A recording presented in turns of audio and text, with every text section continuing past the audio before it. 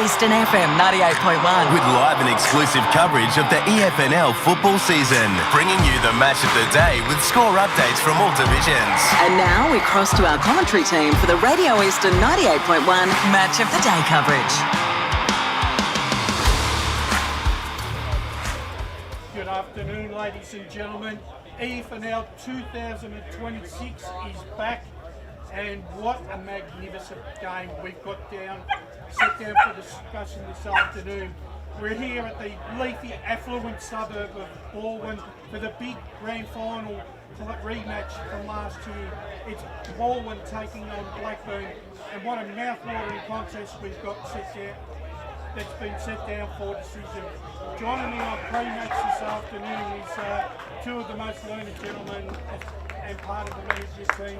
So good afternoon to Matt Spider-Lee and Josh Ward. Good afternoon, gents. Good afternoon to you, Brash, and everyone listening and viewing across our great nation. Great to be back for footy in 2026, and what a day it promises to be with the unfurling of the 2025 Premiership flag for Balwyn, and that they get to have a rematch against the team that they defeated in the grand final. Josh, and good to see you as well. Great to be back as well on the EFNL media team for season 2026. As you mentioned, Spider, there's a bit of extra spice about this contest with these two meeting in last year's Premier Division decider and going right down to the wire at Bayswater Oval. And Balwyn obviously victorious that day, in Blackburn, I've got no doubt they'll be eager to exact some revenge this afternoon, Brash. Yeah, it's going to be a very interesting broadcast and interesting game. And we'll obviously get into the machinations of the game as we talk to the coaches.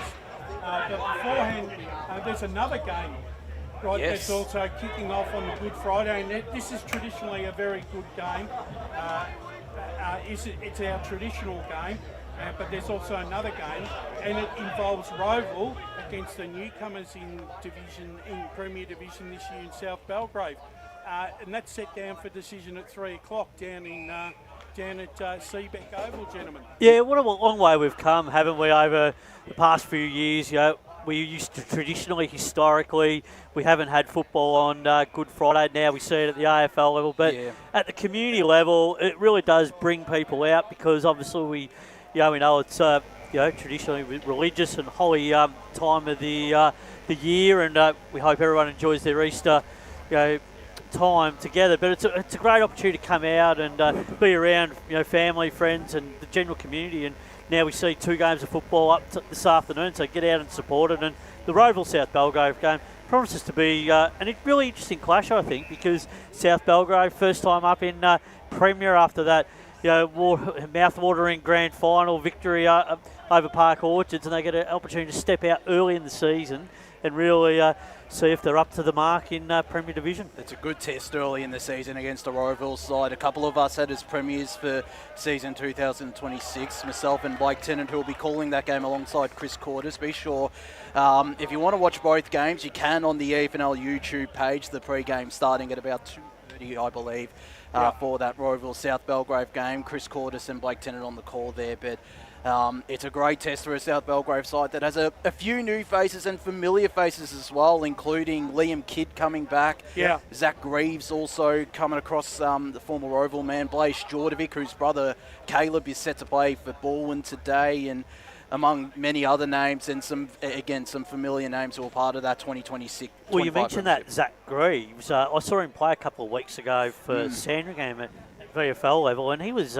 outstanding. Like he's really capable at that level. So they have got a lot of VFL listed players, South Belgrave. So it'll be interesting to see how they deal with that across the year. But Roval as well, Brash, they've got a number of VFL players that will come in and out. But I think the big talk point is that a guy like Lockie Wine, he's playing and available every week for Roval in 2026, and I think he's just really going to straighten them up right from the outset, and we expect a big year from him. And if he does have the big year, it'll really push the Hawks into premiership contention. Much has been made of the fact that when a promoted side comes up, there's always that we sort of jump to conclusions that that they're going to struggle. But when you have a look at the side that's South Belgrave have put out on the park today. We thought there was going to be a few retirements, and I have a look at that list, and all the Garners are going around, and basically the side that they've got from last year looks like to have lined up. I think another, who I like in this side is, who I think is very important, is Tyrese Liu. Oh, massive. He was out for a lot of the time injured last year, and then when he came back, he was not able to find form. But I think I like the way that Kristen Hyde has taken the mantle at the club, and I think he's obviously changed a few things around, changed a few attitudes, I think, Spider. Yeah. And I sort of feel that they're going to come into this season, they're not going to be the easy beats. I look at the sides that have come up in previous years, and this side is the most credentialed side in the last 5 years to actually come up from Division 1 based on, their performances. They've been a club next to Park Orchards that have been knocking the door down to get into Premier Division. Yeah, they've served a lot of ambition and aspiration to play Premier. Yeah, they've really done the hard yards, and it's a great credit to them. And I think with Kristen Hyde, what you've got to remember too is he knows what it takes to compete at this level. He did it as a player, and he has that understanding of what is required at the level to get the best out of players to play in Premier. And a lot of these players have played Premier Division footy as well, like a Calvin DeRayo most recently with Vermont, the Garners, Damien and Mitch. Taylor, of course, haven't played at the AFL level. Lou himself has played Premier Division footy and higher up footy as well. So that's going to be crucial for South Belgrave this year, whereas you compare it with Mitcham last year, they had a lot of good talent, but they hadn't experienced Premier Division footy and they lost a lot of talent as well. So they are well set up to make an impact in Premier Division this coming season. Yeah, and fatigued in the back end of the year, Mitcham, whereas a team like South Belgrave, with the experience, they'll be able to set themselves for a good run at it throughout the course of the year, and I think they'll be competitive right throughout. Yeah, just for our listeners, we will be talking about the game, our match day game, but we're just covering the Roval South Belgrave first. The coaches will be coming on from around 1:40 onwards, so we'll be getting right into the nitty-gritty of today's game when the coaches come along. But at this moment in time, we're just going to concentrate on this Roval South Belgrave game because it is somewhat, some people might say, a little bit of a rivalry type of game because of the amount of players that have shifted between the two clubs. I'm just wondering whether it's. I think we need to see. There's obviously some machinations behind the scenes, Spider, that's turned it into a bit of game with spice. Yeah, I think so. I think more the point that maybe from the junior perspective, obviously the links with Listerfield, and we know that there's been players that have come and gone both to Roval and through the South Belgrave program. So there's and then also the local communities as well. So, but I think it's important that they do try to forge a little bit of a rivalry, particularly from South Belgrave. Like, they see themselves as a long-term prospect going forward in Premier. So I don't have any problem with them, saying, well, we're here and we want to form some new rivalries. We've done the hard yards, and I think for Roval, it's a great opportunity for them to really establish, who's who. I mean, in one sense, who is the boss and who has been doing, the hard yards in Premier over the last, Roval have been there for nearly a decade and a little bit more now. Yeah. So they've really shown that once you get there, you can consolidate and you can be successful. South Belgrave also have that dream as well. Well, they've followed a similar path, both sides. Roval was obviously 10 to 15 years prior in that they were in Division 4, I think around the early 2000s, and then quickly rose up the ranks. And South Belgrave have pretty much done the same. They were playing Division 3 when it newly formed. Yeah, and off the back of demographics as well. Yes. Yeah.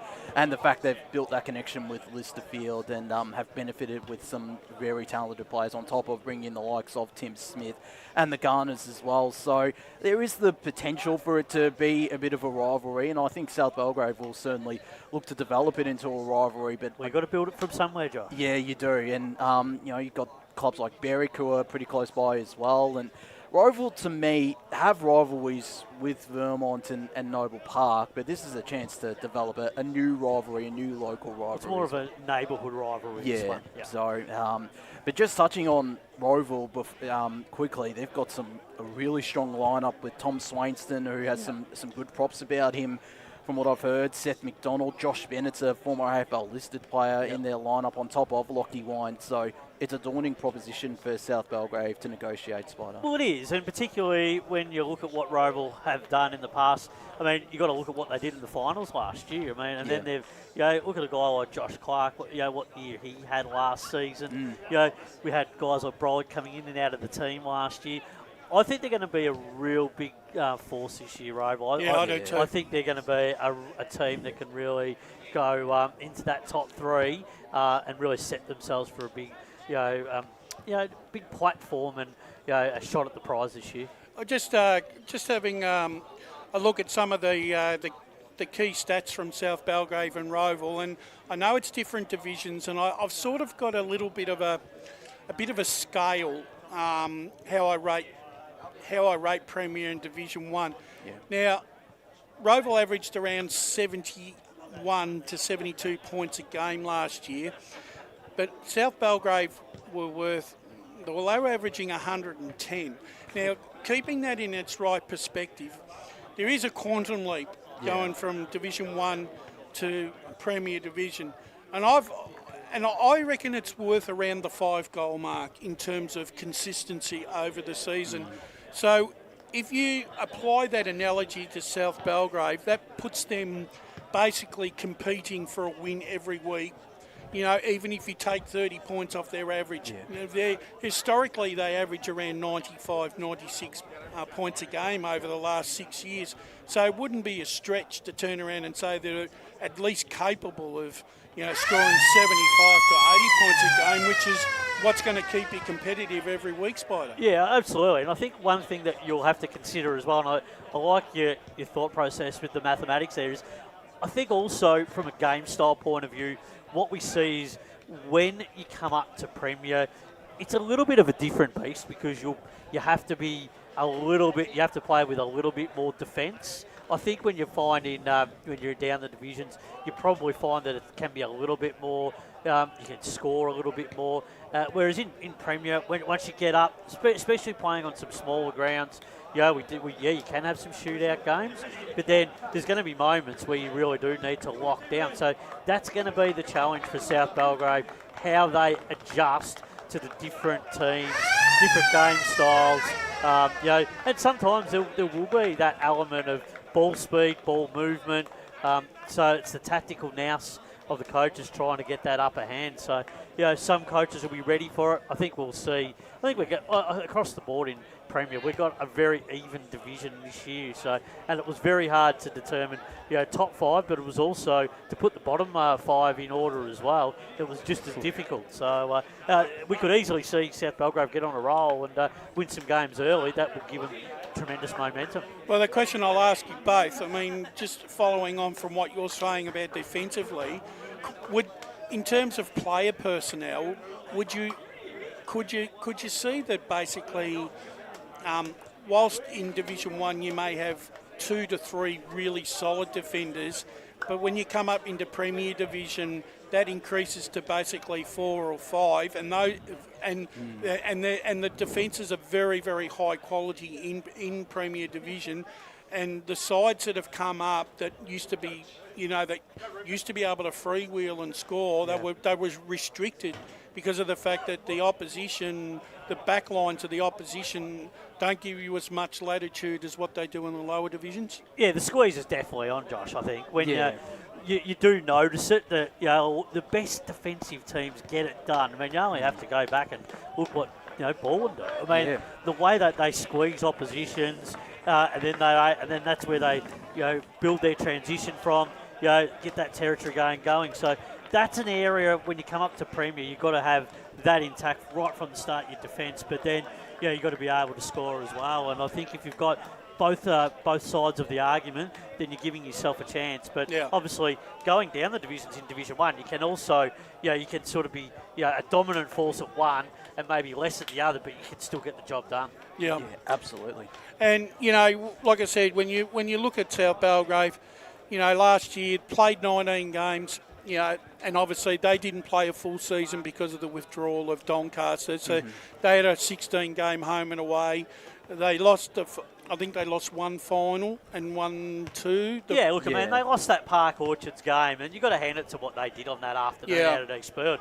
They just, they were just beaten on a bigger ground. They were worked over inside to out. So and then they learnt their lesson basically in the grand final, because in the conditions they were able to put the squeeze on, able to defend a lot stronger, and then when they needed to gain in that final the big moments, they were able to defend a lot better than what Park Orchards did. So ultimately that was what won them the game. Josh, what do you think Roval will do this afternoon to try and make it really uncomfortable for South Belgrave and make it like, welcome to the Premier League, boys? I think they'll look to dominate out of the midfield. As strong as South Belgrave's midfield is, we've seen Roval's midfield the last couple of years with Stapleton, Brolick, Schoenmakers in ruck, Lachlan McDonald in there. It's probably a starting combination, and they're able to get it out quickly and extract it into their forward 50. So that's probably the area they'll look to take advantage of. And the fact that South Belgrave, as good as they are defensively, they may not have the players who can run off a half-back line and create opportunities inside forward 50. So creating forward pressure and trying to create a bit of a press as well would be probably key for Roval this afternoon. Yeah, contest and clearance always is a big part of it, and I think what you're saying there too is they're going to really want to work on contest and clearance, and that is their strength. So South Belgrave will really need to do their homework on that. All right, so we've just spoken what we think Roval would like to do to welcome South Belgrave into the Premier League. What will South Belgrave want to do to Roval to make their presence known in this competition this afternoon? Bring pressure. Bring heat to the contest, and I think that's what you got to do. And if you can really frustrate Roval, and if they can get some of those uncontested marks going and those chains, really frustrate them by playing keepings off, generate those marks, get those forward entries in, and put the Roval defence under pressure, then that's something that South Belgrave will really want to do. Work them over from inside to out. That'll be something that Kristen Hyde will be certainly planning for this afternoon. How do you think Tim Smith's going to be the captain this year? How do you think him and Kristen are going to tailor-make his season in terms of do those both of them talk on a week-to-week basis and decide where Tim may be the best value, because he may have to play a variety of positions in Premier Division to suit the opposition. Would you agree? Yeah, I think so. Yeah. I think he's going to be a player that's, depending on who they're playing, that'll determine whether he plays. If he goes forward, if he has to go back, whether he's going to spend some time in the middle, in the ruck, just depending on the opposition. But I think when he comes up against teams like Roval, he's really going to have to, take that, that leadership role and, start in the middle of the ground and then probably work his way forward. Would that mean that, okay, if you're an outsider and you're having a look at South Belgrave, if Tim Smith has to play in the back six most weeks, as the opposition, would you see that as a win before you actually run onto the ground? Massive win. If you're playing him defensively, because he'd be playing defensively, Josh, for one reason. It's because their defence is really struggling to stop opposition from scoring. He's the break glass in case of emergency defender for South Belgrave. He was in that Division 1 Grand Final where he took that miraculous Leo Barry-esque mark in the dying stages of that game. So if he's playing defence early, that's a massive win for for Roval, I should say, and for opposition teams, because it means one less threat through midfield or up forward as well. Yeah, and look, you have a look at the Roval side.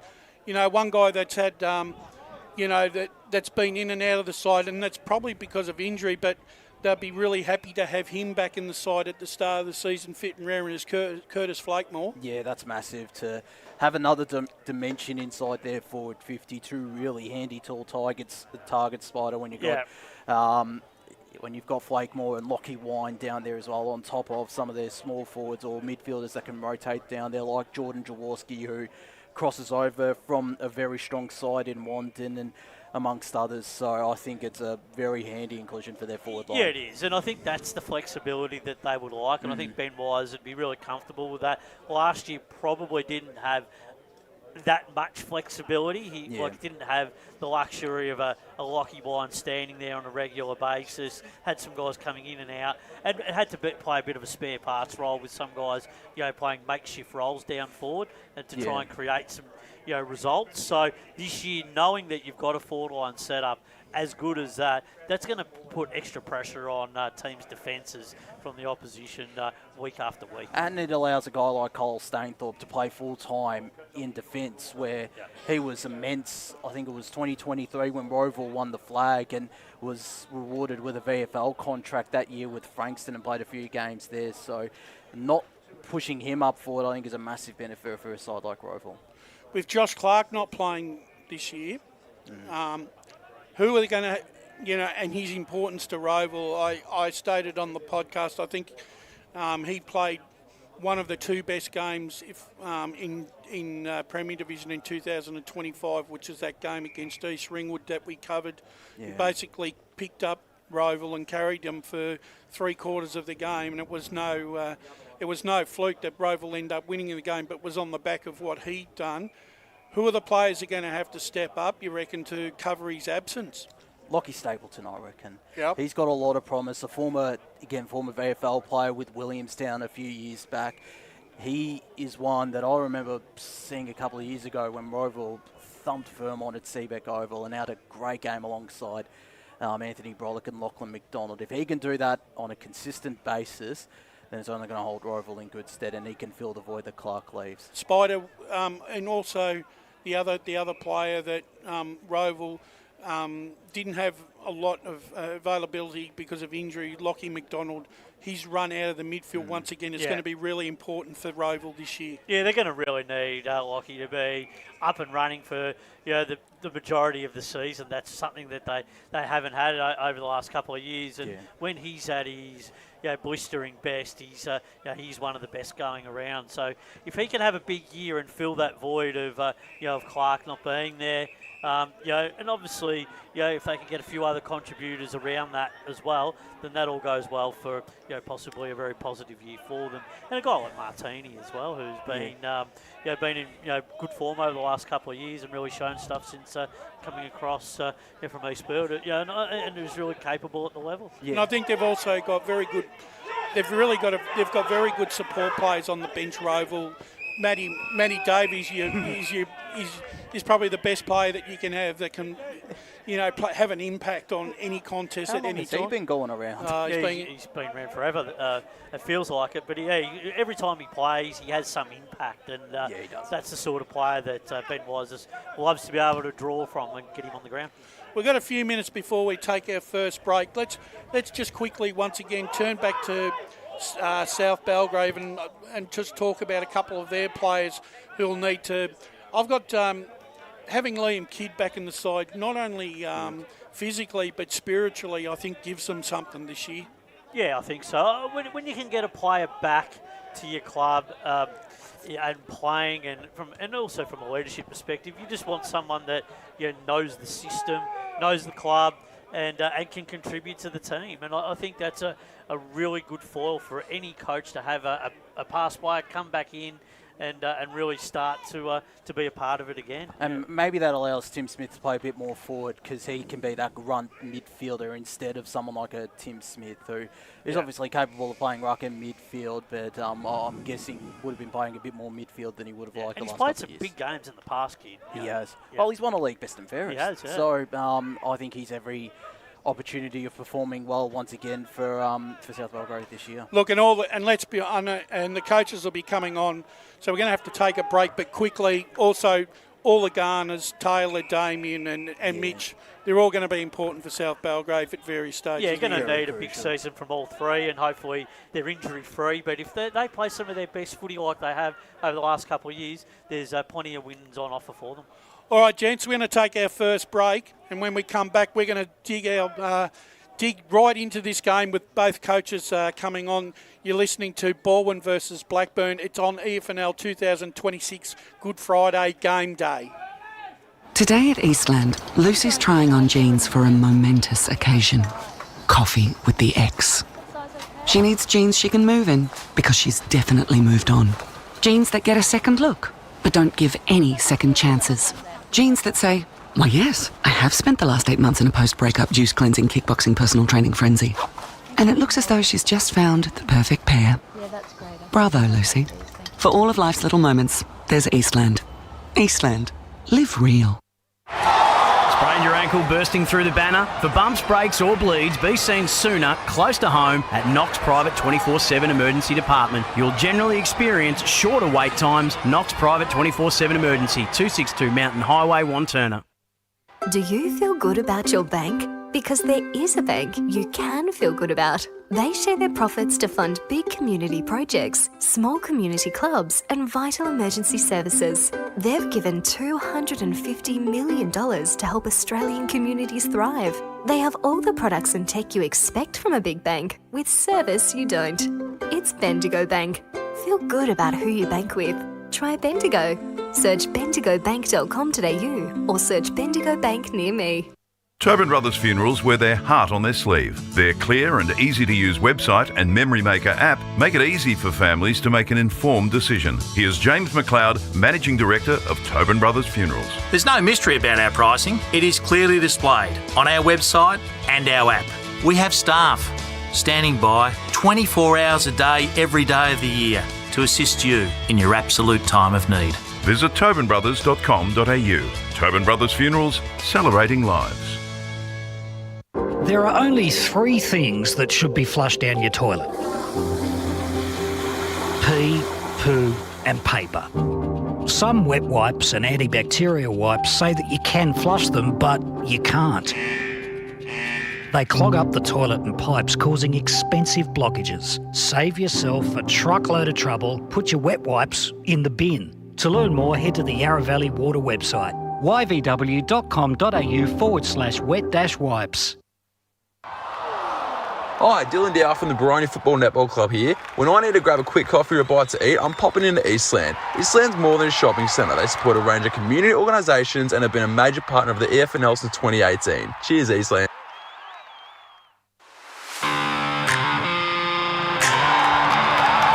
Listening to Radio Eastern FM 98.1 with live and exclusive coverage of the EFNL football season, bringing you the match of the day with score updates from all divisions. And now we cross to our commentary team for the Radio Eastern 98.1 match of the day coverage. Welcome back, ladies and gentlemen.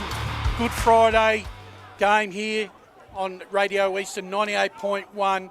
It's EFNL 2026. It's the first game of the season, and we've got a magnificent game set down for decision. It's a repeat of last year's grand final between Balwyn and Blackburn.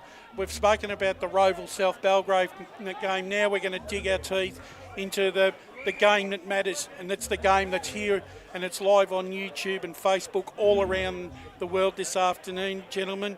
It's a rematch of last year's grand final, and what a game to start off the season. Yeah, it is. It's exciting, and I think we'll get a real early indication of how these two teams have prepared themselves across the pre-season. So it's a good one to have off first off, I reckon. I reckon it is a magnificent contest, and we've got the 2-time reigning premiership coach alongside us now, Brash. Yes, we have a big and warm welcome to Brenton Sanderson again for season 2026. Brenton, how are you? Good, boys. Thanks for having me on. It's good to have the footy back. Yeah, enjoy your off-season?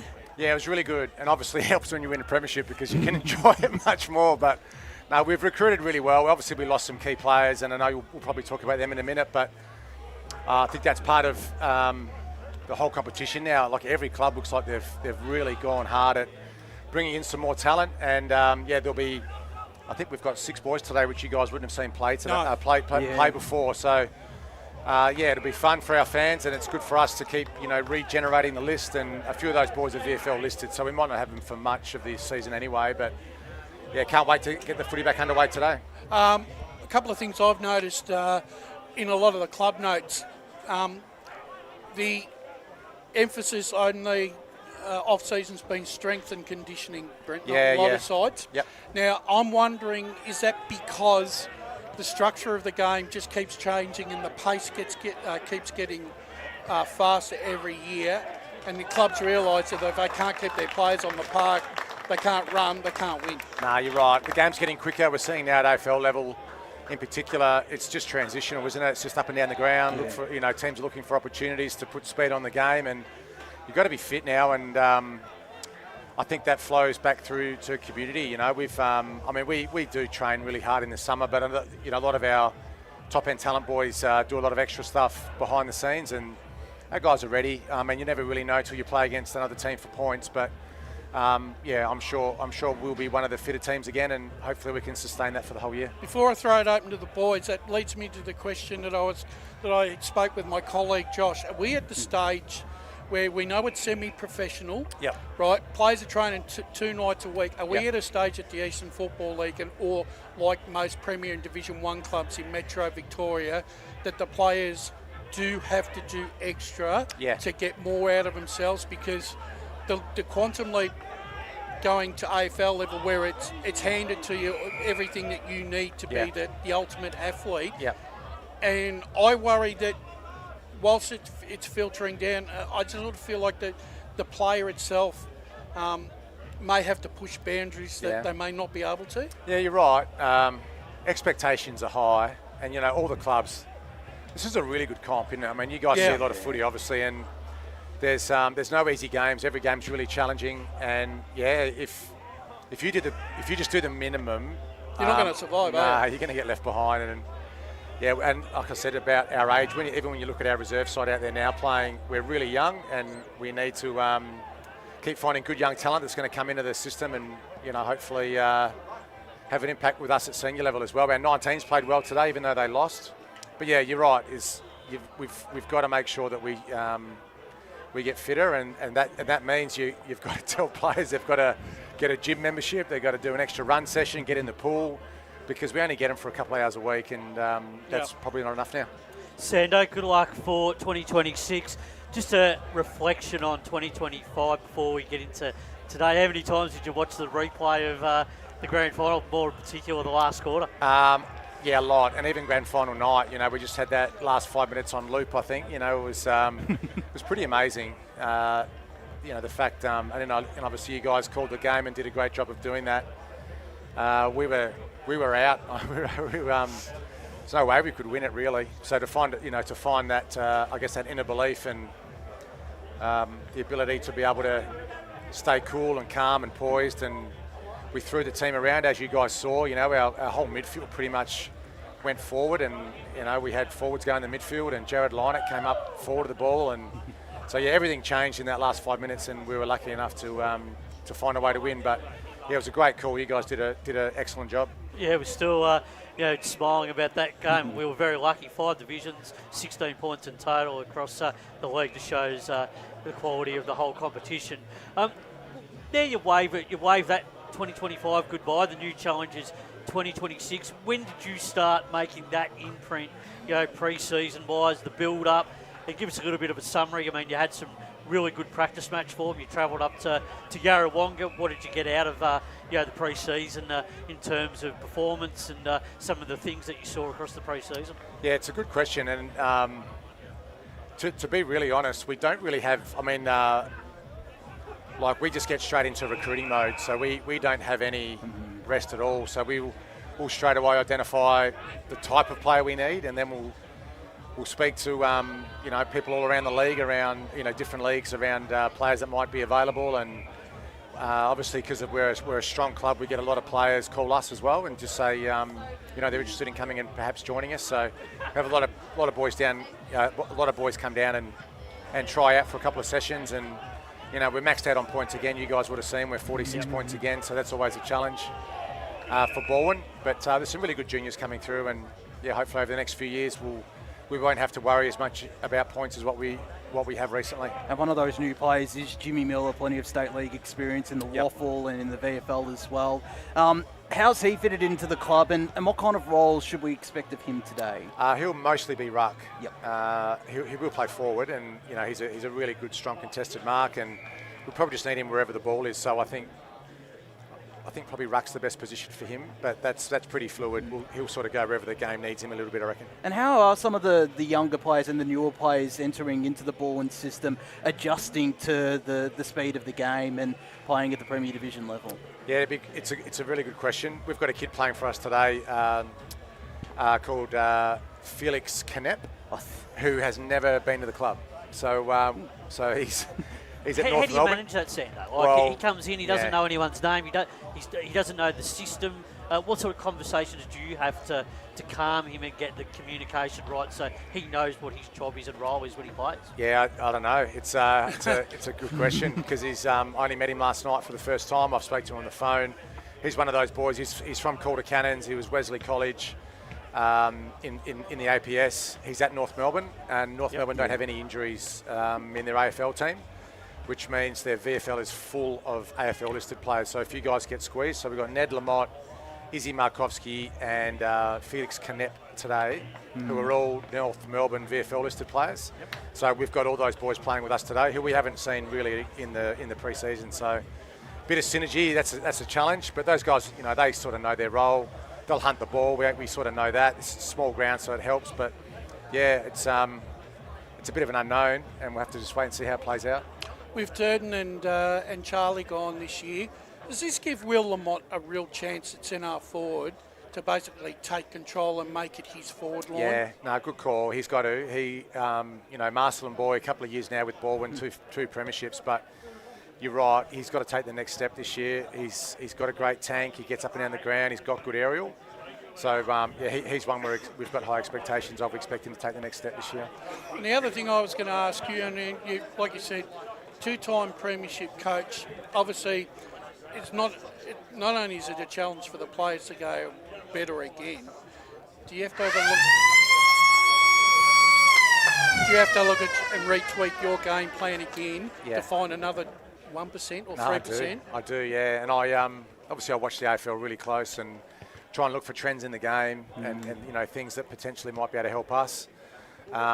Is Fags behind me? No, he's not. I think he's over there. Oh, there he is. Yeah. He's a really good coach. Yes. He's a really good coach. He's probably the hardest one. No, can you hear me? I'm just saying, Fags, he's probably the hardest one I've got to coach against because there's so much going on, and he's too good for this level. But yeah, he'll throw a lot of things at us today, and I've got to be on my toes. But yeah, it'll be a game of chess from the coach's box today as well. Well, Brenton, can I ask one really quick? Jack Boyd, he's the one that's come across. Tell us a bit about your expectations for him. Yeah, he big, strong centre half forward. I'm guessing he's probably 6'4", maybe 6'5". He's just going to be a big, strong forward for us. So if we're held up, we'll go along down the line to him, and hopefully our forwards can come off him. But yeah, he's a good player. Played at Port Melbourne last year, a little bit of old Zavs. Had a stint in the SANFL. So yeah, he just wants now to get settled, play community footy, and yeah, hopefully we see the best of him today. Well, Brenton, thanks very much for coming up on Good Friday, as you have every year that we've done this game. It's going to be a great contest again. The two premier teams from last year going head-to-head to open the 2026 season. Good luck to you and Balwyn for the rest of the season. And Matty's the only one that's picked this. I saw that. So I have picked you, but you can blame Ryan for not putting... No, you haven't. Everyone's picked Blackburn he's put Matty. the wrong name in there. Oh, here we go. All right. Well, have a good call, boys. Thanks. See you, boys. Go on, you, Matty. Have a good call, mate. Yep. See, he's trying to put words into my mouth. When you're the dual premiership coach, you can... he can do whatever he likes and whatever he pleases. It's quite dangerous underestimating, but we've got, as Sando mentioned, equally as great a coach in Anthony Fagan alongside us, Brash. Yes, we have. Good afternoon, Anthony. Welcome to season 2026. Thanks for that, boys. Hope you had a good off-season. Yes, we did. I actually, this very question I asked you last year was, what was the expectation of Blackburn Football Club in 2025? And you said to win the premiership. I'm not going to ask you the same question again because it'll probably be the same answer. But for 3 minutes, there was only 3 minutes in the difference between Blackburn not being premiers and premiers. What do you reckon is going to be the difference this year? Well, I think that for us, we're going to continue to grow and evolve. If we want to be one of the teams that's contending at the end of the season, then we can't stand still. We've got to continue to get better from within.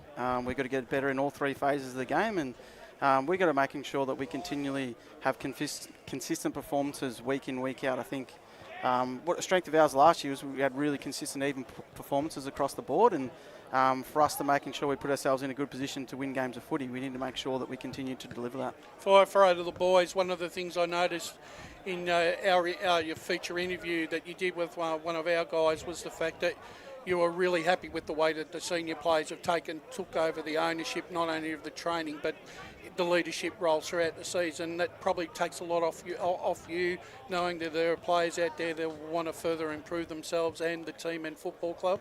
Yeah, absolutely. Like this year we had a little bit more flexibility was given to the players, and we caught up a week or so after the grand final, and we didn't sort of review the season as a whole as such as we did the year before. It was more sort of checking in, see how the boys are going, setting themselves up for this year, and I said there's going to be a lot more ownership on the individuals to making sure they have great off-seasons, great pre-seasons, and in order to set us up for a really strong season as well. And it was really pleasing that off the back of our leaders, they came back in great condition, particularly after the Christmas period. We had 4 and a bit weeks off, and they're in the best shape they've been. So that's encouraging. It allows you to progress your footy loads pretty quickly. And we feel like we've had a really good sort of 3 or 4 weeks in the lead up to round 1, so we're ready to go. Good luck for the season, Fags. Great to always talk to you. Let's talk about the pre-season. What have been the main focus points in terms of the game style, areas that you might have focused in terms of, did you do a lot more running than what you have maybe in the past? Did you go back to basics and use the balls a little bit more? What were some of the key elements that you wanted to get out of the pre-season? Largely for 80% of the pre-season, it stayed very similar. Maybe the 20% we sort of looked to tweak a few things, but also making sure the players are mentally fresh and excited for the seasons what's to come. So challenging them in different ways to making sure that they continue to grow and evolve. And I think the pleasing thing is 18 of our players are 26 and under last year, so that connection, the growth, the unity within our team is going to help set us up for this year. And there's probably 4 or 5 players that we sort of really feel can take the next step, and that's going to be important for us for this year. Let's have a look down back at this time last year. If you look down what you had in your back 6, you had a guy named Cooper Trinbath. He could play a bit, now playing at North Melbourne and doing some wonderful things. You had Cotter, did some wonderful things throughout the whole of the season. So you're going to have a little bit of a reshuffle this season in that defensive part of the ground. How are you going to? Do you think you're going to grow in that area and sort of regenerate that area of the ground to get better? Yeah, well, it's interesting, isn't it? Like I think that you could say Paddy Cotter didn't play until Roval, which was round 5 I think last year, so he missed the first month. And I thought round 1 last year we set the game off the back of clearance and contest work in the first 3 quarters, and really it wasn't until Cooper had an amazing last quarter and might have helped save the game for us. Probably took 8 inset marks in the last quarter, so when we were under the pump and the boys were out in the leg. So it's important for us to making sure that it's not just our back half, but our pressure around the midfield, our ability to get the game played in our front half is going to help set us up and making sure that we can get good defensive system behind the ball. And in terms of personnel-wise, I think Riley Winters, he can take the next step with his footy. Connor Hinkley, didn't play seniors for the first part of last season, but he's really grown and come on. He's a great intercepting player, and if Pollock's plays 40, might get that today as well. And even Aaron Curran only played 7 home and away games last year, and then the final series. And he's a great young player, and we feel like he's going to be an exciting player for us as well. Go on, Josh. I noticed one thing, Anthony, the last couple of years since you've taken over the role, and that's bringing in young Blackburn talent from the under-19s program and homegrown Blackburn juniors as well. When you first entered the role, was that a key focus, and is that going to continue to be a key focus throughout the course of the season? Yeah, well, you have to look at what your advantage are as a footy club and how can you manipulate that to the best of your ability. And it's exciting for us. Like Kai Stewart played 3 games last year. He's on Richmond's VFL list. He's a quick, nippy, skillful, tough half forward, but can play wing and half back. Aaron Sharkey had a great year with the Chargers last year, and he'll play off half back, and he's a really skillful player who will look to try and get the ball in his hands. And even Lucas Tovey playing his first senior game for the club, 200 centimetre developing key back ruck who can also play key forward. So I think it's a bit of support for Harry as well, doesn't it? Yeah, absolutely. Like obviously, Gaz's not going to be able to shoulder the ruck load for the entire season, so we need to making sure we support him in that. But he's up and about and ready to go. So we're looking forward to seeing him play against Jimmy Miller today. Anthony, two of the players I thought made some quantum leaps in 2025 with the Oglethorpe brothers, Charlie and Will. Will, especially off that half-back flank, they see, and Charlie was. I liked the way that he was starting to show a little bit of belief in himself, and he was starting to break the lines, and he was actually quite exciting, and he was becoming a very difficult matchup. I guess you'd be looking for a little bit more for them to lift their game to a bit more of another level this year. Yeah, I think two brother but different personalities. Like Will's a great contest player. He's just the old-fashioned head down, bum bump, works his ass off. Like great contest-to-contest player. Gets up and back, whether he's playing wing, half forward, or he can also go through the midfield. And I thought his season last year was terrific, taking the next step, and he's certainly one of those guys who we can feel he grow again. And Charlie, a bit similar to Will, but Charlie's a real strong, tough player. He's good aerial power for his size. He's good on the ground level, and he can play some good roles for the team. So, looking forward to seeing those boys go to work today. In terms of your own development, because I asked Sando, being a two-time premiership coach, right, what does he have to do better this year to make it 3? Obviously, you're chasing your first premiership, but obviously knowing what you know now, is there anything that you've had to look at in terms of structure and coaching style in the off-season that you may want to put on this playing group this year to get that little bit... go that one step further? Yeah, there's small tweaks here or there. Like we feel for the most part, like 80% of what we did last year, we played some really good footy. So we want to continue to making sure what we do well, we continue to invest in that and we continue to train that as well. But there's also some areas of our game that we got to continue to improve and to grow and evolve. And what's the biggest area of improvement for this team? I personally think from a defensive point of view at times last year, from just a mindset, we could have games where we were sitting in a really strong position and talk about having a ruthless defensive mindset. Maybe at times we didn't quite kill the game as well as we could have and let Oppo back into it at various stages. And then also from that as well, I think we can continue to improve our clearance and contest game as well to making sure we continue to get good looks in our front half. So, but also too, like me as a coach, I've got to continue to grow and evolve as well. I don't think that I have all the answers and myself and the coaches, but also the entire playing group, got to continue to challenge them in different ways so we can ensure we get the best out of them each and every week. Toby's very much Toby Willer is a mercurial type of player, Anthony. And look, he missed 6 games last year, yet he was equal winner of the Chandler Medal. I almost feel like that this year, will he have to perform to his expectations of last year for Blackburn to go that one step further? And do you think that have you got enough support around him if he doesn't have a good day on the scoreboard? Yeah, absolutely. Well, I think from last year, he didn't play until... Missed 6 Berwick, games. Berwick round 7, I think it was, the week before the bye. So, we went sort of 5-1 across that period of time. Yeah. So I'd like to think that we're far from a one-dimensional. Clearly, he's a key player and a great player. I wasn't alluding to the fact that you weren't a one-dimensional side, but I was just trying to allude to the fact because he kicked a lot of games. There was 4 games where he kicked over 6 goals, and a couple of games where he's kicked over 10. Yeah. So when you're looking at this year, he's probably going to have to replicate possibly some of those games from last year. I think what you like to think is a key forward as well. Clearly, Toby had an outstanding season. You don't go and win a Chandler Medal off 12 games without playing some outstanding footy. His work rate, his ability to get up and down the ground, his contest work, particularly aerial, was really strong.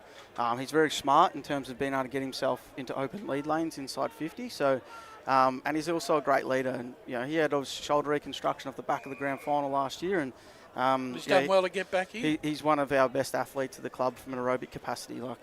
So, you'll see him out here. He'll be up and down the ground today. He'll be working his ass off and putting himself in positions. But also like to think the team and the way we were able to move the footy at times last year also helped to set Toby up. And we just can't kick the ball to Toby and expect him to do the work. We've got to move the footy well and really challenge their defence to be able to making sure we can get good looks for Toby, Woody, Fraser Elliott, Billy Hicks when he's there, Charlie Oglethorpe all inside 50 as well. Well, that was the point I was going to point out, the fact that you have so many options inside forward 50 with Macadorian kicking 30-plus goals, Daniel Wood kicking plenty, Jackson Carmody as well. How crucial is that for today against the strong ball and defence and for the entire season as well? Yeah, well, they like to get numbers back in their back half and inside D50, so they'll try and make life difficult for us. So we've got to be smart. Like, there'll be times that we need to go fast and challenge them quickly, but there'll also be times where we need to have some composure on the ball and allow our forwards to get ahead of the footy, and then we'll try and find a way inside 50 as well. So we're going to need all of those guys playing well, working hard for each other in order for us to kick a winning score. Now, a player that I didn't see on the sheet was Riley Stoddart.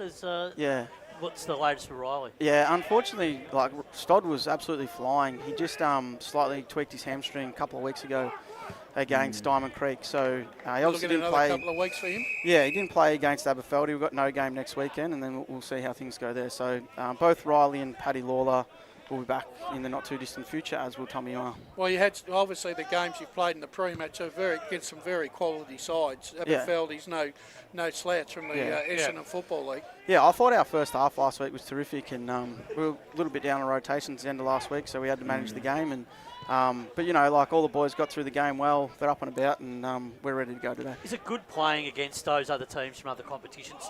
You get to show yourself against other teams, and then you get a really good measure of teams that potentially are better than your teams that might be mid-table in other competitions, and then sides that that are pushing as well. So I think strong hit-outs in the lead up to the round one is always really important from our point of view. And I guess if you have a look at the Eastern teams, they've been playing well right across the board. Yep. So it's good to see clubs also showcasing the Eastern Footy League to the rest of Victoria as well. So. Yeah, we're ready to go, and we're happy with our preparation. Can't wait to get into it. Well, Anthony, thanks very much for coming up this afternoon and devoting some time to the media team as you have throughout season 2025. Good luck to yourself and Blackburn Football Club for season 2026, and hopefully we'll catch you throughout the season at another game and another time. No worries. Thanks very much, gents. Have a good call. No worries, there you have it. Coach from Blackburn, Anthony Fagan, joining us this afternoon, and once again it was really good.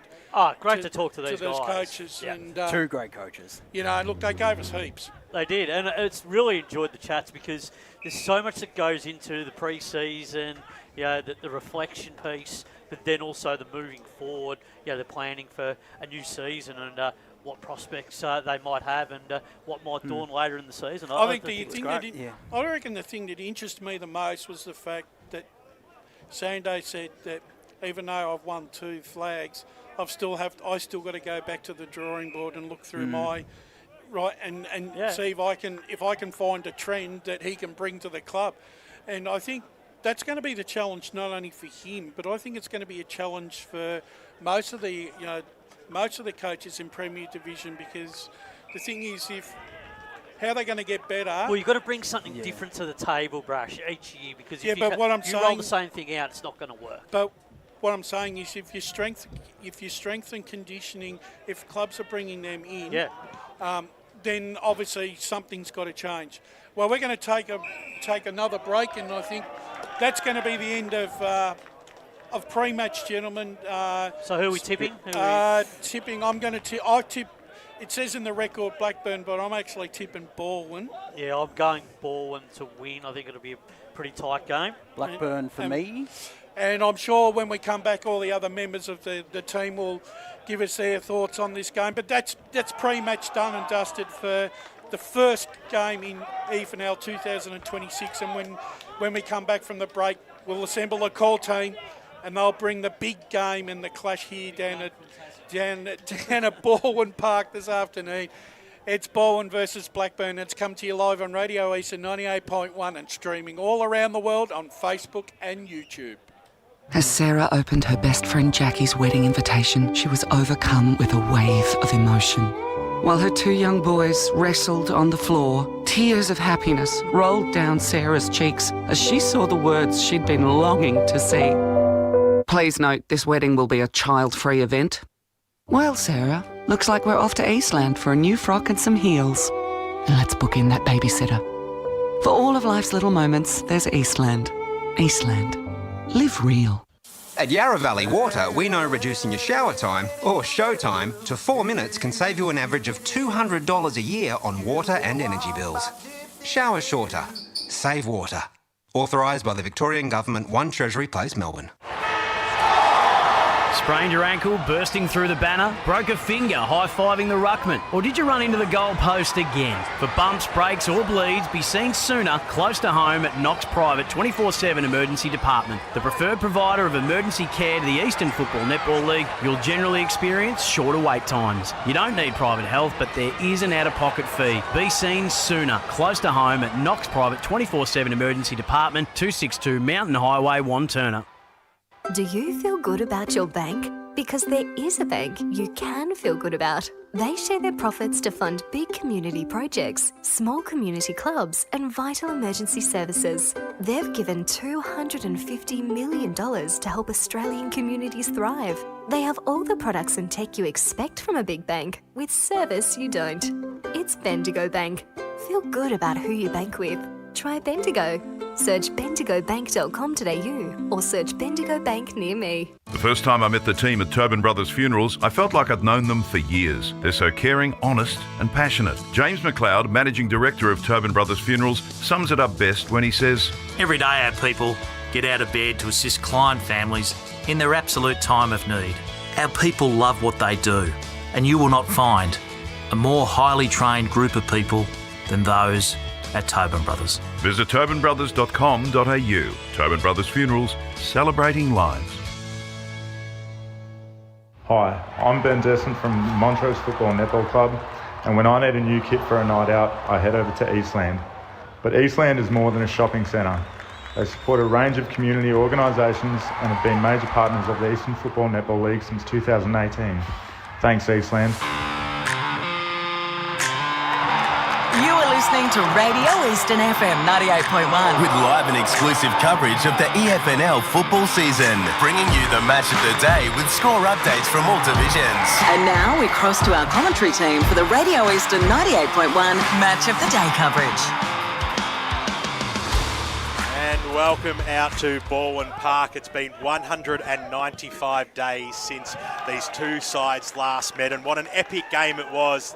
The Premier Division 2025 Grand Final, with Balwyn, the Premiers, coming home with a barrel in the last 5 minutes to topple Blackburn. But that's old news, because this year is 2026, but we're here, and rightfully so. The two best sides from last year meet today on this Good Friday, which is normally a standalone game during this time frame, but we've also got another game out there today, and we heard a bit about that game during the pre-match show, and that will be Rowville taking on South Belgrave. So two Premier Division clubs going at it today out at Seabeck Oval, and two powerhouses out here at Balwyn Park. Down Cherry Road in Balwyn, if you're in the area, come down. It's going to be a fantastic afternoon. You can see plenty of fans streaming in. The Red Jackets are out in force, which we always love to see. And there's been a few changes amongst the team as well, both teams, and of course the media team as well, which I'm going to introduce to you now. But my name is Ben Warren Smith. I'll be calling today's game and really looking forward to it, and riding shotgun with me. I think it's been about 6 years, but we have a long history of calling games together, and I'm pretty excited about it today. Very good afternoon to you, Gav Casey. Good afternoon, Ben. Great to see you, if that's the first thing to be said, and it's great to be out here in Balwyn to watch EFNL football. Look forward to it for weeks. Once you get the bit of cooler weather, you get to know that footy's back and you get excited. So it's fantastic that we go local for our footy, and start with the two big boys of the local comp.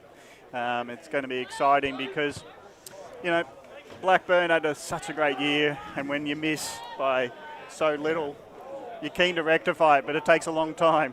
So it's going to be exciting just to see the first step for Blackburn and see what Balwyn come back as in their form of 2026. It was heartbreaking for Blackburn last year. It was a low-scoring grand final. They led for the majority of the afternoon to only get run over in the last couple of minutes, and then, an incident in their forward line late in the game, which had a lot of people seething after it. But at the end of the day, the Tigers got to hold the cup aloft.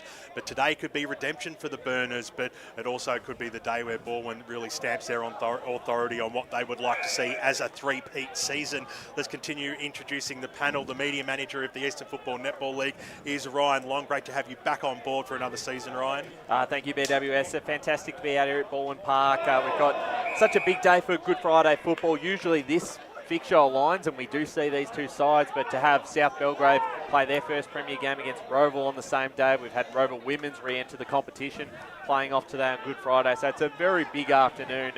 And as you said, two great sides to have a look at this time, and usually there's always a bit of intrigue when these two sides meet this year, but never as much as this fixture coming off a grand final last year. I actually watched a bit of the game during the week. So did I. There's a bit of a lead up, and it was a remarkable final 10-15 minutes from Balwyn, but a lot of those players from both sides aren't actually playing out here today. Either they're moved clubs or aren't available, which makes things a little bit interesting, but I think we're looking forward to it because it's been a long time coming, BWS. It was certainly funny to hear Sando say that the boys just have watched the last 5 minutes of that grand final over and over.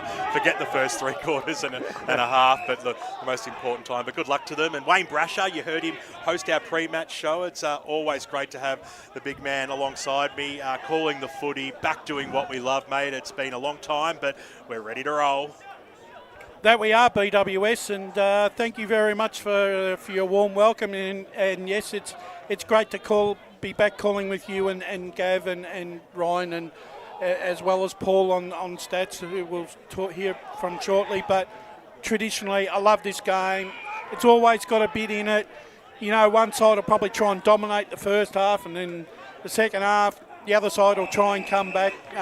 So I think we're going to be in for a great contest. Great stuff, mate. And of course, on our stats, the stats that matter is Paul Yacconi. It's a very warm welcome to have you back on board the team for 2026, mate. Thank you, BWS, and it's great to be back here for the AFNL for 2026. And what a game it's going to be! It's the grand final rematch, and of course the opening of the new season. The ground looks fantastic out here today. Just want to touch on a couple of rule changes that have happened over the pre-season. First of all, I'm just going to say the deliberate rule does exist in the EFNL. There's always been conjecture whether it does or whether it doesn't. It just doesn't get paid very often, because when you look at the skill set versus AFL versus the local competitions, it's a lot harder to judge what's deliberate and not. So just putting that out there, the deliberate rule does stand. I did look over to see if Brash was going to just get up and walk out, because always says, oh no, not here. While on it, of course, our John Blackman's back for another year, our very own Lee Green from LM Media. Fantastic to have the Mr. team back on board Smith. again, mate. Very good. Yeah, thank you. Very good. The second one I wanted to talk about was kicking in from when a behind's been kicked. So we've seen in the AFL, you just have to wait for the signal to be given. No flags waved. So that's been passed down to the EFNL this year. So you'll be able to see some quick bringings from a behind, provided where the ball comes as well. So it's the ball doesn't always just sit behind the goal, so you can whiz it out in 2 seconds like in the AFL where there's someone throwing you a ball. So we won't see too much of a change, I wouldn't have thought, with that one. The third one is the ruck contest. Now, in the centre circle, you've got a line that runs right through the middle circle, as we all know. If any player prior to the ball being touched crosses that line, it will automatically become a free kick to the opposition team. So I just wanted to clarify that. Have I got all those right? That's all correct. You've done it well. I saw you speaking to our umpire manager earlier today, so I'm assuming you've got that right from the source. And I think those changes are going to be good for the game. And as the game plays out, obviously for round one, this is the first time we've had it, so I'm sure we'll be able to notice if there is some significant changes. I don't think there'll be too much of a change, and I think all three are positive. Well, the reserves game is finished out here. there's no scoreboard. We sit behind the We're at the worst scoreboard spot. down at Cherry Road, so I can't actually see the score. I can't really work out, but judging by body language either. The game was a good game, well, is what I'll say. It's like been quite entertaining. So I'm not too sure who's won that one, but we can see the Blackburn side running out onto the field now, which is great to see. Balwyn won't be too far behind them. They've been belting out the Techers behind us up here on the balcony for the last hour or so. Gav's been getting his groove on, which has been great to see. Fantastic stuff. But let's talk about this game and how it's going to play out. Wayne Brasher, you're a man who's been all over Premier Division for the better part of 30 years. What's your take on today's game? Well, it's always a bit of an issue. Yeah, we've got a bit of an issue there with Brasher's mic. Yeah, I can't hear myself. We can't. Can you hear me now? I can hear you now. Yeah, okay. Look, it's always an interesting game. It throws up the odd conundrum here and there, Premier Division. But the one thing that does stand true is that it's almost like a game of two halves every year, where one side will try and dominate and try and open up a lead and play catches if you can for the other side in the second half. But last year that game sort of changed a little bit. It was more nip and tuck between these two sides, and actually it was probably a better contest. But I just think that these two sides, obviously, once again, they structure up very well against each other. They've both had recruits that have gone and left, but at the end of the day, evolution comes, and it gives another chance to another set of players to create their own little bit of history. And once again, I think we're going to be set up for a grandstand finish this afternoon. Be hoping that today's probably a little bit more free-flowing and high scoring than it was in the grand final, Ryan? Well, hopefully we might be able to pick this up on the mic in a second, but we are going to go down to ground level because we do have, of course, the premiership flag to be unveiled. And Joe Trickier, who's been a life member of the Balwyn Football Club, has the honours of unveiling the flag today. Awesome. Which is right at ground level, so hopefully in a second we'll get to the presentations. But whilst we're waiting for that, let's cross down boundary side to the one and only Josh Ward, who's rejoined the team this year, which has been fantastic. What's it like down there at ground level, Josh? Afternoon, BWS, and everyone tuning into this broadcast. It is a little bit breezy. The ground is still in really good condition, not too hard and not too soft as well. So we should be in for a free-flowing contest. Conditions overhead are pretty good as well. As mentioned, there is a bit of a breeze heading towards the Whitehorse Road end or to the left of your broadcast, if whatever medium you're tuning into. But really looking forward to kick-starting season 2026 and being back on the AFNL media team. Fantastic stuff. No, we've got some words being said down at ground level coming up. Well, he started on the microphone and then he put it away. It was working, he just didn't hear himself. Just gave up on that as the flag raises. Fantastic stuff for the Balwyn Football Club. Premiers again last year.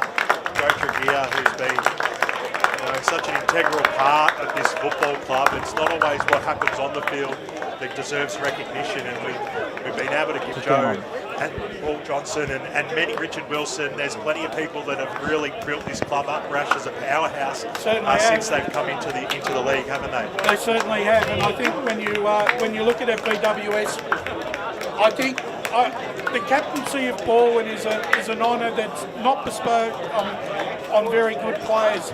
And I reckon Balwyn have pulled the right rein this year with Bowen Smith being the captain this year, because I think from the midfield he'll be able to lead by example. I've actually tipped him to win the Chandler Medal this year. I heard that on the podcast. I think he's a good enough player this year. It's normally a midfielder's medal, and I'm thinking he'll lead from the front. And he brings a different type of personality and dynamic to this Balwyn lineup this year. Yeah, class act, and it was in good form too on AFL Grand Final Day. I saw him in the sports bet marquee with Jeffrey Goebbels as well. A couple of Balwyn favourites down there. They had a good day. We all had a good day that day. But the game's getting pretty close to getting underway, and it's probably an important time to start going through the tips. But Gab, it looks like you've got something to say. Yeah, I've got a tip for future premiership winners. Stiffen the flag.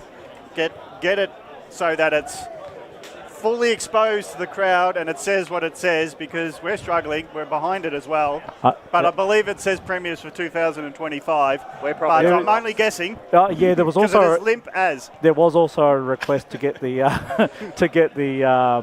the bush there trimmed, but unfortunately the council didn't comply. So here we go. Oh no, but it's backwards, and we don't have the. Maybe we could have a fan on top of the pole. Well, they do that. That's what they did at the Olympics, didn't they? They got fans on them, so they always blow out. Yeah. The council's got to think of this. The councils don't like acquiescing at the best of times. Well, the captains have been in the middle. The toss has been won by Blackburn. Kate Ainsworth has won the toss. They're kicking up the hill, so it'll be Balwyn kicking down to the Whitehorse Road end in the first term. So the first win of the day going to the Blackburn Football Club. Let's get everybody's tips today. I'm going to start down the end of the table. Paul Yacconi, who do you like this afternoon, mate?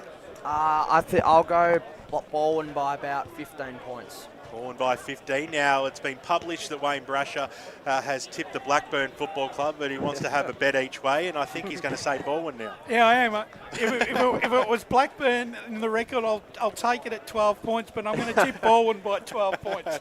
Nice work, Brash. Ryan? Yeah, I think I did a bit of copy and pasting in the record, so I'm going Blackburn myself. I'm only going by, I think, 11 points. I think this is going to be tight either way. Gav? Yeah, well, I'm a burner now because of my postcode on my dress. So, but I'm not really. I'm still neutral, but I'm going to go Blackburn because they might have some motivation, but also I just was impressed how they started the season last year.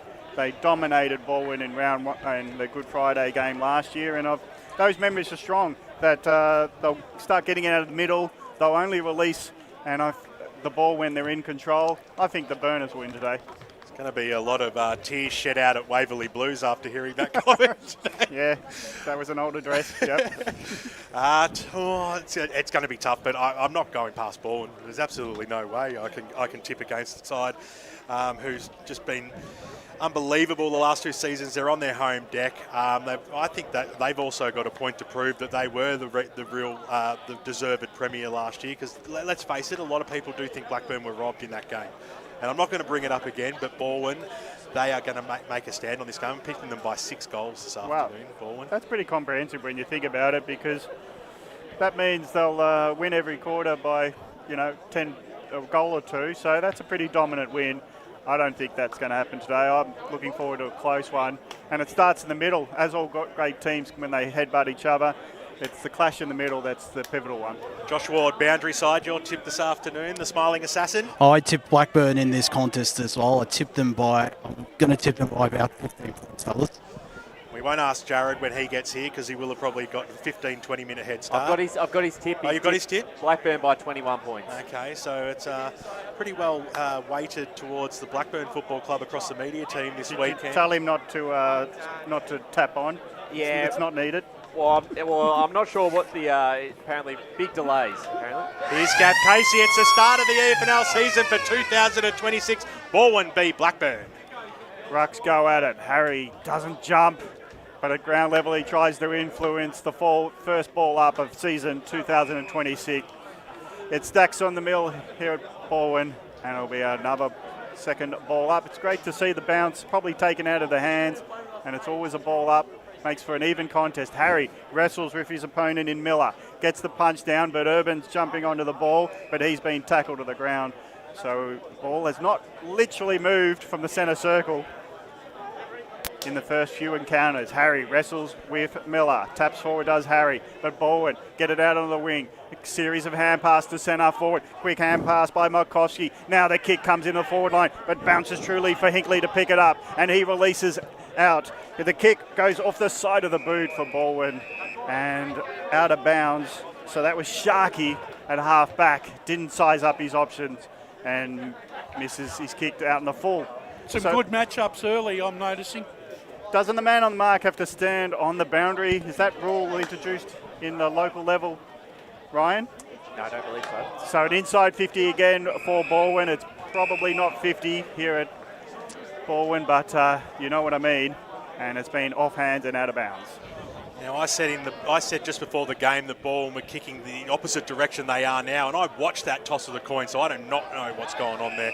But Blackburn are kicking to the White Horse Road end, as you can already see on your screen. But if you're listening in the car on 98.1 Radio Eastern, you will know that the Blackburn are kicking down the hill, but the free kick from the ruck contest is going the way of Markovski, who's got it just outside the 50, might be just beyond his range here.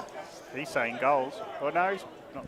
Almost looks like he's going to pop it up to the goal square, and it's going right to the line there. The big fist over the top.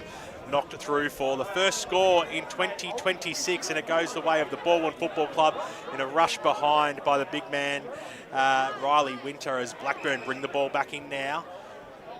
Mark's been taken out there by Worm. Benny Worm in the back pocket, weighing up his options, kicks it down the line. The wing position, a big pack forms, big fly over the back there by Freeman, got the fist on it at ground level. Lever was in there, he's going nowhere. Player comes in and will restart this one. True centre wing position, far side of Balwyn Park. Outer side here, ball up, Balwyn working hard in tight, just missing it with Slimming, but he's got some help from teammates. Urban's there, always on the run. Get up to another option. Now it comes out at open play. One bounce. Will there be a rundown before the kick at goal? No, sizing it up. Miss to the left. And it's a miss by Bowen Smith, who had the goals at his mercy, but he just missed it to the left. Blackburn bringing the ball back in, but a strong mark has been taken there by Schreiber. That being said, they moved that ball extremely well from the turnover in transition. Schreiber asking for players to emerge, but chopping it off nicely there was Salmon. Got the quick handball away, that was all right. Hicks into the middle of the ground now. It was a worm burner sort of kick over the back. It might sit there for Dorian, but chopping it off nicely there was McCarthy. Little handball out wide, went towards McDermott. He couldn't quite pick the football up. Now the burners through Bajaya. Go inside forward, 50. It's almost a Luxor Fortune type play there, but he got boot to ball. He got the quick possession, and now Blackburn have a genuine shot on goal. They're only about 30 metres out, and Aaron Sharkey to have a ping and kick the first major.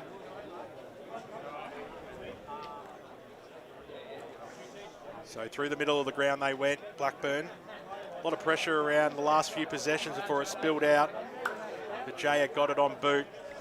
In position A was Aaron Sharkey, who comes in now and makes no mistake. Straight over Dave Parker's head, the best EFNL goal umpire in the business. He gives a two-finger salute, and Blackburn are on the board for season 2026. They lead it one straight goal to Balwyn, one behind. And Brash, great start for Sharkey, obviously pretty new, obviously fresh. He's only played the one senior game and one senior goal, so a great start for him, but looking forward to seeing how he certainly develops this season.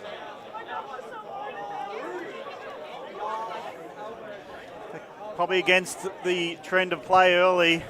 Blackburn getting the first goal of the season. Smith again sharks it, gets it to Urban, bouncing board towards Pollux, who has to butter up, goes at it, takes the tackle on, but the hand pass has been intercepted. Salmon was in there, but his clearing effort was now intercepted, and ball would go inside 50 again, but to no one in particular was the ball by Miller.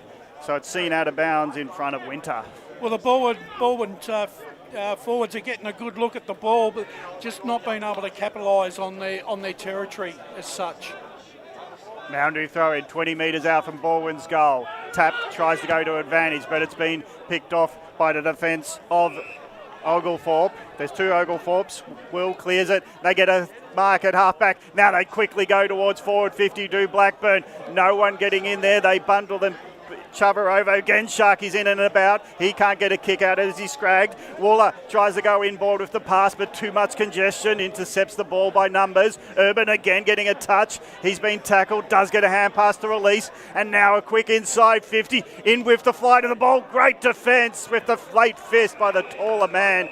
Just as Markowski was sizing up the chest mark, the punch from Winter was a relieving one. Yeah, just the inside 50s at the moment. Balwyn dominating that stat 7-2, and the clearances 3-1 in favour of Balwyn.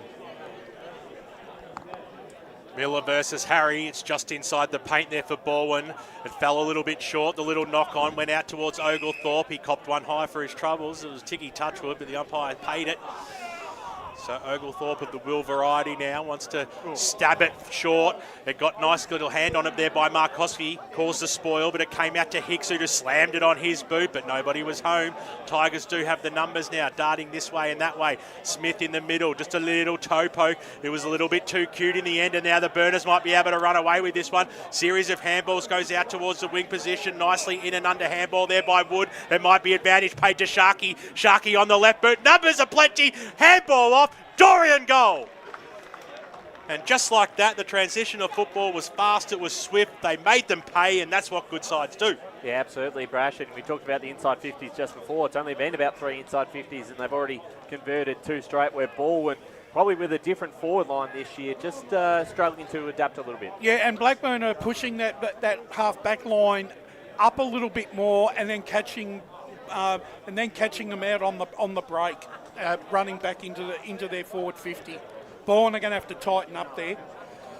Great team play by Toby Wooler. He's only 10 metres out. He could have said, I'll have this kick at goal, but handed it off to the runner who's running into an open goal for certain one. Here goes Urban again. They're working beautifully. Smith and Urban inside 50, ball smothered. Quickly gets onto Pollux. He couldn't get it onto his boot, but does in the end. Jordovic, the new recruit, goal sneak extraordinaire, has come into the Tigers, kicks his first goal for 2026, and they rushed it in. Pollock's a bit slow to get his foot to the ball, but it bounces out to Jordovic, top of the square, and he pops a goal through. The first for Balwyn for their season, 1-2-8, trailing on the Bendigo Bank scoreboard at Blackburn, 2 straight 12, 14 and a half minutes into the first term. He was a talking point over the off-season. We didn't know if he would start in the senior lineup straight away, but great for him just to get the nerves out, get a goal early, and just fitting at home. But that dominance in the middle, Urban Smith, looked good. Consider themselves lucky because it probably should have been paid holding the ball deep in 50, but Harry got it out of the middle, goes inside forward 50 now, thumped it wide. It just sat up okay that time for Young. His little handball over the top might work out okay there for Knipe. Got an in and out handball to Wolf. They're hugging the boundary here. It still has stayed alive, but Bowen Smith just wanted the boundary line handball to his mate in the crowd. Yeah, that was very ambitious there by Bowen Smith. Thought he heard a shadow. So across the half-forward line here for Blackburn. As Lamott went up against Harry. Lamott had the front spot there. Sorry, it was Miller. Came inside forward 50 on ground level. Ducking into the tackle. The umpire's not going to pay that one. In fact, it's going to be a free kick against Blackburn. It was Sharkey who's been really lively in this game. Just threw it away in the end after he was trying to do a Joel Selwood and duck into a free kick. Balwyn. Little stab pass in towards the middle of the ground. It's going to work out okay. And now a chance for them through the middle once again. Kick goes out towards the wing position. Handball up, that's okay. Comes out towards Wooler. His handball went really nowhere. Eventually it comes back to Wooler. Couldn't quite trap the football. Schreiber came in for support for Balwyn. Did a little pirouette. Got the handball away just in the nick of time. Now the kick goes up towards the half-forward line. Standing strong in the fullback position was Riley Winter, who's got a big task today. He's up against Jack Boyd. Takes a strong mark out. He started well, though, Winter. He started real well on Boyd. I know Schreiber's got 20 on his back, but he did a 720 in that tackle. But as Blackburn got the kick from half back to half forward, they go on the outer side. No mark taken by Miller. Takes on all tacklers. And he carries people on his back, but couldn't get the ball onto his boot. Schreiber butters up for him. Tackled to the ground by Wooler. So Miller's going to be an impressive player for Balwyn. Huge. It's going to be hard to beat for a lot of sides if he follows the ball around. They're going to get tired just having a go at him. But it's Blackburn with the ball outer side. Running out of congestion is Hicks. Spears the ball in and another mark inside 50. This time it's the skipper, Cade Ainsworth, who takes the mark on the chest, and it's their second chest mark. Well, sorry, it's their third chest mark in the forward line. Just efficiency really going forward. They've been able to hit up their targets, and another great opportunity to add their third. It's they're getting forward of the ball into open spaces, these smart midfielder forwards, and this time Ainsworth from 40 metres out puts it over the goal umpire's hats. It's 3 straight for Blackburn. They lead by 10. 3 straight, 18, leading Balwyn 1-2-8 as we travel past 11 minutes into this first term. I was going on the clock before the time of the day. So Well, they're moving the ball into their forward 50 with great speed, and Balwyn can't get the numbers back to prevent those one-on-ones, and that's where Blackburn are winning at the moment on those matchups. Yeah, the inside 50 marks at the moment in favour of Blackburn, 3-0, and they're leading the tackle count 7-3, Blackburn. Tovey went up that time against Miller. Blackburn with the clearance. It came out towards Elliott, who got it on the right boot just in the nick of time. Inside forward 50 it goes. Knocked on, out wide, going towards the McCarthy direction. Spun around, got boot to ball. Then kicked it out of that danger zone, but standing in the front spot there was Salmon. He couldn't quite trap it. Bowen Smith was there front and centre. Got the quick handball away. It goes right towards the boundary line. Strong tackle sees it go over and out. I've been really impressed with Blackburn's tackling pressure on the ball carrier early. Far side of Balwyn Park here. Tovey got the front spot that time, did really well, double-fisted down. Dorian got the ball ripped out of his arms. Bajaya and co, strong tackle. And we'll have a ball up just inside the paint. I believe a free kick. A little bit too crude from Dorian and Bajaya. No, free kick going to Dorian. Okay. Trying to work that one out, but nonetheless, Dorian goes inside forward 50 now, right towards the forward pocket. Getting a timely hand on it there was Jimmy Miller and knocks it over the boundary line for a boundary throw in. Right forward pocket, Whitehorse Road end. Blackburn have started sensationally here. They lead by 10 points as we go to Paul Yaconi in the Stats Centre. Yeah, Blackburn have had 5 of the last 6 inside 50s, and they've evened it up 8-7 in Balwyn's favour. Hand pass goes out to Worm. He tries to worm his way out of the pack, gets it towards Carmody. Carmody dispossessed just as he's hoping to do something in the forward line. So it's a free kick going to Miller. So the big man goes to the outer side, sees an option, might go too far for Schreiber as the defence come rushing at him when he was going with the flight of the ball. It's finished up off hands and out of bounds, outer side. It's a great start for Blackburn. They haven't probably had as much ball as Balwyn, but they lead 18-8 with efficiency going forward. What can they do out of this pack? Miller gets a hand pass received, puts the boot on the ball, bundles it forward 30, but the Balwyn player is tackled to the ground. So Obi Chambers will. He was a bit lucky to get away with that. That could have been nearly a sling. Yeah, so it was a pretty fierce tackle, and now there's an injury behind play. It's too close to the stoppage here for the umpires to ignore it. So they have called for the trainers to come to the assistance of the player. Just trying to, it's left on the camera, so I'm just trying to get my eyes to be binoculars. That'd be fantastic. But a limping player for Blackburn will upset their systems, no doubt. No doubt Josh Ward will be all over this. Whilst we got a moment, Ryan, I think when you look at the back line of Blackburn, I think Winter has started really well. Yeah, Winter has had a really good impact early. As they play in the hands of the trainers. Well, it's one of their tools. I just want to be sure. So that's going to muck around with their forward systems. It's Lucas Tovey who's coming off. Yeah. I'll keep you guys posted on that injury. Thanks, Josh. As we're waiting on the umpires to get the all clear from the trainer. They will probably wait for the player to be off the field totally for safety reasons, but the play is on the outer side, ready to go. So Elliott is around the ball with trying to receive it from Harry, and Miller go at it. But it's again Balwyn out of a ruck contest, taking the roving, the kick towards Pollux. He gets the punch over the top of him as he goes for the mark and has been punched out of bounds. It's forward, half forward for Balwyn. It's 1-8 Balwyn trailing Blackburn 3 straight, 18. Halfway through this first term. Rucks go at it again. Knocked towards the boundary. Blackburn can't get it out, and the tackle was too good. Good tackle. And that will be a free kick for Balwyn. The leading into Markovsky over his head in the end. He just led too soon maybe, got underneath it, and now it's a disputed ball in the forward pocket for Balwyn. The one thing Balwyn can't do at the moment is they can't hit a target in their forward 50. Umpire, quick restart. Harry muscled his opponent right out of it, getting to ball. It was McCarthy in towards the centre-half forward position. Bowen Smith was there, little handball back out. Handball over the top there by Schreiber into no man's land, but it was Lux of Fortune because Knight was there. It back in towards the middle, good pressure by the Burners here. Elliott got dispossessed. Schreiber on the left goes up towards the half-forward line. It's very close to the boundary, but it stays alive. Obi Chambers about 60 metres out from goal. He wants to poke it lovely to Lamotte, but it went over his head, and Riley Winter once again stands strong. Takes the mark and then takes off to the races. He kicks it down towards the wing position. They looked like they had the numbers over the top that time there of Oglethorpe's head, but the ball comes alive in towards the middle of the park, hopping one high. I think in the middle there was a Balwyn player. It was. A free kick going the way of the Tigers.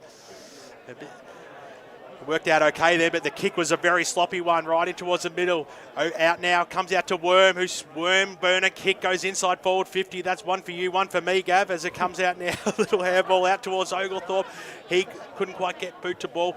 Balwyn with the clearing kick in towards the middle. It's a rushed game at the moment. Harry down on hands and knees, the big man trying to do it all. Nicely done there, spinning on a throop. There was Markowski, who was brought down, and it's going to be holding the ball in the middle here at Balwyn Park. Free kick going to Horsnail.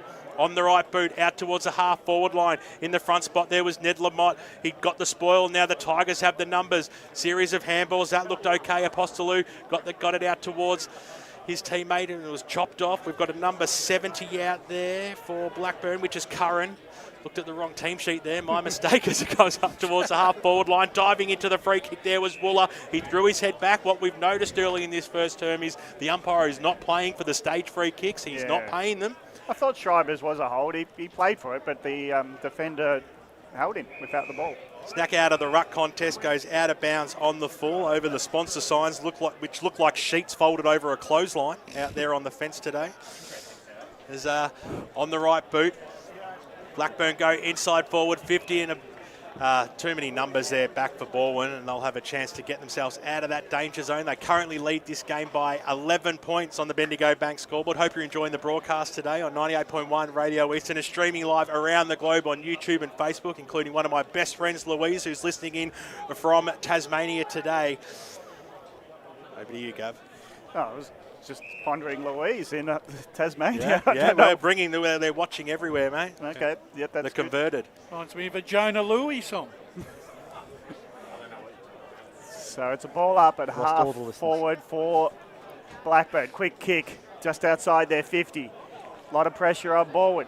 Sharked by Apple. His hand pass was intercepted. Going again for Blackburn is Stewart. They can't get out of the tackles, can Blackburn. Bouncing ball does fall the way of Oglethorpe. He's been stripped with the bump. Now the ball goes bundled forward for Balwyn. Running on to Markowski. Leads his defender only for a moment. The defender gets there just as you hope to take possession. He comes again though. Markowski butters up with his own possession. Great play. Bouncing is Jordanvik. Bounces the ball inside 50, but the numbers are with the Burners. And the hand pass was quick. Finds its way to the defender who gets the clearing kick. And on the wing is Sharkey. He must have a bit of an odour going because he seems on his own all day, and the kick was beautiful. Finding his teammate inside 50, and Hinkley was on the end of it. And Sharky's finding space, but there isn't really. That was the perfect piece of transition play from the back line. They stretched forward, pushed them all over to the far side of the ground, and then were able to create the loose man coming down on the pavilion side. Hinkley goes around the corner, and that's a big boot. How does he get that much leverage from the pocket? 35 out, but he does. And Hinkley adds to the pressure on Balwyn. They're getting the forward inside 50s, but they're not getting the goals. Blackburn, contrary, 4 straight, 24, leading Balwyn 1-2-8. 20 minutes gone, first term. Ryan, when you look at Blackburn and Balwyn's one-on-one in that forward 50, Balwyn are struggling at the moment. They are, and when you look at their forward line, you do have to remember no Oakes, no Tillich today. Charlie's obviously gone, so it's a very different forward line, which I think it's going to take them just a bit of time to start hitting their targets. They're a bit smaller up forward compared to Blackburn, where they've got those, those targets like a Wooler. Sharky looks like a bit of a player, doesn't he? He does. We're into time on here. Rucks go at it. Harry got the knockdown. Bowen Smith will be the first player to meet it, put his head over the football. Umpire said play on. Sharky got the little kick out towards the centre half forward line. Buttering his way through was Knipe. His handball got dispossessed, but he went after it again. Great second effort. The Tigers do have the numbers, though. Across the half-back line, will they try and use the middle here and slow things down? The good lead comes out wide. Lamott, he just has to trap it. He couldn't. Boundary line beats all players, and over she goes for a boundary throw-in. Nearly a possession there to Josh Ward. We can see him on camera. I think Balwyn will be thankful that this is the first quarter of the year and that they're getting their that their radar can get it right as the game progresses, because they just can't hit a target at the moment. Over the top there, Miller on top of Harry, just palmed it down. A little up and under kick goes out towards the wing position. Chasing it after there is Boyd, who's come a long way out. He wants to get amongst it. Been a little bit dry as Riley Winter for Blackburn has been owning the Balwyn forward 50 in this first term. Nicely done there by Miller, had the front spot knocked down, but Jaya couldn't quite trap it. Little paddle there by Harry into towards the area of Sharkey. Got muscled out of it nicely by Markowski. The ball stays alive, Urban. Kept it in. Oglethorpe was there, somehow weaved himself out of a phone booth there, and it went up towards the half-forward line. Dorian was in there for Blackburn. Over the football, just trying to get something out. Can they keep it alive? Carmody was in there as well. Laser strong tackle, and we'll have a ball up about 65 metres out from the Blackburn goal line. So the score 4 straight Blackburn, 24, leading Balwyn 1-2-8. Been very impressive, has the efficiency of the Burners going forward. Punch forward by the ruckman Harry. Now another inside 50. Forwards go at it. Blackburn swarming on the ball. Kick smothered with feet. So didn't get aerial to the shot at goal, and that's why it was no score. And this time Balwyn hold up in defence. And it goes out of bounds. Can't afford to let Blackburn get another score here out of this forward 54-inch. Well, they push off, ruck contest, ball gets smothered straight as the ruckman tries to get it going forward. So no score because it goes off. That's a point. The smother. Oh, it is a point, so it is another minus score. This time it's to Blackburn, their first, 4-1-25, leading Balwyn 1-2-8. So Wooler, I think, was pushing off in the ruck there, but no goal. As we go to Paul, you had some stats? Yeah, the clearances are currently 7 apiece at the moment. Kick goes out. Markowski used his body really well, and the umpire said, no, you didn't. You gave a little push, so it'll be a free kick to Salmon on the right boot. He wastes no time. He bangs it inside forward. 50 strong. Mark stood strong. Daniel Wood, the umpire didn't pay it, and he ducked under the tackle. Schreiber brought him to ground. He had a bit of a sling. But we'll have a ball up about 35 metres out. Very stiff not to be paid that was Daniel Wood.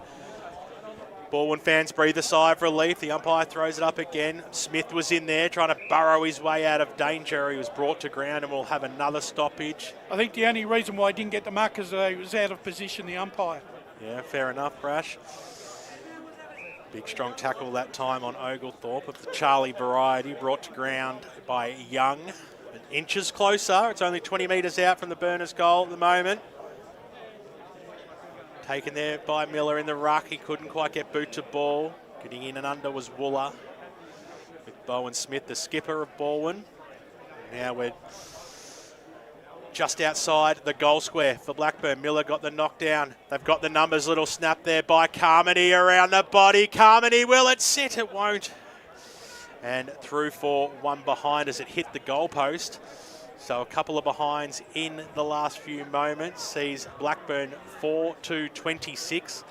And they leave Balwyn 1-2-8 as we cross the 25-minute mark. I just want to, for record, we're a bit rusty. Elliott was that goal kicker from the boundary line for Blackburn because in the call I should have called Hinkley from the back line. So it was Elliott in the end who kicked the 4th goal for Blackburn. We're a bit rusty, aren't we, Ben? But first game in, we'll get the record. Yeah, I reckon. You're rusty. I'm struggling with my scores because all my bloody shortcuts have disappeared from the grand finals last year. So now it's in Blackburn's hand again for a shot at goal. Sorry we didn't call it, but Toby Wooler has now got a shot from 40 metres out, and from the kick out they mucked that up, did Balwyn. And on the right side pocket, Wooler, who's been a very impactful player already, having a shot at goal. From the boundary, inside, misses to the right, doesn't hook it enough, and it's a minor score. So it's Blackburn now 4-3, 27. Yep. Balwyn 1-2-8, deep into this first quarter. Yeah, Blackburn are certainly getting a lot of those opportunities. They've got 5 marks inside 50 to Balwyn none. Kick now for Balwyn goes out. A strong mark has been taken there by Miller. Lee, I'm glad you said that, Lee, about the scores, because I was thinking I might have to get you some times tables to put on the back of the toilet door. Oh. 10 fours are 13, isn't it? Miller goes up towards the half-forward line. Lamont was in the front spot, but Harry's been paid it. Big ruckman for the Blackburn Football Club. Across the half-back line for them. Kick goes now up towards the half-forward line. Big pack forms at the fall of the ball. It was kicked inside forward 50 by Apple. Bouncing football, went through the arms there of Worm. He goes after it again. He somehow found possession. He needs to get boot to ball. He just does that. Steps around the body. That's as good as you will see. Amazing goal. Blackburn, they're off to a flyer in this game, and they've kicked their 5th goal of the day. 5-3-33 to Balwyn. 1-2-8. What a sensational goal. Well, that's your first highlight reel for the year, Ryan. Probably could be goal of the year too already. I'm already going on Instagram now. Yeah, your one's now playing funny buggers as well. I think we're all playing funny buggers. Jeepers. Credit to Worm, though. He did look for the hand pass. He did all the team things, and he said, well, so this is the only option. I'm going to have to get the highlight.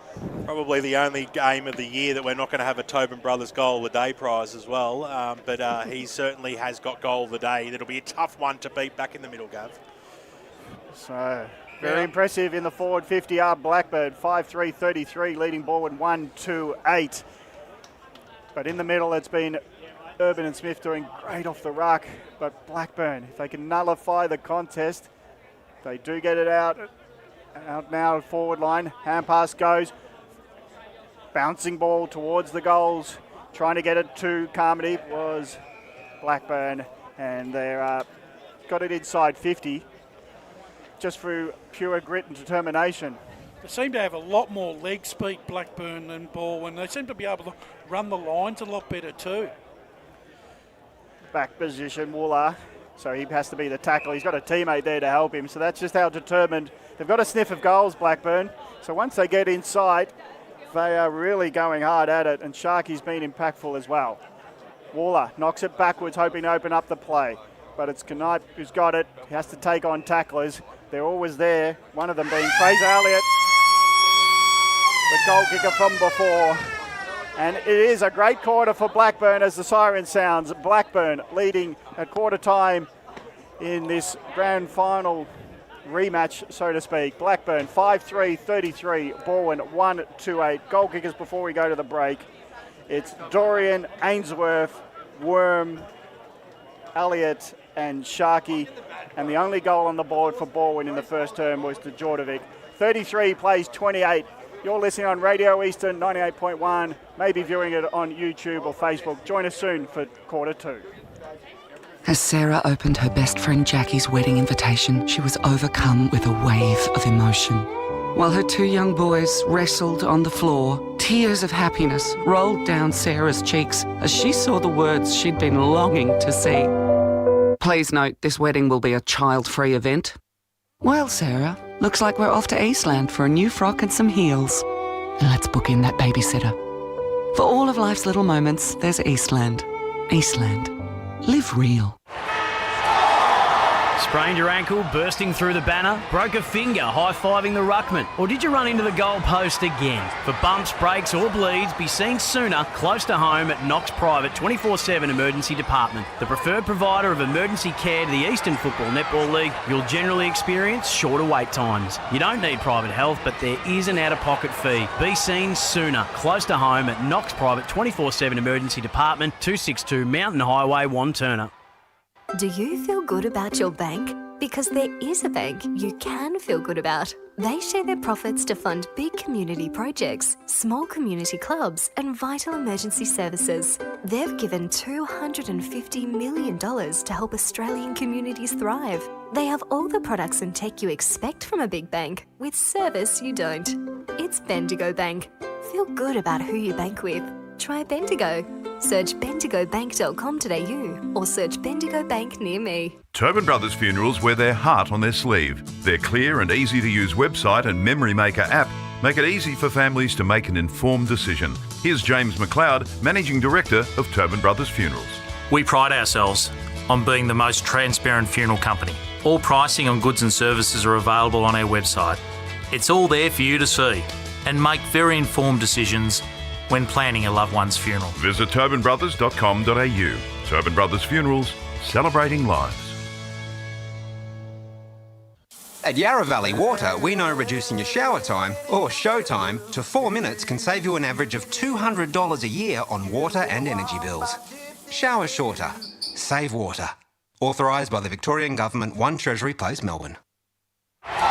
Sprained your ankle bursting through the banner? For bumps, breaks or bleeds, be seen sooner, close to home, at Knox Private 24/7 Emergency Department. You'll generally experience shorter wait times. Knox Private 24/7 Emergency, 262 Mountain Highway, Wanturna. You are listening to Radio Eastern FM 98.1. With live and exclusive coverage of the EFNL football season. Bringing you the match of the day with score updates from all divisions. And now we cross to our commentary team for the Radio Eastern 98.1 Match of the Day coverage.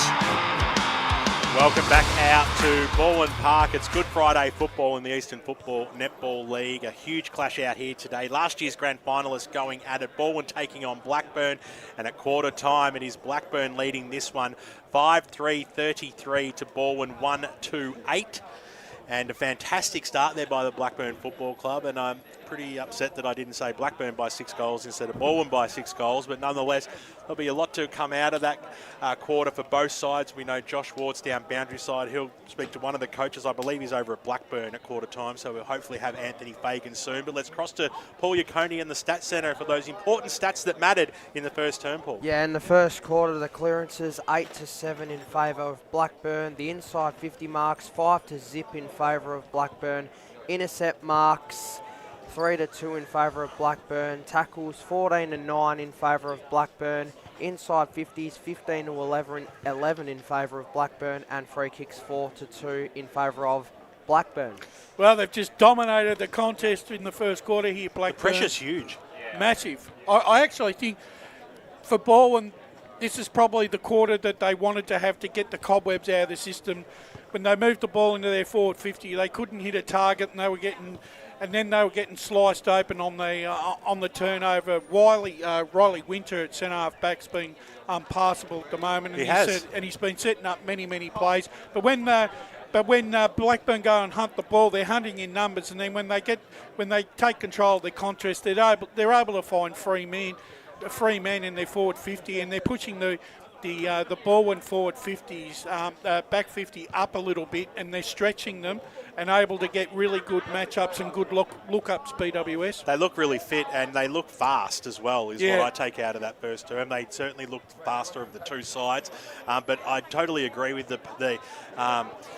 the working in numbers part. Every time the ball came to a contest, you could always count on, if it was once it had spoiled, that there was 2 or 3 Blackburn players in and under trying to force that ball out. There was a lot of hard football from both sides there, but they just couldn't get the ball when past the half-forward line. And when they did, it seemed like it was rushed, it was under pressure, and then you've got players like Riley Winter, who was just standing strong, reading the play perfectly, and they were just able to work themselves out of danger. I think what really highlighted that was that play there where Blackburn had 3 at the contest, and they managed to win that, and then they managed to create the overlap. They pushed Balwyn over the far side, all their players, and exposed his whole wing, and then basically the Blackburn players with their leg speed and run were able to run into open space, and they just cut Balwyn right open and then hit that target for a shot on goal and a goal. Kev. Yeah, Sharky at half forward to get that much space. It's rolling the dice, but faith in your teammates. Let's cross down boundary side to Josh Ward, who's with Brenton Sanderson. Sando, what do you make of that first quarter with Blackburn getting the fast start? Yeah, they did. I mean, I thought we probably actually started better. We probably had the first 5 or 6 inside 50s of the game, but couldn't convert. They're pressuring us into mistakes. We've kicked the ball really poorly, made some really poor decisions, and just made some position adjustments with how high our forwards are getting and maybe how deep they actually are setting up. So we've got to get back better around contest and clearance before we got beat that quarter. But yeah, we've got to make sure we make the right adjustments. Do you look to make any adjustments personnel-wise in this quarter? No, not yet. I'll back the boys in. there is a bit of breeze out here, maybe not 4 goals, but yeah, we've got to find a way to generate a bit more offence and create some more turnovers. What's the key message for the final 3 quarters? Gee, that's a good point. Good question. I mean, I'm not sure. We just, I just thought we were a bit too cute. We probably, even though we started really well, we didn't, hit the scoreboard. So, yeah, this quarter maybe not so complex. I reckon they're in their heads a little bit, trying maybe making things a bit too complicated. But yeah, I'm sure we'll see a better quarter this quarter. Thanks, Endo. Good luck for the rest of the game. Nice. Thank you. Very in-depth interview. Great job there by Josh Ward down boundary side. We're just waiting for the umpires to restart this game, but it's a 25-point margin to Blackburn at quarter time. It'll be Balwyn kicking down the hill in this term as the umpire holds the ball aloft, and here's Gav Casey to get us underway with the second quarter. Balwyn this quarter going to the White Horse Road end. If it's got a wind advantage, it's only little. Ground level ball. Tigers are scrapping for it, but it's Blackburn who are going to get the clearing kick. Waller in front. He's been cradled by his defender, Silvani, and Waller just couldn't claw it in, but he's bouncing on the ball just to hold it up again. Silvani limping away from the contest, so the Rucks will go at it deep in Blackburn's forward line. Ground level scrap. Waller again bundles his opponents off, and Urban said, I got taken in the head. That's why I'm on the ground, but the umpire's not interested. Looks like a fair fight here in the forward line for Blackburn. Wooler gets beaten this time, but he's quick to bounce. He got scragged off the ball. The umpire was right in front of you. Not often do I criticise, but he just got nailed off the top rope. I'm with you there, Gav. I was waiting. And now it's a free kick, and it goes against Wooler. The bigger man, Miller, won twice. Probably a bit of frustration in that. So Miller won the aggression and got the free kick. His kick goes out to the wing, but it's the ground level. Harry hand passes it off. Quick ball goes forward. Underneath it is Apple, but Schreiber reads it well, takes the mark in his half-back line. Schreiber wind around on his familiar left boot, kicks it out wide. They've got the numbers. What are they going to change up in this term, Balwyn Football Club? Because they've certainly got jumped. So Steve Slimming, also on the left boot, just pokes it up towards the wing position. Pack forms, came out towards Bowen Smith, whose little handball put his teammate in Boyd under a fair bit of pressure, the big man. Good pressure once again by Blackburn. Scrambly kick into the middle of the ground. Which way will this one bounce? It'll come out towards Miller. That was unorthodox, but he got a toe poke inside forward 50. Came out towards Answorth. Got the little ball out wide. They've got the numbers if they can just manufacture it. Well done there by the big man. Harry had to get down low. He slammed it on his boot, but he kicked it out of bounds on the full. He'll be disappointed with that disposal, and out she goes. So a free kick going the way of the Tigers. Benny Freeman to bring this ball back in. Never kicked a goal, Benny Freeman. It'd be nice to see him kick one day as it goes up towards the half-forward line in the front spot. Nicely done that time by Kai Stewart over the boundary line. She goes for a boundary throw-in. Never. Not even in the under-8s. Well, I don't have the stats back to Vic kick, for crying out loud. What are you talking about? Take it away, Gav. Again, Miller tries to shrug his opponent out of the way. Goes forward from Balwyn. Kick off the ground might suit. Hand pass by Jordovic. Spoons it up. And eventually they get closer to goal. And they've got a kicker at goal. And it's a goal to Slimming. So they just pushed and grunted and muscled their way forward. And in the end, a hand pass received, or knock forward received to Slimming, ends in a goal from 15 metres out. Almost sort of huffing and puffing and blowing your house down there, Gav? Eventually, and they get their second on the board. Balwyn 2-2-14, trailing Blackburn 5-3-33. Well done. Very well done. This is like a challenge they put in front of you, is the scoreboard on our screen. So it's a start that they wanted. Pye throws it up. Miller versus Harry. Ball hit the deck. It scooted out. Quick kick inside forward 50 there by Lever. Knocked on nicely. Inside it goes. It's only about 20 metres out. Ball bounces towards the current direction. He trapped the footy. Had time for a bounce. Could just squeeze it. Kick out of the danger zone. Chopped off nicely there by Noah Lever. So he's about 50 metres out. He had a quick turn, but he's going to go back. Oh, sorry, it's not Lever. It's Chambers. Obi Chambers in the long sleeves. He'll have a ping from 50. Wasn't originally confident. He'll come in now. He's going to kick a sausage roll right to the line. Fantastic kick, helicopter punt style. And Obi Chambers kicks his first of the afternoon. That's 2 quick goals in 4 minutes to the Balwyn Football Club, and they're getting closer and closer, the margin back to 13 points. Oh, well, Paul, you got some stats for the early parts of this second term, but it'd be interesting. Yeah, the inside 50s so far are 4-1 in favour of Balwyn, and the clearances are 2-1 in favour of Balwyn. Okay, so it's they're getting some territory. They're getting it out of the stoppages, Balwyn. And now a new ruckman at it. Harry tries to jump all over his opponent in Boyd. Boyd at ground level just takes the contest, and now they're still scrapping. There's a throw. It's going to go against Blackburn. So just the grunt work that's coming into the game for Balwyn is just pushing the ascendancy their way. It's going to be another centre clearance and forward inside 50. This time it's Lever. So Lever from Switch with Paul. Centre of the ground will spear the ball in. He's just more hopeful than having a determined kick at anyone in particular, and it's a chopped off intercept mark for Blackburn. Well, they had to get that first goal, Balwyn, because I thought it was really important. Kick goes up towards the wing position. It was a big fly there by Young. He got one bite on it. A handball came out towards the Schreiber direction. He goes backwards now to Silvani. On the right boot, goes direct. Thumped the ball 50 metres. Inside forward 50, and that's the shortest way home. And the big man, Jimmy Miller, has taken a mark about 45 metres out directly in front. And that's Balwyn at their best, when they get the ball and they kick the ball long to position to a tall forward. Yeah, absolutely, and that is a target now. That's obviously been playing in the ruck today, but great to have him up forward. He's going to be a big impact for them this year.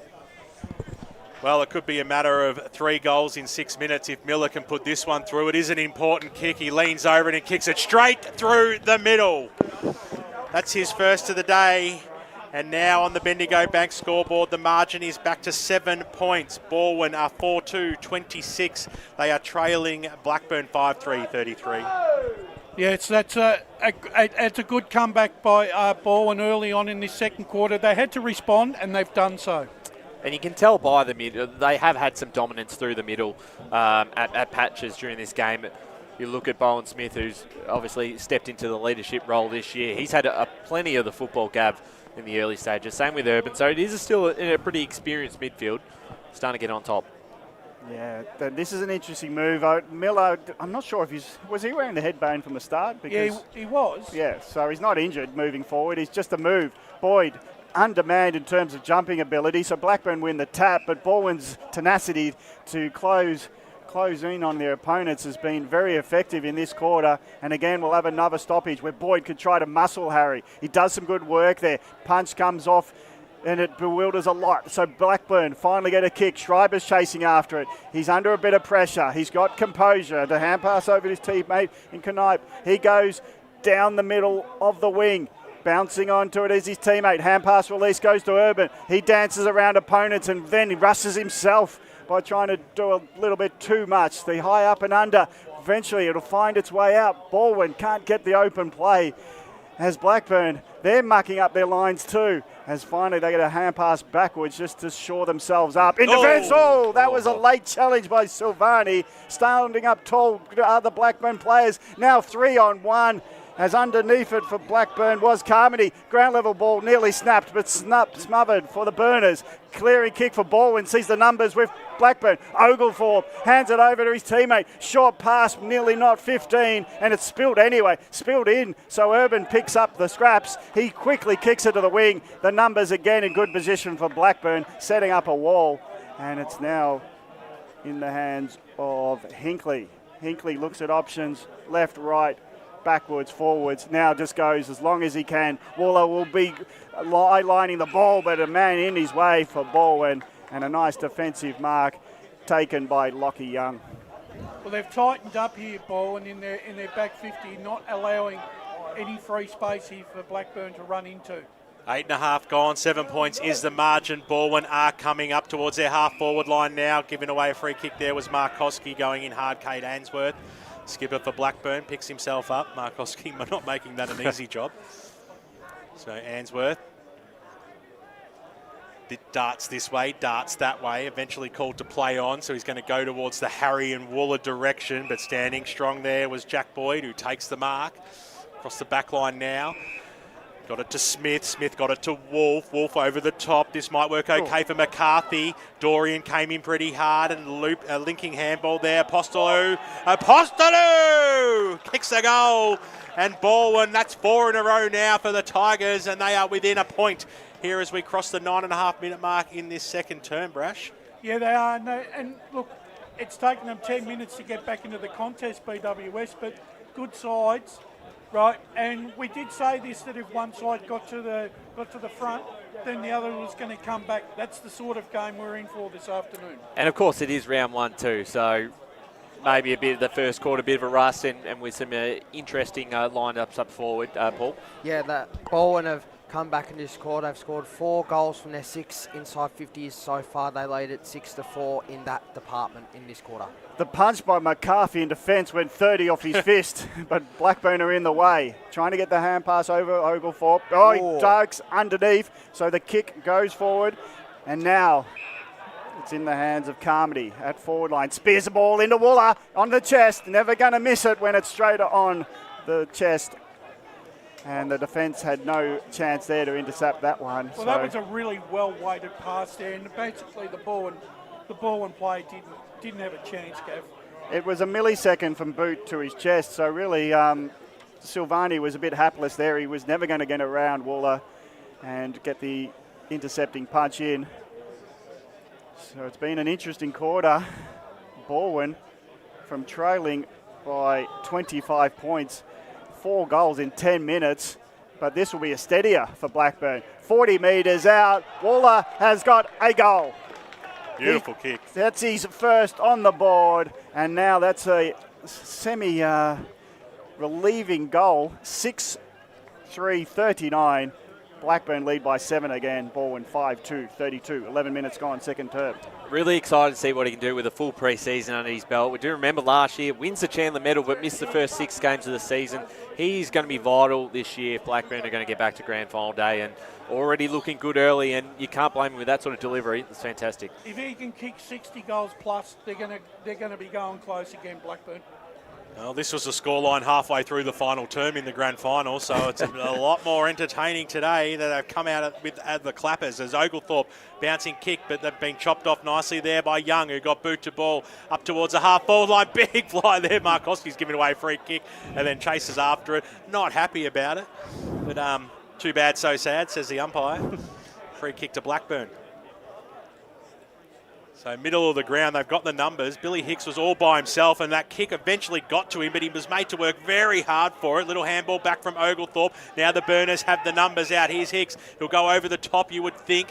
Darts this way, that way. Little handball now over the top. They're mucking around with it a little bit. Silvani punched it away when he probably should have gone for the mark. At ground level, Schreiber was in there. He hit the deck. Couple of Burners on top of him. And we'll have a ball up 50 metres out from the Blackburn goal line. What's the rule? If you can get 2 fists to it, you could have marked it? Pretty much. 2 hands for beginners, as sometimes they say as well. As it comes out, knocked down at ground level. Knipe sees it over the boundary line and out right in front of the canteen and the bar. Yeah, I don't think he was aware that no one else was actually flying for the ball. It took a while to get to him, so fair dues to him. A lot of red jackets in front of him that probably told him he was hot down there as well. As the umpire throws it in, it came out.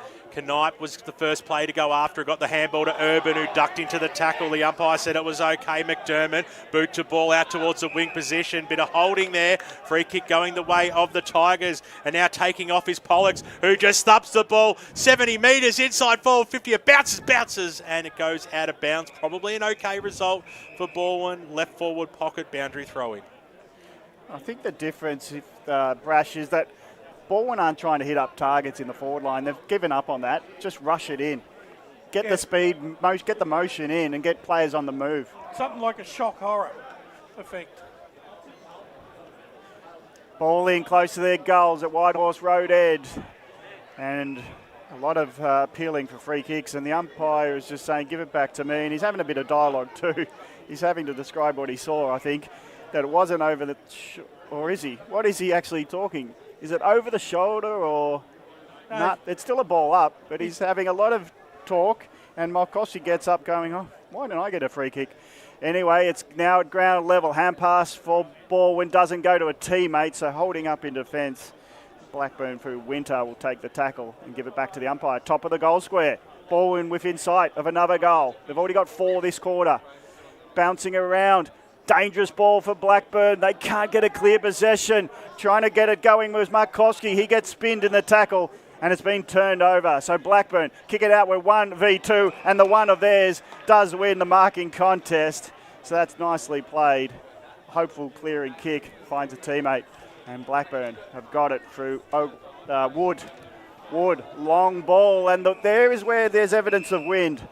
Oglethorpe leading at half forward, had to see it fly away over the boundary line. Is that poor kick or a bit of conditions? I think it's a little bit of both. I actually thought it was a poor kick. I'm not seeing any wind in the air. Okay.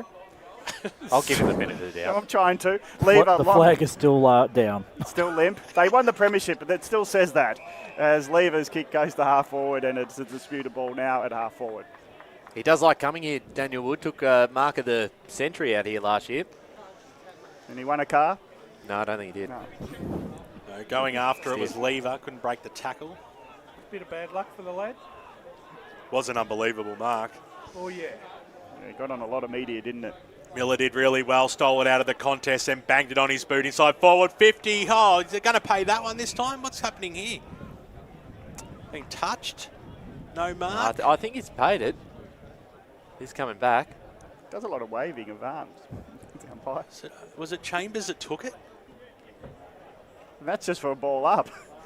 I feel like that was Chambers who was the one that took the mark, and he got absolutely crunched. So another one that hasn't gone the way of the Tigers. As the umpire throws it up now, it'll be Pollux in the ruck contest. Mikowski's down there as well. Going after it, brought to ground in a double team effort from Blackburn, and we'll have a... I'll tell you what's ball up. confusing with umpires. Now they stick their hand out to tell it's mine. But in the old days, that's where you pointed to when you were telling which team has got possession from the whistle. Ball comes out wide now. Chasing after it was Epple over the boundary line and out of bounds. I've got plenty of annoyances. I'll get them all out by the end of the day. I actually thought they did that was to keep the space clear behind them. Yeah, well, in the end, it's like, is that an arm pointing out for a free kick, or is that... Yeah, it's a bit confusing. Kick came in. Miller did it once again. Banged it on his boot inside forward 50. Can they get a mark this time? At ground level, Schreiber was in there. Burners do have the numbers. Just stripped of the football was Oglethorpe. Is he going to be pinged? He will. Incorrect disposal. Free kick going to Balwyn, only about 20 metres out from goal. And it's going to go in the arms of Ned Lamotte. And he'll put this one through. Make no doubt about that. They currently lead by 7 points. Blackburn 6-3-39 to 5-2-32. Disregard what you see on your screen at home. We're just having some scoreboard malfunctions, but this will Aren't we all? Put Balwyn within a point. Lamotte on the left. Lamotte makes no mistake. So another goal there to the Tigers brings them back in within a one behind. 17.5 gone on the Bendigo Bank scoreboard second term. Been a really good fight back this quarter, Brash, and they've looked a lot more dangerous going forward this time. Yeah, they've managed to get their composure back, here after that initial onslaught by Blackburn. But, when you look at these two sides coming up to half-time, there's still not a lot between them. It's probably going to come down to who plays the better moments for the rest of the afternoon. Well, momentum's huge in football. Once, in the first quarter, Blackburn were they had a sniff of goals. But now Balwyn have just taken it away from them. It's like a 5-goal breeze going down the hill. Well, it's got without it being one. Yeah, it's all about mentality, I suppose. Might be like an invisible breeze. Boyd, out of the ruck contest, runs and hand passes over the runner. Knipe gets it going forward. His quick ball. Defence got there first. Ground level disputed ball as Hinkley and Hubber combine to be the tacklers in the end, and they hold Balwyn up. I think most games when we come down there, it's always the White Horse Road end that seems to be where all the goals are being kicked. There's not much up this end of the ground. Yeah, it's where all the traffic goes. As now the boundary throw in, rucks go at it. Ground level, picking up and trying to spin out of his own shadow was Lever. He spun himself into trouble, and it's a free kick against. He gave that as a throw. So now trying to size them up is Blackburn going across halfback. So they've just done an interchange here, Blackburn. So they had plenty of numbers as the kick goes down the line. The target will be Fraser Elliott. He'll go after it again. Chambers was there at ground level, but the Burners did have the numbers. Nice handball there by Worm. He was backwards to go forwards into the middle, but Jaya takes the mark. He's a hard nut. He comes back on the right boot. He kicks it inside forward 50, looking for Wood. A big fly over the back there by Young. Sharkey was there, just got boot to ball. It was very timely. Carmody was in there. Handball out wide. Fans are screaming for it. Harry around the body. Can he curl it enough? He cannot. Through for one behind. He gave it a fair go. The Red Jackets went up, but they came down just as quick, and it goes through for one behind. Bendigo Bank scoreboard as we cross the 20-minute mark of this second term. We're into time on 6:4:40 to 6:2:38. It's a 2-point lead to Blackburn as a huge mark and fly being taken by the skipper, Cade Answorth, on the kicking. I love how the whole Blackburn team tried to convince the goal umpire that he was deluded and think it was a point. They always think they can convince a goal umpire that he's got the wrong decision in the shot in the barrel. Anyway, chopped off kick at half-back. Balwyn might turn defence quickly into a forward tack. Hand pass onto Wolf. He got into trouble as he couldn't take it in his grasp. The man that hand pass was a bit fierce, McCossey, becomes a tackler, and he holds up play at half-forward. So they pretty much stuffed up a golden opportunity to Balwyn going forward. They had the overlap, but McCossey hand pass didn't release. He actually didn't need to use the handball. He could have just straightened up. Again, Markowski goes at it, rushes the kick. 3 forwards versus 3 backs. Dropping the ball was the defence of Blackburn, but they've got the numbers just to hold firm. Bajaya on the end of hand passes. He gets his kick to Harry. Over his head he goes. It was creative, let's say that, as I can hear laughs around the ground of what sort of hand pass was that. Stewart was in and involved, and it's not going anywhere now. Ball up at half forward for Balwyn. Boyd that reads it well, takes the ball out of the ruck contest, puts it on the boot, goes 40, but bounces out of bounds 30 metres around from the goals of Balwyn. And just looking at the score sheet, it's 39 plays 38. Balwyn trailed by a point. When they trailed by 25 at quarter time, you wouldn't be thinking they'd be so close. I'd love to see the ineffective handball stat half time. I reckon it'd be very, very high. Well, Paul's got them. Have we got one of those? He's Paul? gone silent. I don't know why. No, I wish I did, but I don't. Boundary throw in. Deep in Balwyn's attack. They only trail by a point. Outscored Blackburn 5-1 in this term, 22 minutes gone, and another boundary throw in as the ball came off the ruck contest. Such as the running game of today, a lot of handballs basically at times become ineffective because of the pace. Umpire throws it in now. Urban trying to get his way out of trouble. Got it to Miller. Deserves a goal, the big man. Sensational.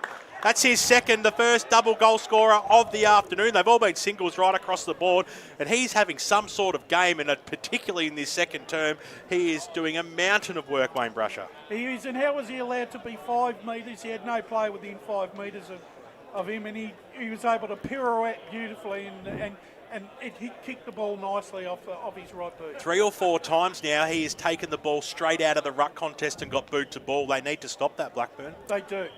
Brings the experience from Port Melbourne, and I think he's probably their biggest recruit over the off-season. They did need to pick up a couple after some of the guys they lost, and he's the one to watch this year, Paul. Yeah, Balwyn are dominating the clearances in this quarter, 9-5 their way. So Boyd, not a jumper. Again, he watches Harry jump all over him, so the free kick will go to Blackburn because in the end he walked himself over that line that you're not allowed to do. So he can't be a dinosaur anymore in the middle, but Boyd is trying to combat the jumper in Harry. The hand pass releasing was a smothered kick going forward. So here goes Balwyn through the middle of the ground. It's on the boot of Chambers. Tries to get it offset. Oh, what a beauty! He was being tackled mid-air, but the right arm of Markowski draws it in, and that is athleticism and courage built into one effort. Yeah, good slips catch there by Markowski. I was going to say there was a cricket reference definitely coming out. Look at that, just plucked it. One hand. Beautiful. Well, in football, it's a 360 degree. You don't know where the body contact's coming from and when and how hard. You've just got to go for the ball. But again, a lesser player would have taken his eye off the effort. and throw the arm out just for the touch. And once he knew he had the touch to draw it in, sensational football from Markowski. Deserves a goal. 40 metres out. He'll shake off all that great energy and he'll put it right through the middle. And Markowski, that could be goal of the day, just encapsulated with the mark. So the Tobin brothers goal of the day. We've got some contenders. Markowski boots Balwyn away. They now skip to a big lead of 11 points, 8-2-50, leading Blackburn 6-3-39, 24 minutes in the second term. See, one goal, you know, they've only kicked one goal in this quarter at Blackburn, and Balwyn they've just exploded. Yeah, they certainly have, and maybe there is the conditions a bit more to it with that breeze, Paul. Yeah, of the 14 goals that's been kicked in this game, 12 have gone to that end of the ground. Yeah, the White Horse Road end. And once what we've seen is the new rule taken into effect there with Miller going over the line in the ruck contest. So a free kick to Blackburn at the centre. So Blackburn through Harry go inside forward 50 or thereabouts at the fall of the ball. They do have the numbers. A kick goes up towards the Wood direction. Knocked away by Silvani. Spinning around there was Carmody. Got boot to ball. It's an up and under. It won't travel the required distance. It'll get knocked away. Snap around the body. Really had no chance there, and it was disappointing by Mackenzie Dorian, and it might be out of bounds on the full here. No change to the score. Did you see how he spun the ball to face the goals, but it almost put him off his kicking style. I don't think Blackburn can afford to concede another goal on the stroke of half time. You know, to go in 3 goals down. Can we get a boundary rider comment on the breeze? Because maybe it's different. We're in the higher reaches of the grandstand here. Josh, you could give us a comment. Is there a goal-kicking advantage going to the White Horse Road end? I've actually forgotten he's here. He can't hear it. He's on a tram, is he? Really dying for him to use the buzzer as well. Waiting for that little puppy to light up as it comes up now. There's Noah Lever on the bottom of the pack. Pye comes in and crosses himself. 10 points is the margin. What an answer by the Balwyn Football Club, the reigning premiers in this second quarter. It has been absolutely nothing short of sensational and glorious to watch. As a knockdown came, Apostolou goes up towards centre half forward. The pack forms at the back. They might just be okay here with Oglethorpe on the right boot. Blackburn just a little poke out. Safety of the boundary line, probably the best result for them as they're under pressure right across the middle and through that half forward line. Sees it over the boundary line and out of bounds. Be thrown in. Well, it's been a tale of 2 halves in a half in this game. Certainly has. Miller, a little flick over the back. Markowski looked to be held. The umpire said play on. Good smother there by Urban, whose little handball over the top. They're trying to link up in numbers, running through Apostolou. It just didn't meet him. Charging after it there, McDermott. A free kick going the way of Blackburn, though. And Cade Answorth, he got it back to his teammate. Little poke out wide. Dangerous, though. Hicks over the top. They're hugging the boundary line here. Blackburn up towards the half-forward line. Schreiber over the back. Couldn't quite pull it down at ground level. McDermott toe poke in towards the middle of the ground. It was a safe kick, and Toby Lever now has it for the Tigers. Smart play. Lever took the mark on his knees in the end as he cradled it in. Long ball in late in this term. Punched off by Miller, but he can't do the groundwork. So just eventually Blackburn will pick it up. And in the end, they didn't. They were just so spooked in this quarter that the defence feels rushed when they have time, and the ball goes off hands and out of bounds. Dangerous last few minutes. 7-1 this term. Counters the 5-1 that Balwyn copped to Blackburn. Here, out of the ruck contest. Can't be a shot at goal. Smothered.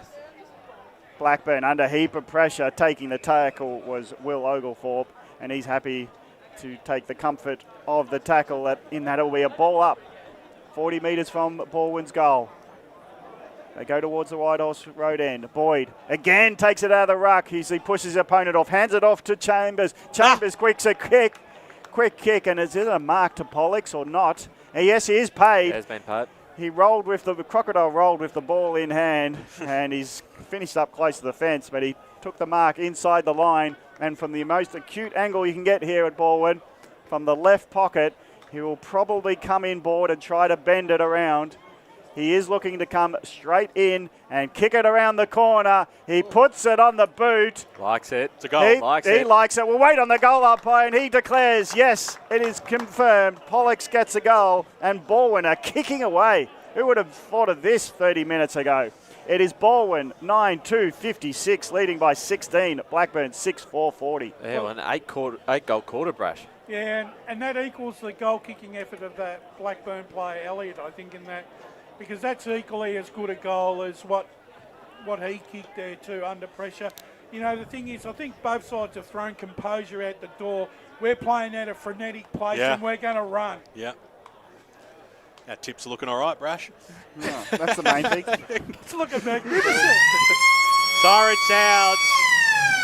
We're right next to it up here in the balcony. If you can hear that come through, we are right next to it. But what a quarter it was. An 8-1 to the reigning premier Balwyn. At half-time, they lead this game 9-2, 56 to 6-4-40, a margin of 16 points.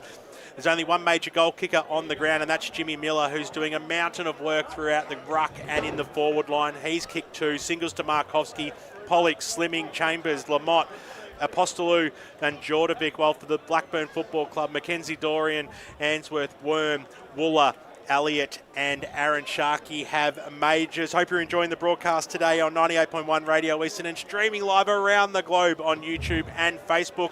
One half done, one to go. Can Blackburn now be the one to answer the challenge? Only time will tell. As Sarah opened her best friend Jackie's wedding invitation, she was overcome with a wave of emotion. While her 2 young boys wrestled on the floor, tears of happiness rolled down Sarah's cheeks as she saw the words she'd been longing to see. Please note, this wedding will be a child-free event. Well, Sarah, looks like we're off to Eastland for a new frock and some heels. Let's book in that babysitter. For all of life's little moments, there's Eastland. Eastland. Live real.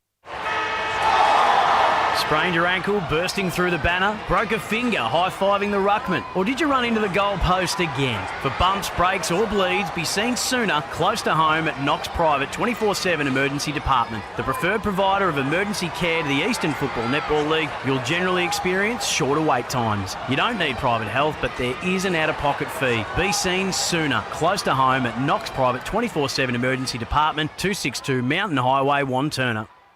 Do you feel good about your bank? Because there is a bank you can feel good about. They share their profits to fund big community projects, small community clubs, and vital emergency services. They've given $250 million to help Australian communities thrive. They have all the products and tech you expect from a big bank, with service you don't. It's Bendigo Bank. Feel good about who you bank with. Try Bendigo. Search bendigobank.com.au or search Bendigo Bank near me. Tobin Brothers Funerals wear their heart on their sleeve. Their clear and easy-to-use website and Memory Maker app make it easy for families to make an informed decision. Here's James McLeod, Managing Director of Tobin Brothers Funerals. We pride ourselves on being the most transparent funeral company. All pricing on goods and services are available on our website. It's all there for you to see and make very informed decisions when planning a loved one's funeral. Visit tobinbrothers.com.au. Tobin Brothers Funerals, celebrating lives. Do you want to study at the #1 sports science school worldwide? Study sport at Deakin and benefit from the most advanced sports facilities available, from running tracks to biomechanics labs, and decked out gyms to a climate chamber. Deakin have what you need to graduate ahead of the pack. Discover endless opportunities in sports science by visiting deakin.edu.au/sport. Deakin, proud sponsors of the EFNL.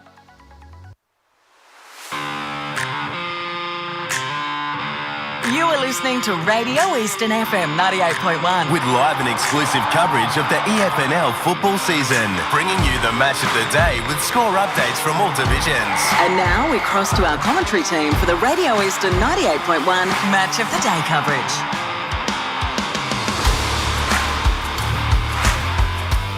Half-time out here at Balwyn Park for today's Eastland match of the round. The Premier Division Grand Final Rematch between the Balwyn Tigers and the Blackburn Panthers.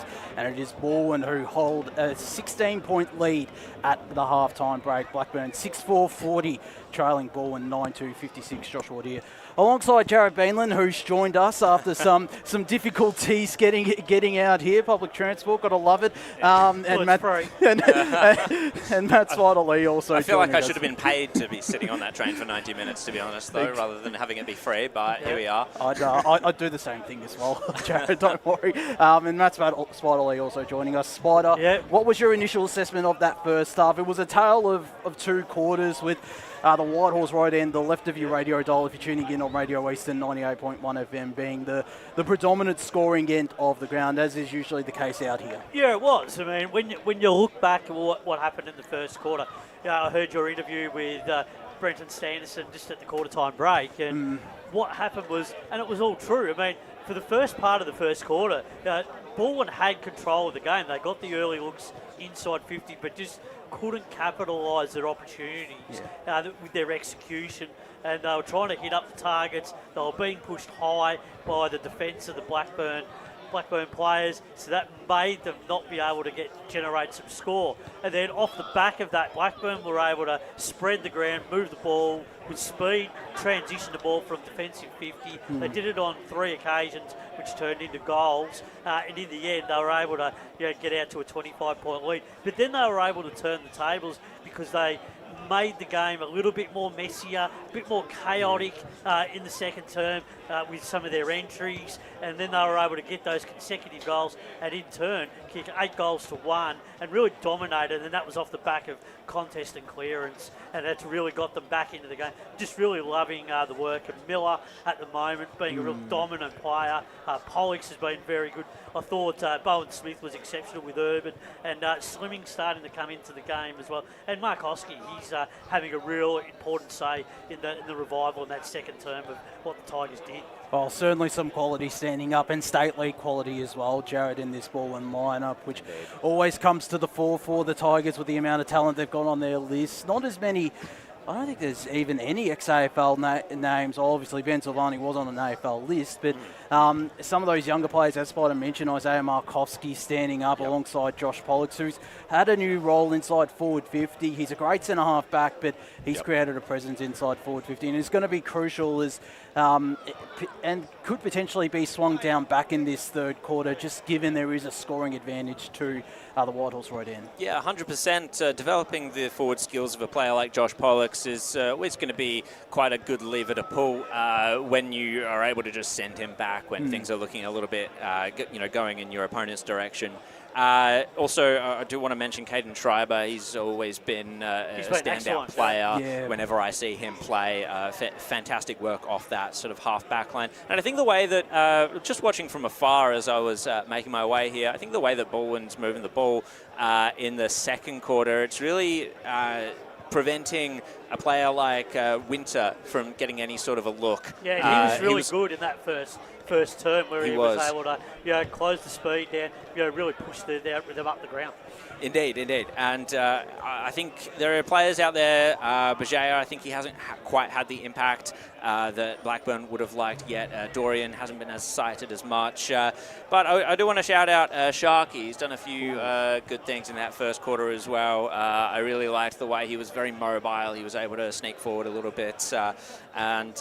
It's going to be a very interesting third quarter for sure, just to see if Blackburn can get it back on their terms. They've got a lot of artillery to be able to do so. Well, it may only be his second game, but he's on a VFL list, Darren Sharkey, with Richmond alongside Kai Stewart, who's had some moments, as you'd expect with some younger players, flashing in and out of the game. But as you mentioned, Jared, he's shown a lot of promise and is another threat inside forward 50 in a very, almost a similar, but maybe a similar type of forward to Jackson Carmody, who's a live wire inside forward 50, and Mackenzie Dorian as well.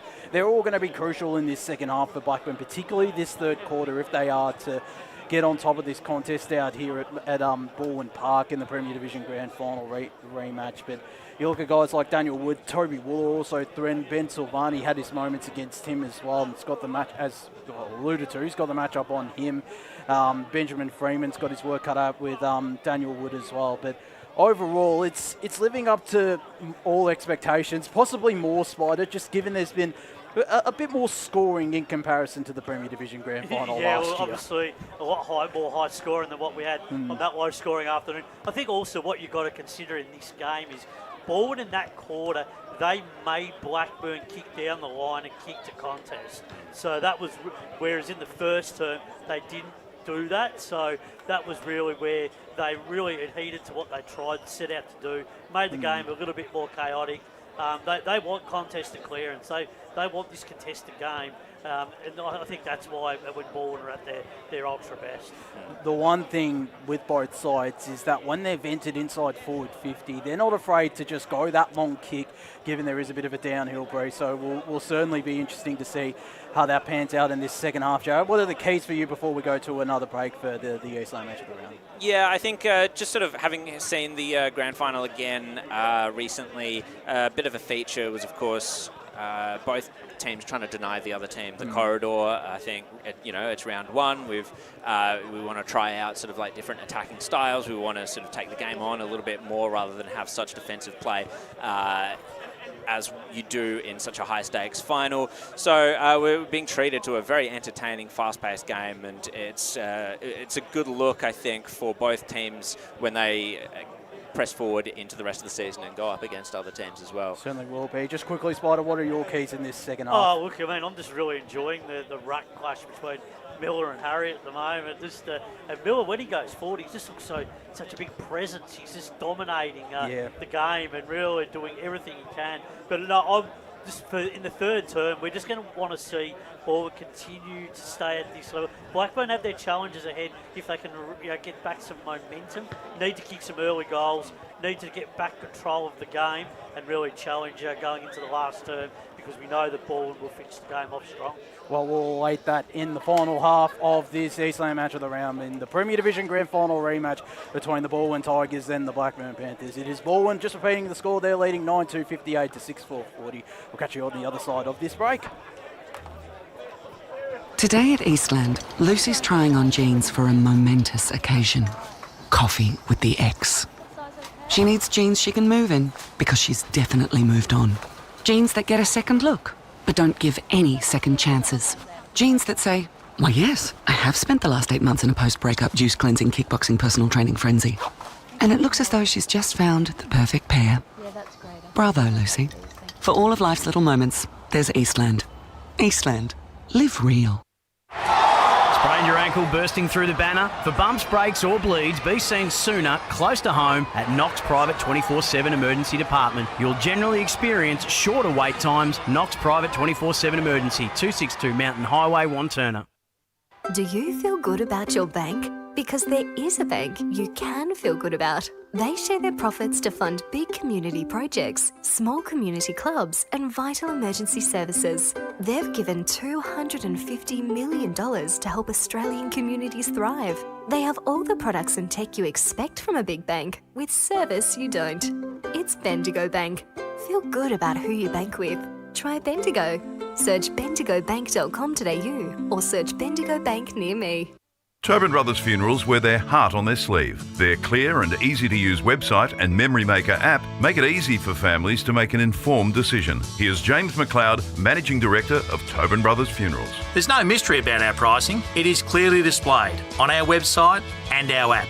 We have staff standing by 24 hours a day, every day of the year to assist you in your absolute time of need. Visit tobinbrothers.com.au. Tobin Brothers Funerals, celebrating lives.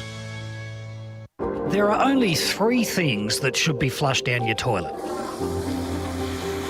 pee, poo and paper. Some wet wipes and antibacterial wipes say that you can flush them, but you can't. They clog up the toilet and pipes, causing expensive blockages. Save yourself a truckload of trouble. Put your wet wipes in the bin. To learn more, head to the Yarra Valley Water website, yvw.com.au/wet-wipes. Hi, Dylan Dow from the Baroni Football Netball Club here. When I need to grab a quick coffee or a bite to eat, I'm popping into Eastland. Eastland's more than a shopping centre. They support a range of community organisations and have been a major partner of the EFNL since 2018. Cheers, Eastland.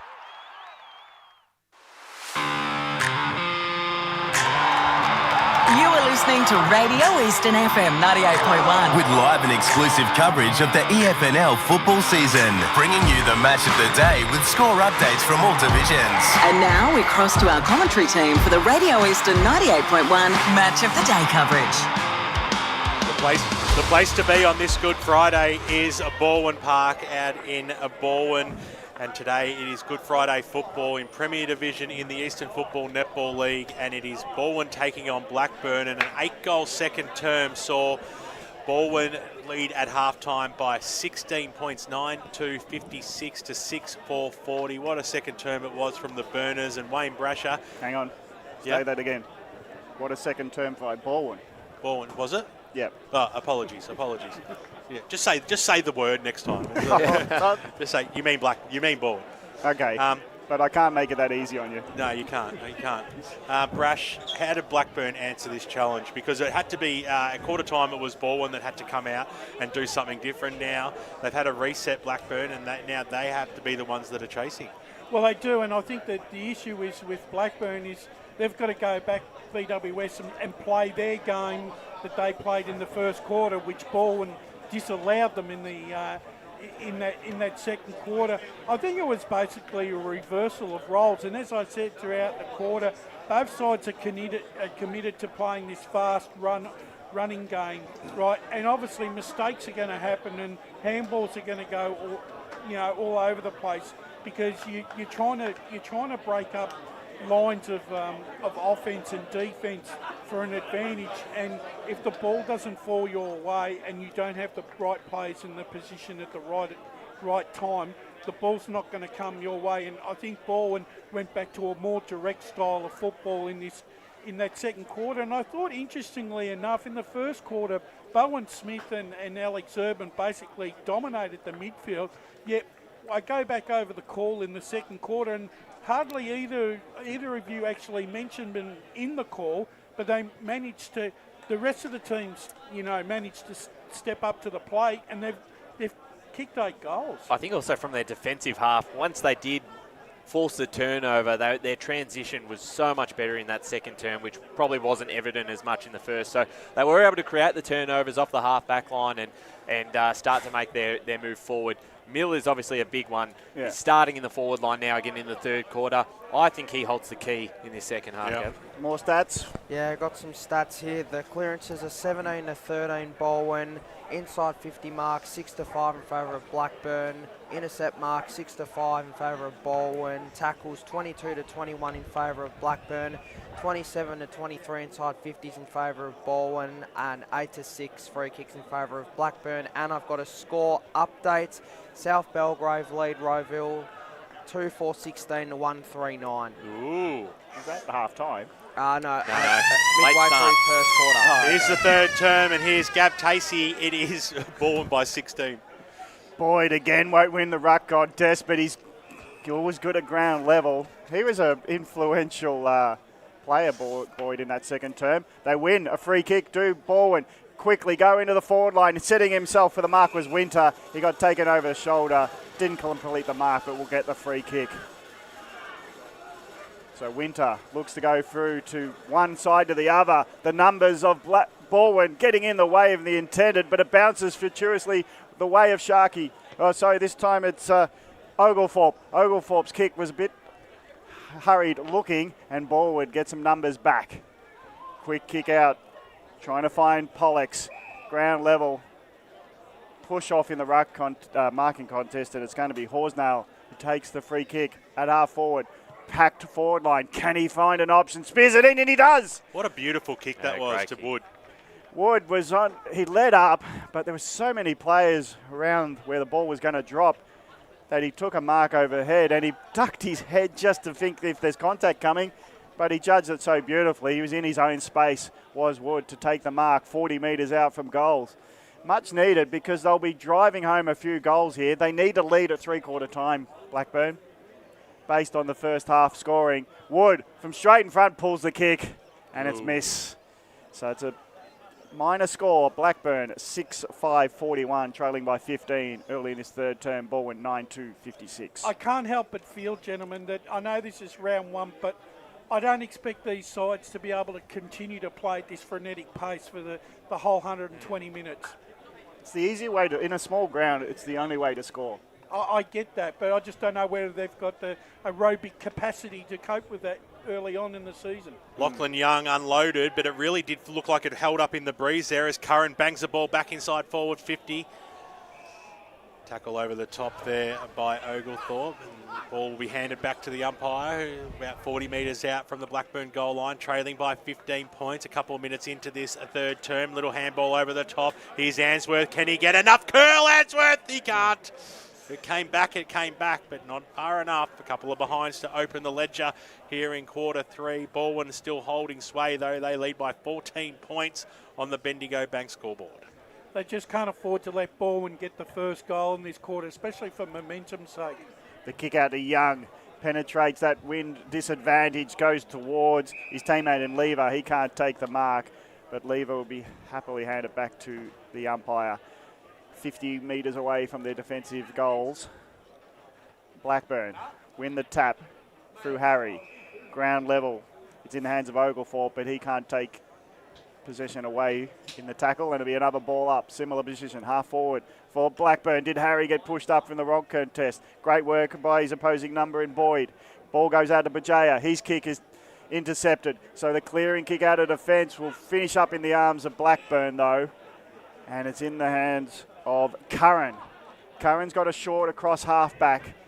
He's got Hinkley. Hinkley looking at options. A lot of numbers. All players behind the ball. The fly from the defence was nowhere near the fly to the ball. He didn't get clearance by air control there.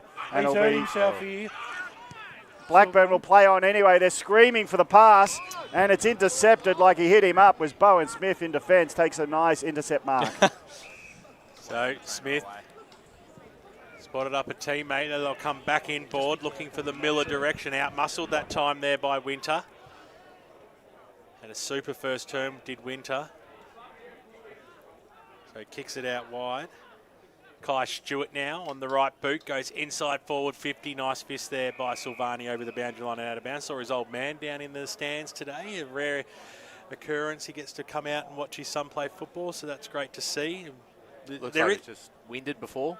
Yeah, it must have been. Yeah, certainly didn't break his leg, and like Ray might have saw. It'll never, ever get old, that's for sure. On hands and knees, nicely done there by Wooler. Got the handball out. He was looking for Worm. Trickled towards the forward pocket there. Getting down was Wood. Stays alive across the face, out of bounds. It goes for a boundary throw-in, left forward pocket.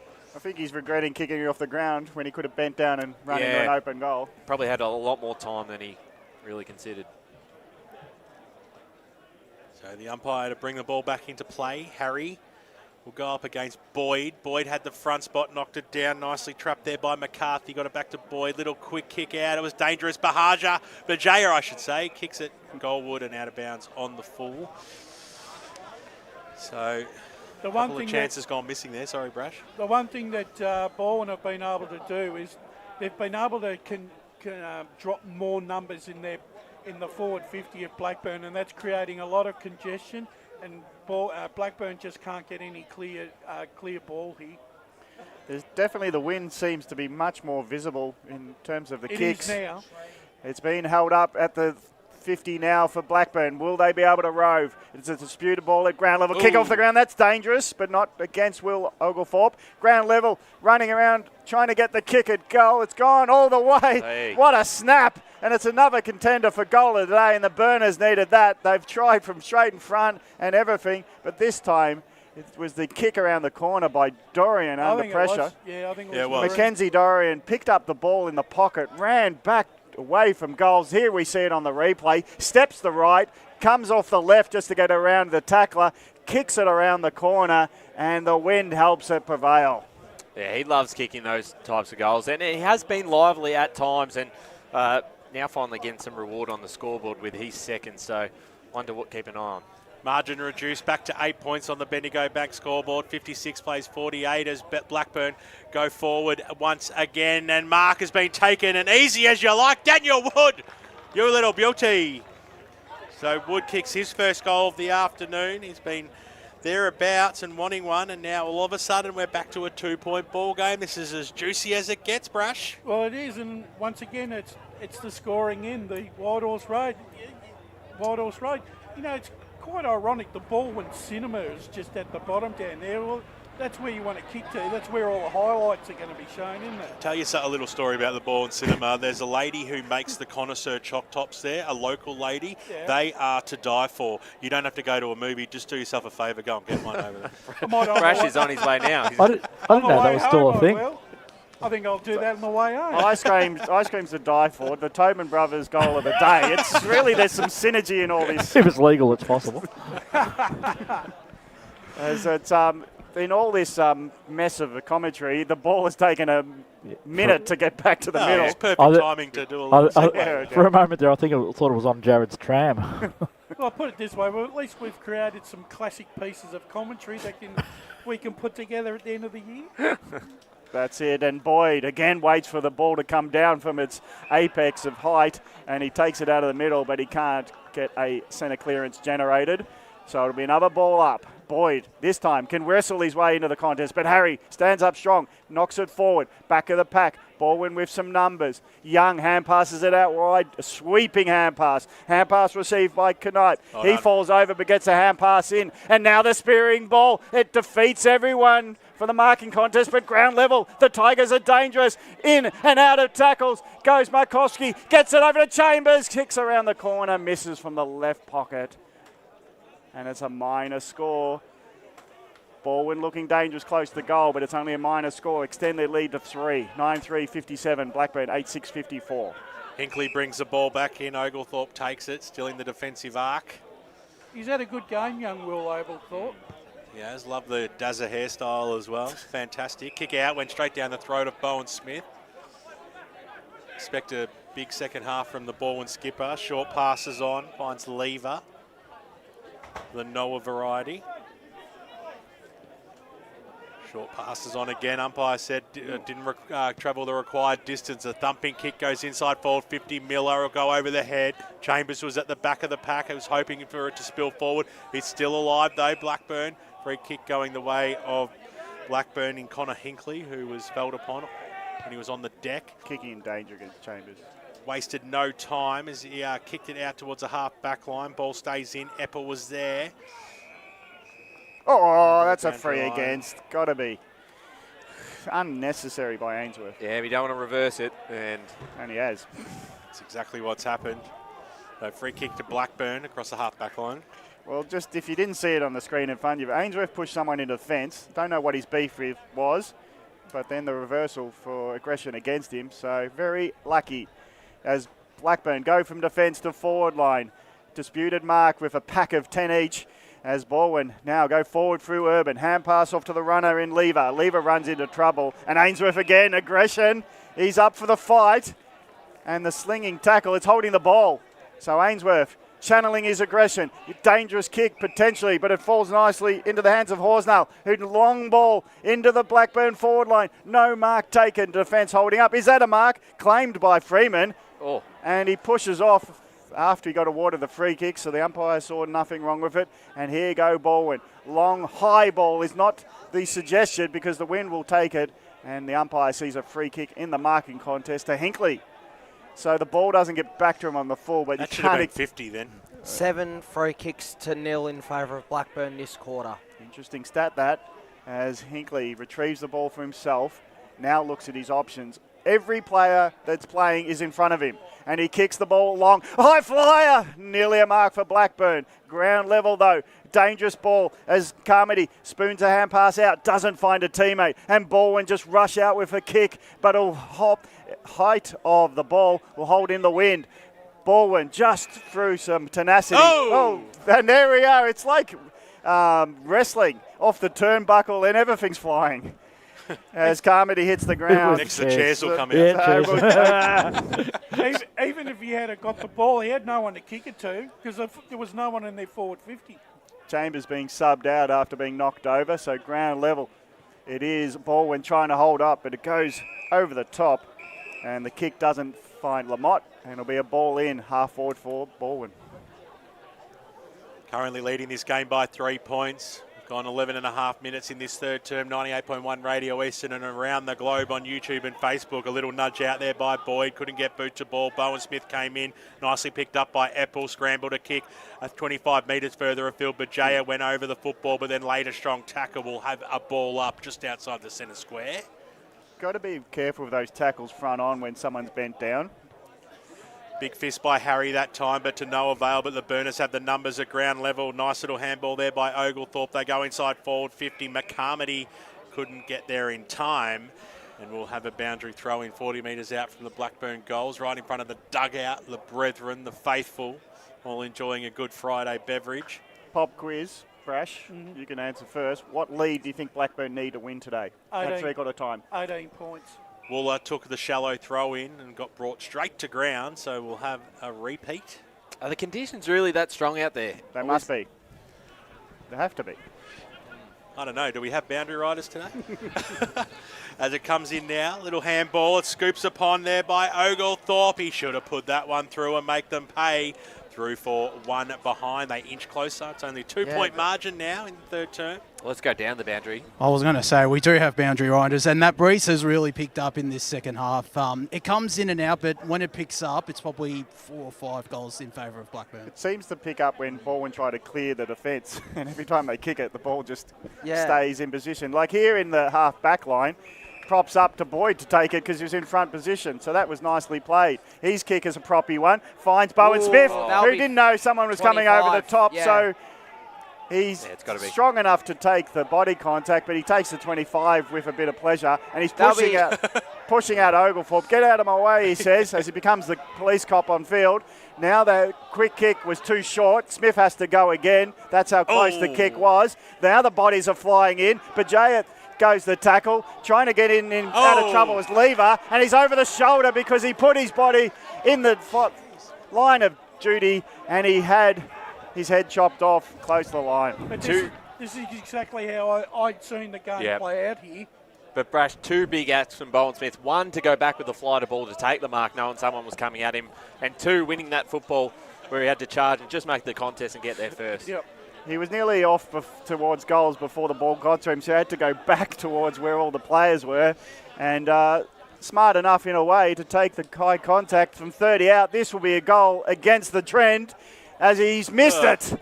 He's pulled it from the left and the wind is playing tricks, and this is a spooked end, I think. Yeah, no, I've definitely been noticing this quarter. That flag has been going up and down, and just the inside 50s.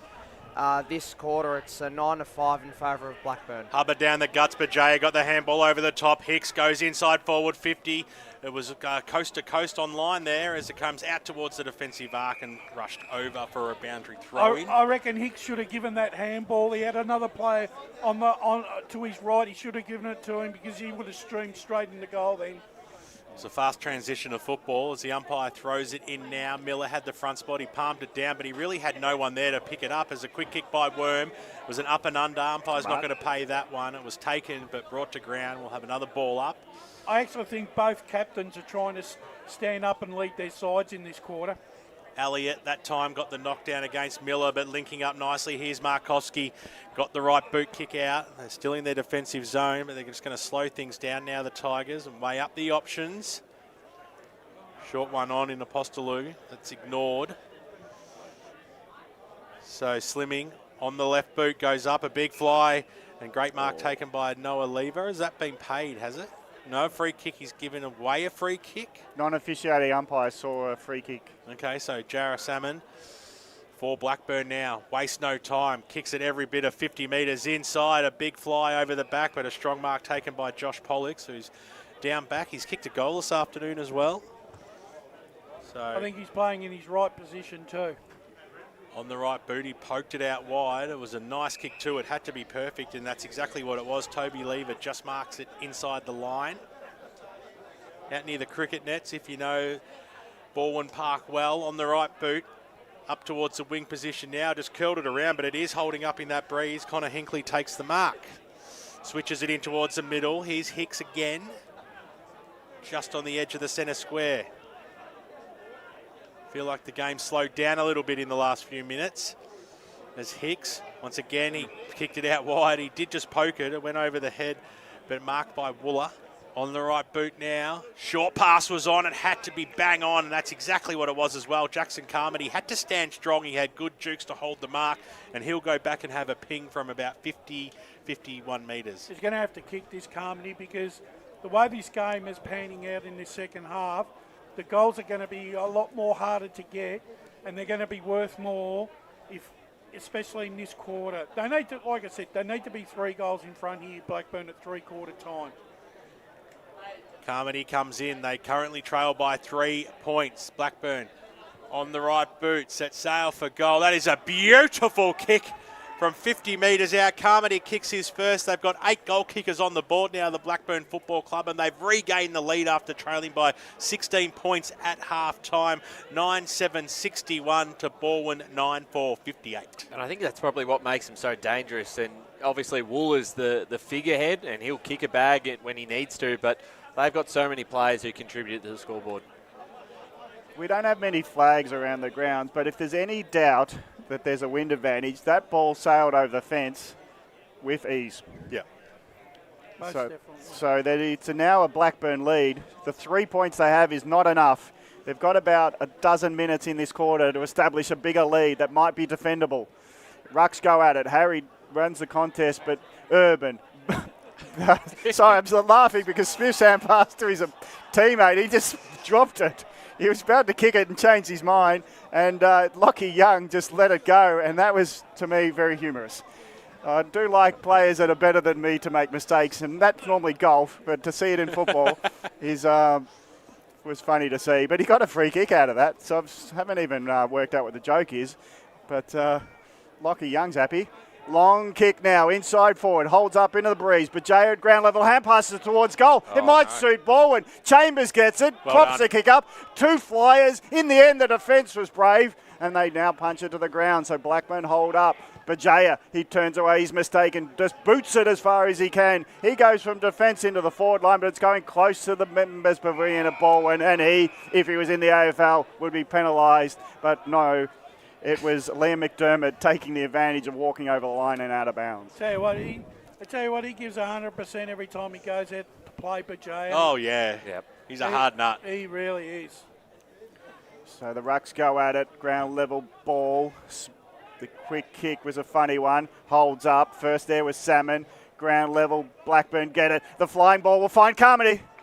And Carmody takes a chest mark 40 metres out. He was in the right position for the quick kick forward, and I think the defence weren't ready for it. Easier shot than his last one. Yep, so he knows how to do it. And the thing Practice will make perfect. Carmody's the sort of player, he's an opposition coach's nightmare because he's that one player, he's one forward too many, right, that can really hurt you on the scoreboard. So he's within 50. He just has to put it to the cinema, apparently. And he'll get a chalk top. It's now long ball. Again, no mistake. That is beautiful. That's it. That is a poetry in motion action, and the ball sailed through for the goals to the White Horse Road end. And Blackburn getting that lead they need. They stretch it to 9 points. 10-7-67 to Balwyn, 9-4-58. 20 minutes gone, third term. Yeah, really liked his performance so far, particularly in this third quarter. And they're starting to get those forward 50 entries and starting to, obviously, as you said, probably want to be 4 goals up at 3-quarter time if this breeze is going to hold up. Yeah, I reckon 4's needed. I just think that for some reason no one can score at this end of the ground. And of course it's the end that we're at as Harry goes up after it. Blackburn trying to inch their way forward again, ducking into the tackle. Will Oglethorpe brought to ground. Hold the ball. Yeah, no, I would have paid that because he really didn't want to. No, he was happy to just be hugged, wasn't he? He needed a hug. I need a hug. Are you okay, Gav? Lever goes inside forward, 50 standing strong there and couldn't take the mark. There was Curran. They've got the numbers at the 4. Little poke over the top, but running back nicely there. Connor Hinkley takes it on the chest. Interesting option of the handball then, but it found Salmon, who kicked it out of the defensive zone, but wasn't too crash hot. Another chance here for Balwyn. Urban screaming for it short, but so is the skipper, Bowen Smith, so probably fair. You take the skipper option there as a kick goes in. Miller over the back. Which way is this one going to fall? Very happy to see it over Billy Hicks for a rushed behind. Well, it never hurts to kick the ball, handball it to the skipper. Does it, BWS? It certainly does. A 9.660 to 9.559 to 10.767. The man with the pair, he's quick with the fingers this term as it goes inside forward 50 now. Here's that man again. It's Carmody. He got tackled by Schreiber. Was he tripped? Brash saw it, but he's been pinged holding the ball. How could he not see the trip first? I reckon he fell down. Oh, rubbish. He was tripped. So says Brash. Oh, dear. So Schreiber out towards the wing position. Big fist over the back there by Winter over the boundary line. I'm going to YouTube now and watching the replay. And the umpire to bring this ball in. Can't see him on screen, but God, has he got a good set of hair, this boundary umpire. He could sell half of it and still look good. As the ball bounces over and out she goes again. There we go. We'll get a look at it this time. No need to go to Turkey. Fantastic. You know, when you don't have any, you appreciate stuff like that. You know? What's right, Paul? Sorry, just a quick score update. Rowville are leading over South Belgrave 3-5-23 to 2-7-19. 8 minutes gone in the second quarter. Yeah, there's a lot to play, a lot more to play in that game for sure. And it's now in the hands of Blackburn. They're within scoring distance with this free kick because 52 metres is really gettable. The fish. Salmon, he'll be going upstream. Well, he won't be actually. He's going downstream. Because he's kicking with the wind. As Salmon from 52 metres out. Deliberate kick. Angled beautifully. Goal umpire straightens up because he knows it's action time for goal. Two-finger salute, and Salmon is, what a kick from plus 50, and now they have a 14-point lead to Blackburn. It still needs a couple more for the quarter, but late in this third term, 11-7-73, Blackburn leading Balwyn 9-5-59. Yeah, knew he was in range. The wind helped. They're not the biggest forward 50 arcs here at Balwyn in the first place. So, a great conversion, and the fact that they've kicked their last 3 set shots is a big positive for them. We are set for some sort of a finish in this game. You can just smell it. Ball back in the middle, 14-point margin, way of Blackburn. It's going to be a free kick. Yeah, Harry copped one eye. Free kick to Harry, quick handball off. Here's Answorth on the right boot. Dumps it inside ball, 50 out in front. Well, that's just what you've got to do. And a centre clearance once again for Blackburn.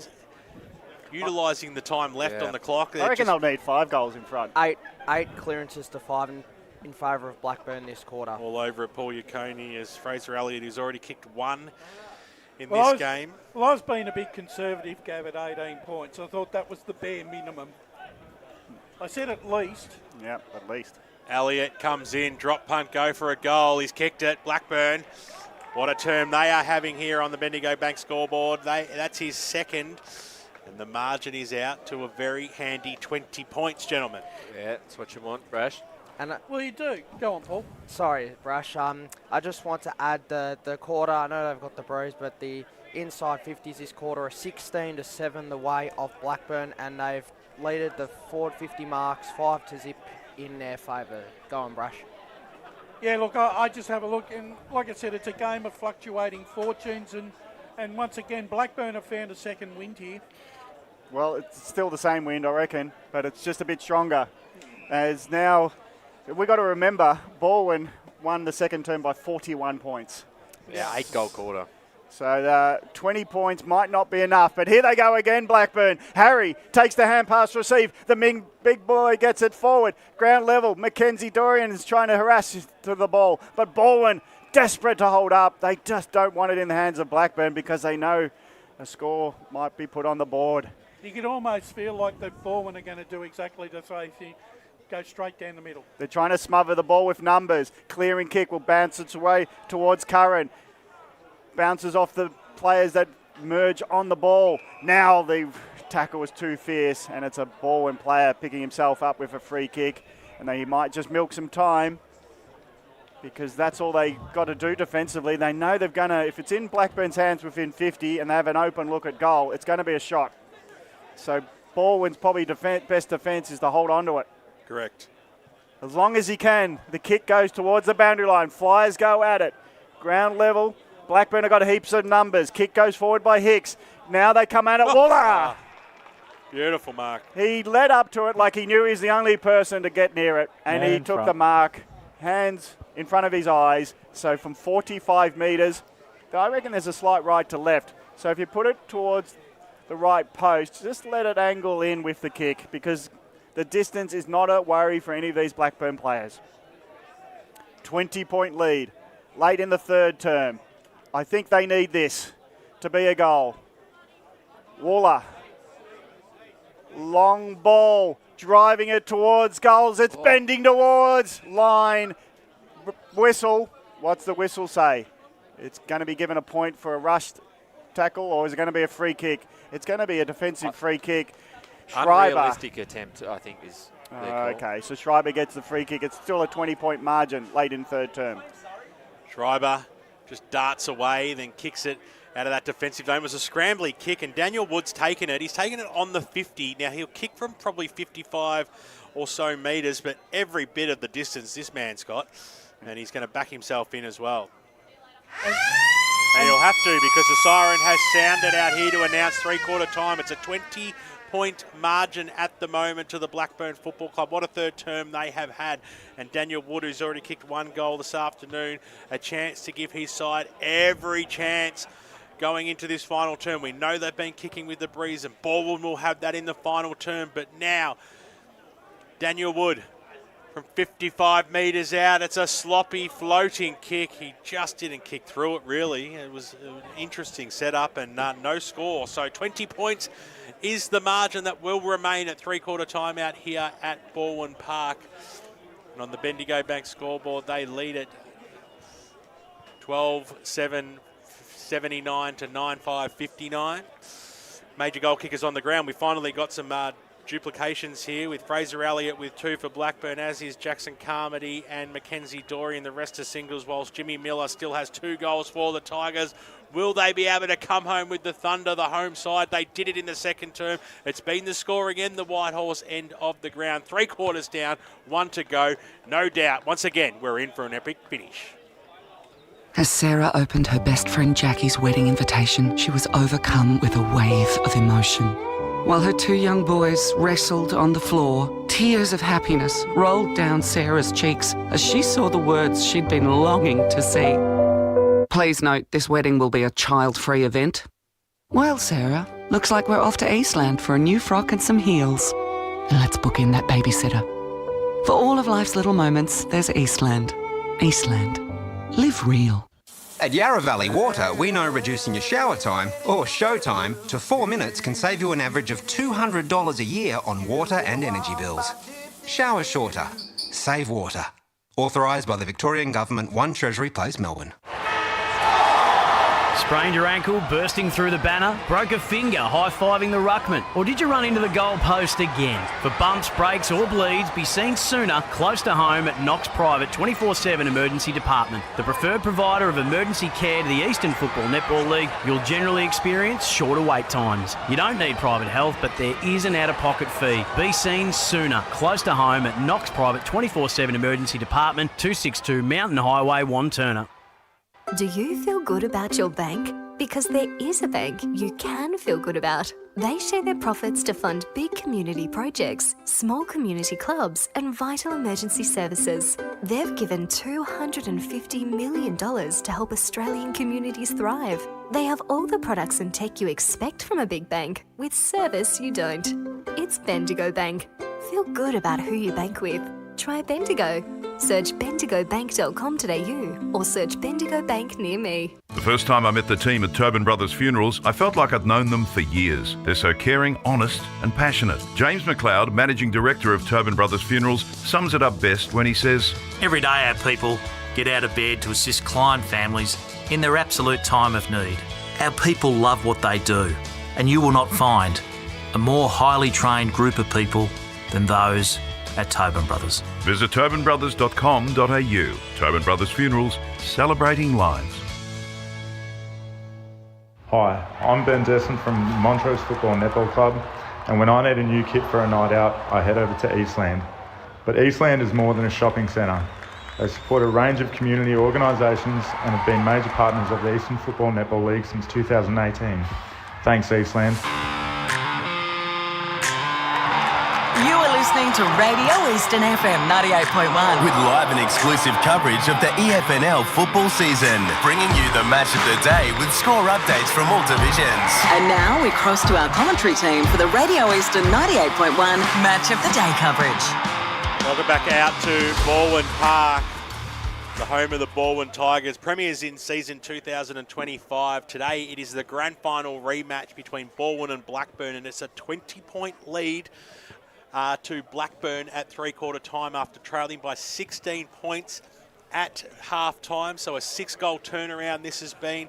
It has been the scoring end. They're going down the hill, Balwyn, in this final term to the White Horse Road end. Gentlemen, I'm saying it, we are set for an epic finish here. Yeah, I think we are. I think we're due for a close finish. And look, it's been pretty incredible the fact we've had about 18 out of 21 goals kicked down that end of the ground. And we said probably 4 goals was probably the target at least to get a bit of a lead going into this last quarter for Blackburn. They've got to defend really well here. If they can get one against the flow of play, it's going to help a lot. Oh, yeah. Because Balwyn couldn't kick one in that third quarter, Brash. No, and I think, actually, believe it or not, time is the enemy of Blackburn here, because 4 goals can be wiped off very quickly, anywhere between 5 to 8 minutes. And the thing is, Blackburn don't want to be defending for at least 20 minutes of the quarter. They'll have to be on the front foot. And once, sorry, Brash, because one sides have been kicking goals, those centre clearances have been so important because the quick inside 50s, they're getting marks in there and they're scoring from it too. So if they can control the game, they get their numbers back as well and defend, it's going to be really important. Well, in this end, Balwyn 1-2 in the first quarter. Yep. Blackburn 1-1 in their second quarter. Then Balwyn messed up 0-3. You're not getting more than 3 shots at goal. No. So Blackburn would almost want to convert all 3 attempts at goal, because you're right. 4 goals feels not like enough, because they're going to get at least 6 goals, Balwyn, in this quarter. That's what I'm saying. And the thing is with Blackburn, they can't afford to let Balwyn. The longer they can string that 4-goal lead out, the better it is for them. But they're not going to be able to hold on to it for the whole match. They're going to, like you said, they're going to have to score at the other end at least 2 goals. Yeah. Otherwise, the game will slip away from them very quickly. Yeah, it's certainly right. And we're going to hear from Anthony Fagan with Jared Beanley in just a moment. Long huddle, been holding them in there for a little bit here as Balwyn are out to their positions. Got Josh Ward on the boundary, though, who was at the Balwyn huddle. Yeah, they're up and about at the Balwyn huddle. There was a recurring theme. They've been in this position before. It was similar to last year's Premier Division Grand Final. Sanderson wants them to just go in harder and lower, look to give that first give out of the contest, or either that or kick it, look to get some overlap run going. And they only have 3 on the bench. I believe it's Seb Wolf who might be out for the remainder of this contest. So just looking to outwork them and outrun them in this final quarter. And we've got Jared Beanlin who with Anthony Fagan now. Thanks very much, Ryan. Anthony, your main message at this quarter was just to try and stretch the ground as much as possible, create space out the back for your forwards to run onto it. Yeah, well, clearly there's been a majority of goals have been kicked down this end of the ground. There's been 2 goals kicked to the top end of the ground. So we still not going to win contests. I thought we were much better at the LDL contest, get numbers in the screen. But, it's going to be really important. Yeah, clearly, Paul's probably lived in the front half of the ground in this game. So we need to make sure for us to win the game, we're going to have to score. We're not going to be able to defend for 30 minutes here. No. So we're going to continue to go after the game, and it's going to be a really important midfield battle. Thanks, mate. Good luck. Great stuff there. Jared Beanlin, boundary side with Anthony Fagan, the coach of the Blackburn Football Club. They have a massive challenge coming up here, but I tell you what, they played some damn good football today, and they might just be able to get the job done, because what we saw in that third term was the pressure was there, the want was there, and they look to have the legs as well. It'll be interesting to see who can run this game out. It's only the first game of the season, so we do expect sides to probably tire a little bit towards the end of it without that match day fitness. However, they have been training non-stop right throughout the summer. The umpire holds the ball aloft. Final quarter underway. Here's Gab Casey.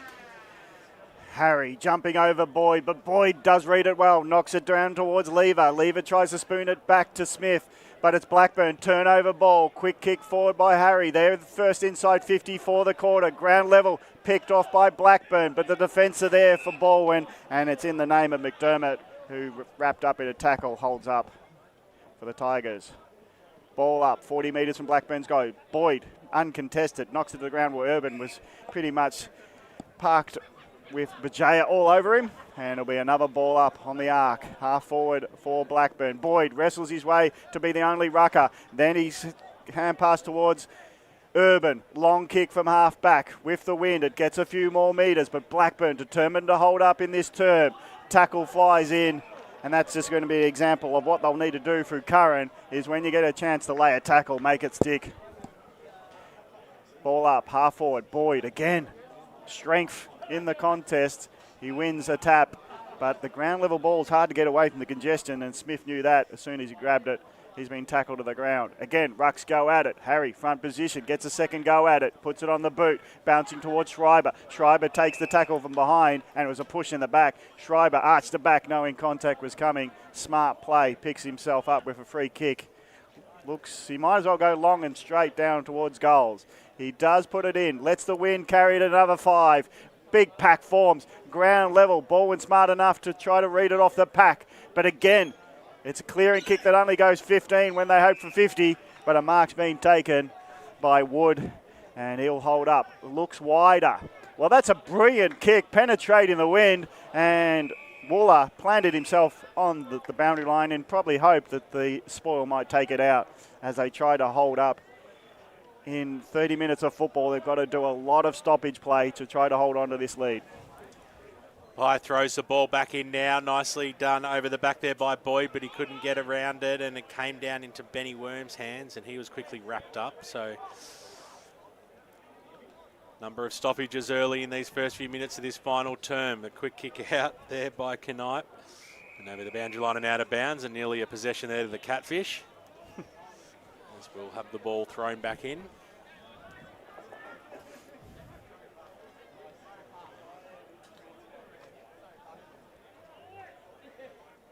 Here we go. Pye to bring the ball back in now.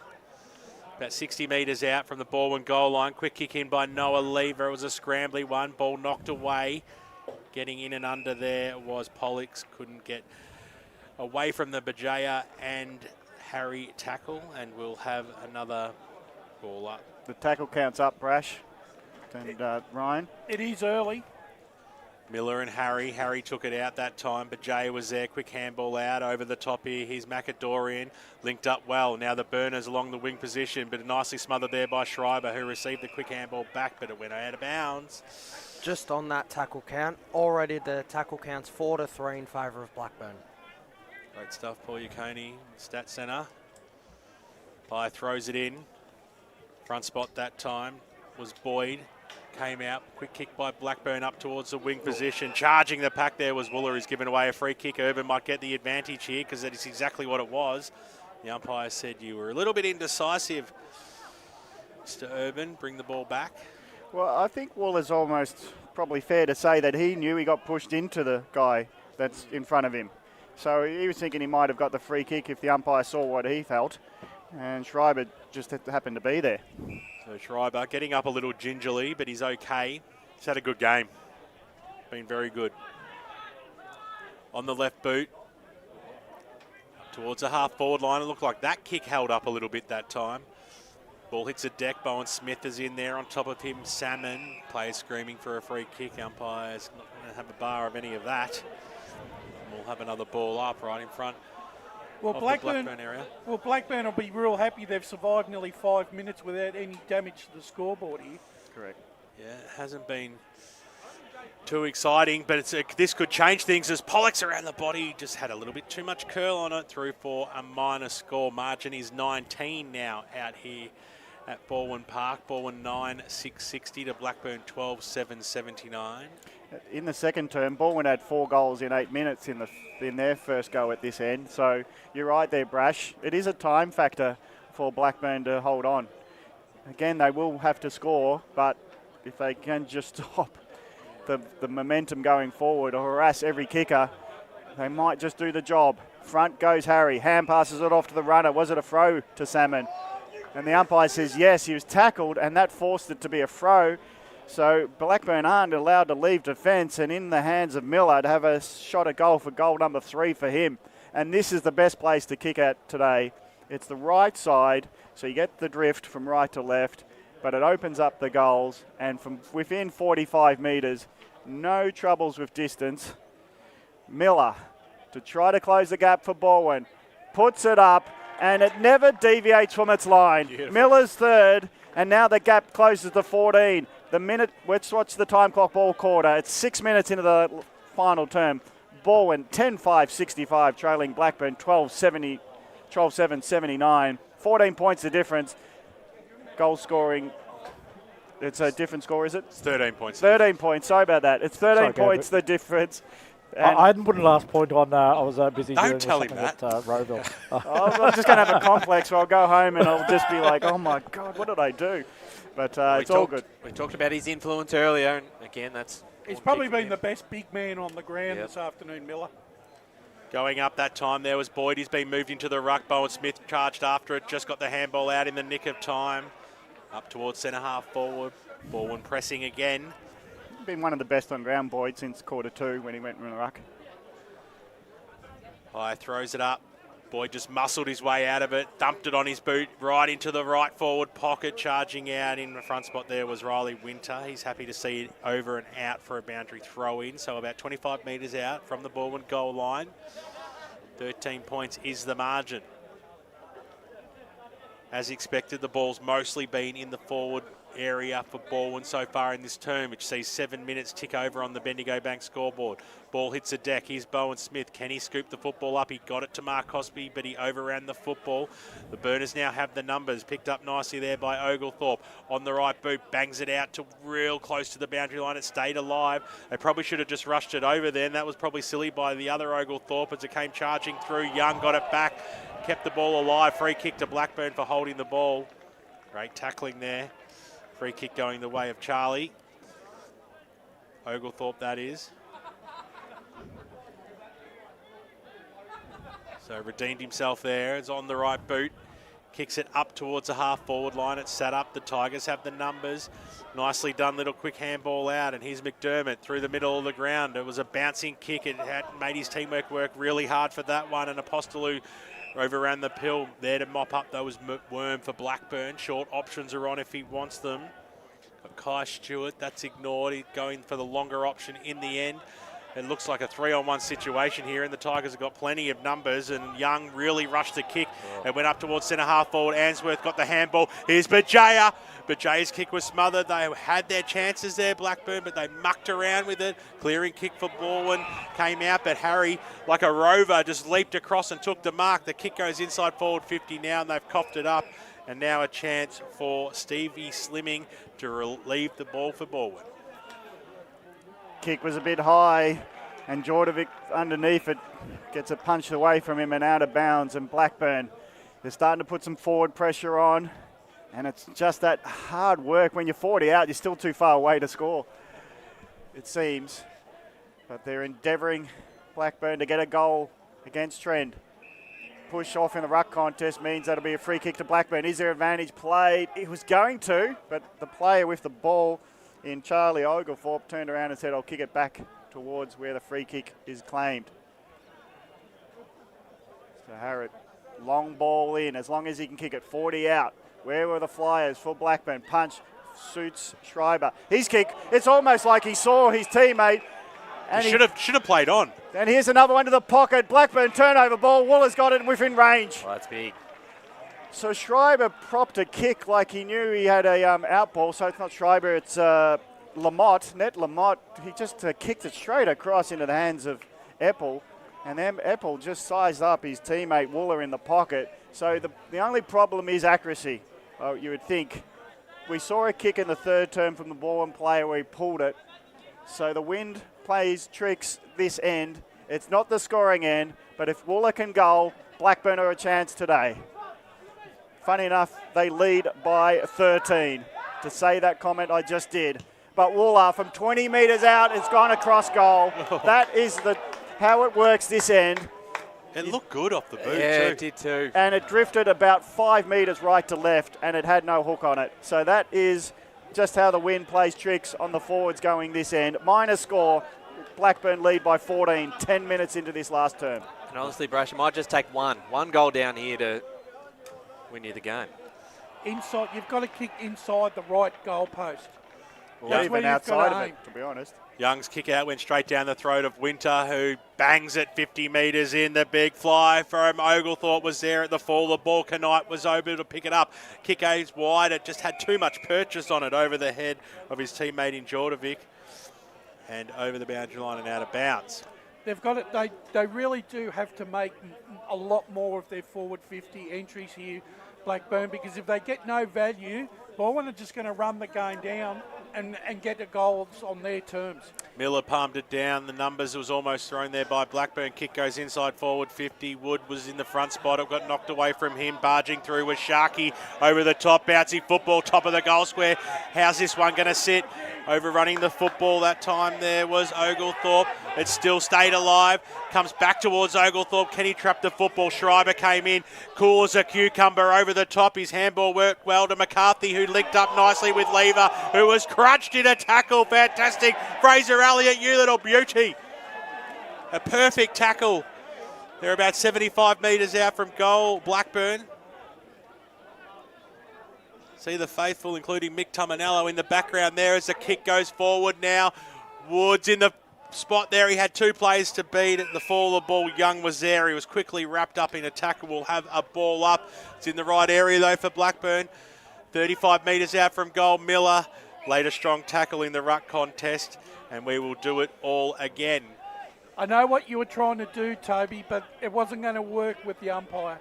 Yeah. So Miller took it out. His kick was smothered. He'll have to go after it again. Little toe work by Oglethorpe to the top of the goal square. Silvani's there for the ball inside. Handball, he coughed it up straight away. You kick across the face there by Carmody. Well, they got excited. We all did.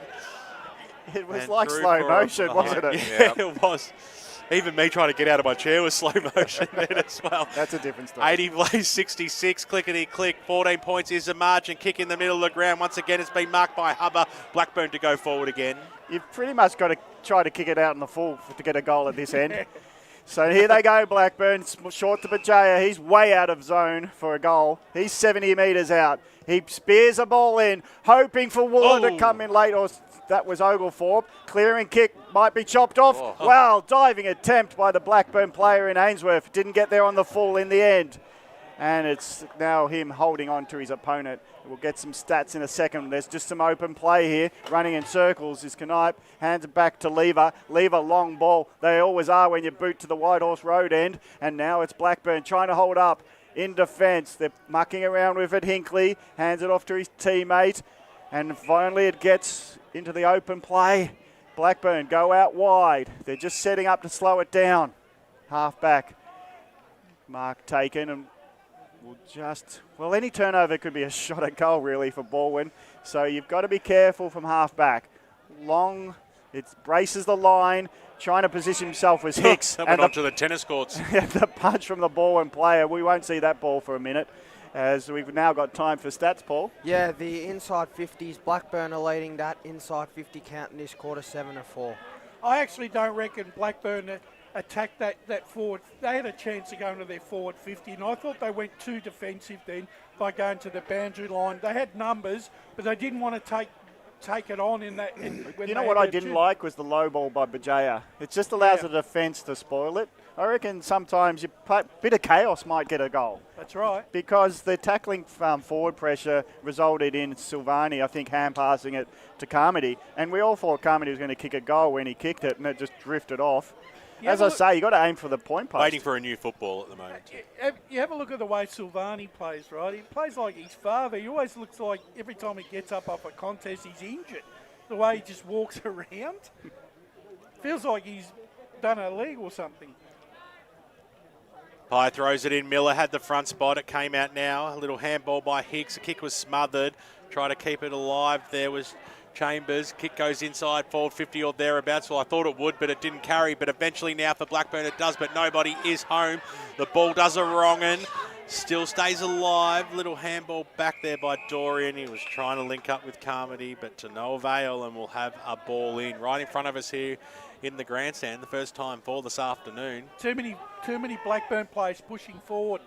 They need to at least allow one to drop back. Miller has a substantial height advantage in that situation. Got the easy palm down. The quick kick by McCarthy. Scrambles up towards the wing position, and it will go over for another boundary throw-in. Seems like Balwyn's falling for what Blackburn's selling. Yeah. They're rushing everything they do. Yeah. They're not taking control of the ball.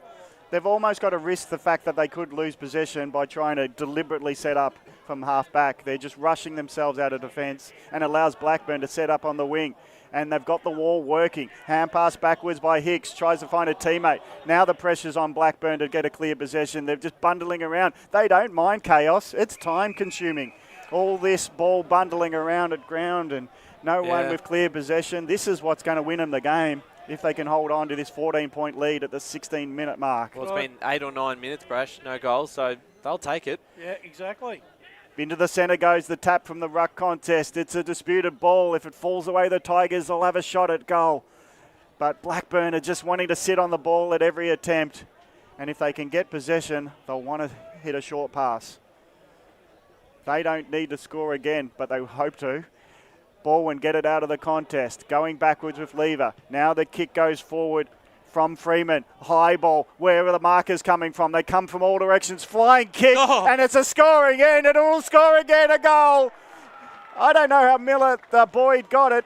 Was it Boyd? He got it and he just kicked it. And it's like the ball's got a GPS tracking its way to the goals. It eventually finished in a score. And Balwyn now only trail by 8. Needed something to break the deadlock, did Balwyn. And look, now they reset back centre clearance. The pressure now moves a little bit more to Blackburn, and that's a big one because I think for probably 6 or 7 minutes there, Blackburn had multiple chances of getting one back. And Blackburn need to score in the next 3 minutes here, I reckon, before time on. 17 and a half tick over. 8 points is the margin. The man at the moment, Boyd, back in the middle. Goes up after it. Urban just ferried it out. Got it towards Bowen Smith, who got dispossessed. Kick goes for Blackburn up towards a half-forward line. Bouncing footy out towards them. Carmody direction, who's had a good game, but nicely done there by McCarthy. But his kick was scrambly, so another chance for Blackburn to bang it inside forward 50. They're taking those kicks at every opportunity they can get. It's all about getting distance here against the breeze. Over the boundary line, she goes for a boundary throw-in. Just a quick score update. At half-time, Roeville lead over South Belgrave. Roeville 5-9-39 to South Belgrave 2-8-20. Throws it in, a little flick over the back. Bowen Smith got felled upon, but Urban was given the advantage, and once again he was told it was not advantage. So here's Smith, the skipper for the Tigers. Short kick is on, had to be perfect, and it was just that. Apostolou, who kicked a goal early in the game, gets down low and takes a bit of a slips catch. On the right boot, he too goes for purchase. Up towards the 50 there, Miller over the back, Smith was there. Handball backwards to go forwards, Young was in as well. Got it back to Smith, quickly wrapped up by Oglethorpe, Bajaya and Co. And we'll have a ball up just outside the centre square. Just forward of centre for Balwyn, currently trailing by 8 points in the final term. Grand final rematch. Urban handball looking for Schreiber. Couldn't hold the tackle. Nice handball by Oglethorpe over the top. Here's a go for the Burners. Up towards the half-forward line. A nice stretch out mark taken by Elliott. He's got to look up and get the right option. He's got to keep it low. He's got to kick it towards the Waller direction. Over the back, little handball by Apple. Put his teammate under a lot of pressure. Schreiber was strong in the contest, but the umpire's not going to pay that one. And we will have a ball up 45 metres out from the Blackburn goals. Blackburn, you sense they need this. Lead by 8. But in the next 10 minutes, it's in Balwyn's hands, the scoring end, that is. So can Blackburn get a score against all odds and set up a win? Ruck tap win.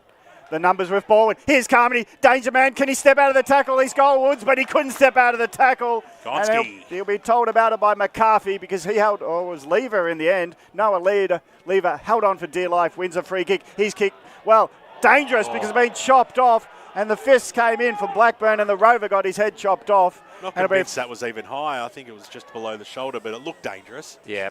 So picking up the free kick, the Burners for Oglethorpe.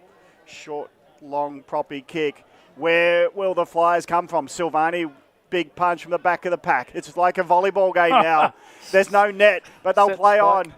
And it's now in the hands of Boyd. He's been sensational. Short kick defies the ruck skills, being nice. Urban puts his head down. Did it get it taken off? The umpire says no. He wanted one back. If he didn't... He's getting a rough end with the umpires today, Urban.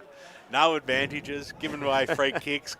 Well, doesn't get one when his head gets knocked off. Boyd again just waits for the ball to fall in his lap because he pushes his opponent out of the way. He's rucking superbly around the grounds, is Boyd, but the ball doesn't clear that little area, and will be very tired, our Balwyn, I sense. 8 points behind with the win, but they look like they're tired now as Blackburn putting physical energy into every contest just to probably rope-a-dope them, I suppose. Now Blackburn can't get out of this tackle, and Balwyn will set themselves up for another shot at goal. Apostolou, quick to play on, hands it over to runner and Young. Young gets it over to teammate Smith. Now Urban gets it to Miller! Oh. Puts the knee in the back of his opponent. He'll have a shot from 40, and it'll be game on very soon. And you have to back him after what you've seen today. Yep. And very lucky to be able to play on where they did in the middle of the ground from that free kick, because that play went move forward. That should not have been allowed. Yeah. So Miller, he's been a dead-eye deck with 3 goals as he's moved forward from quarter 2 onwards. He puts it to right post. There's a sneaking in. No. It's missed. That's a big miss, you sense. 7 points the difference. Balwyn 11-7-73. Trail Blackburn 12-8-80. The clock reached 22 minutes gone. Maybe 6 to 8 minutes to go in this game. Could be a draw. Could be. You didn't predict that.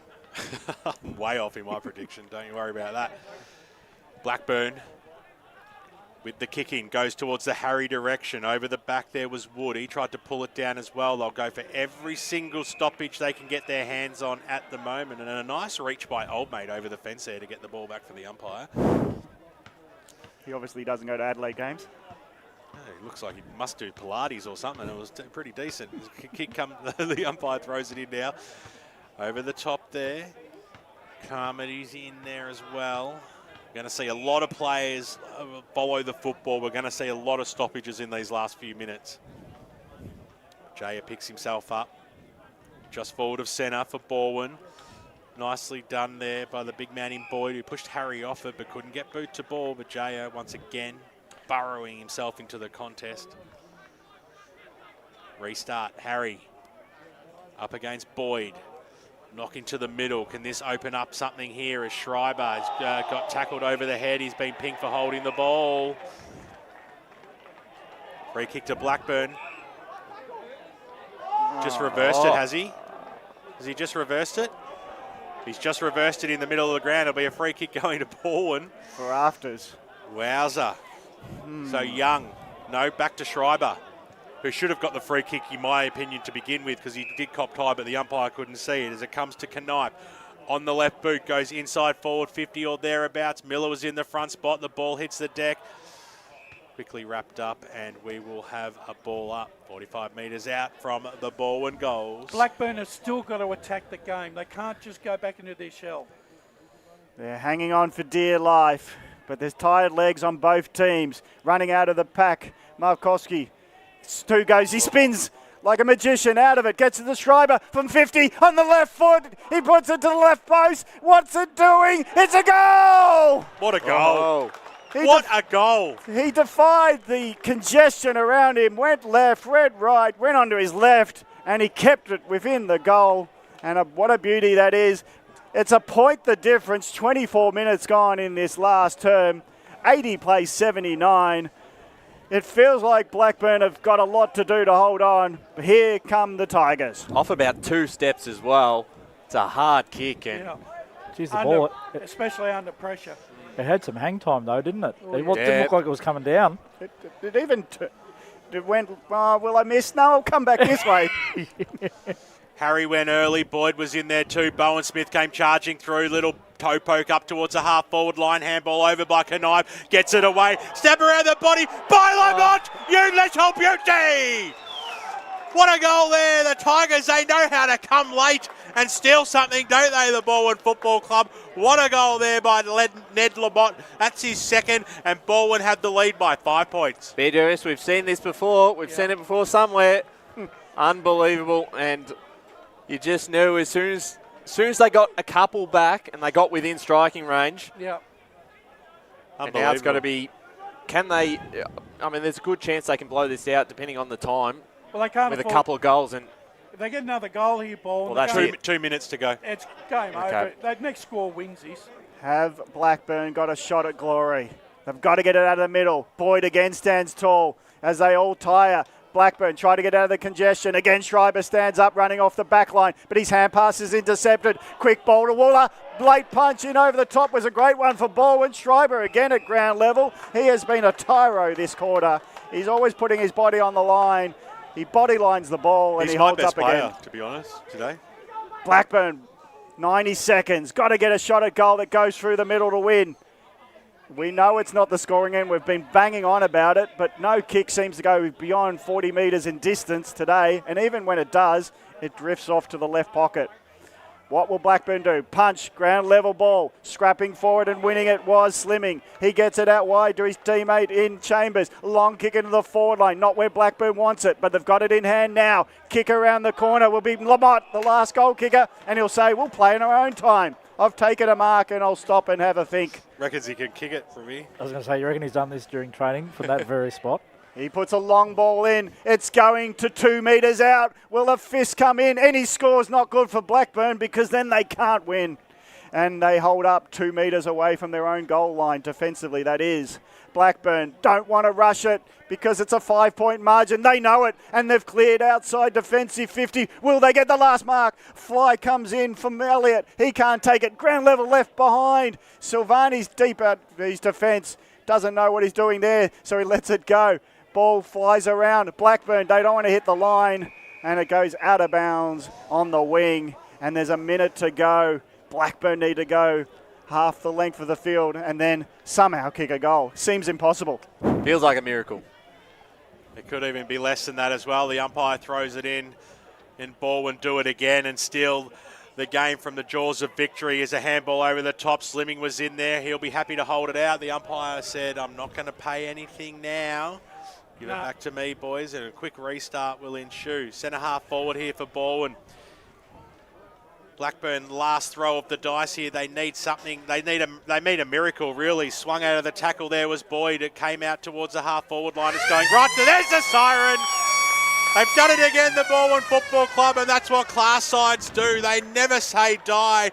They trailed at quarter time, they trailed at three-quarter time, and they came home with the thunder. And just when you thought Blackburn might hold on, Wayne Brasher, they have done it again in time on and gone bang and bang and bang. Final score out here at Balwyn Park, 13 goals, 7, 85 Balwyn to Blackburn, 12, 8, 80.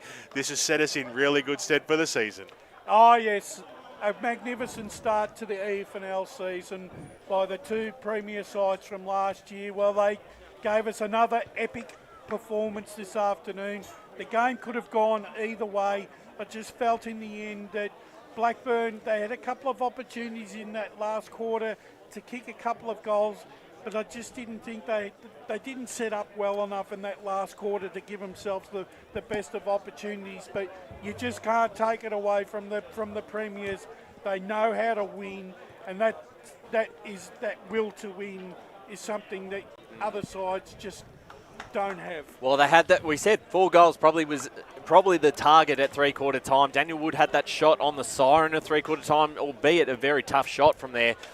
If they get that, potentially they might just hold on. But unfortunately for them, it's the same result. Bit of deja vu. As we see the boys, I think Josh has got Bowen Smith down at ground level, so we'll throw it down to Josh. Yes, I am with Balwyn Smith, the skipper, who performed once again today. Balwyn, a terrific performance, very similar to what happened in last year's Premier Division side. I must be very pleased to get the first up win for season 2026.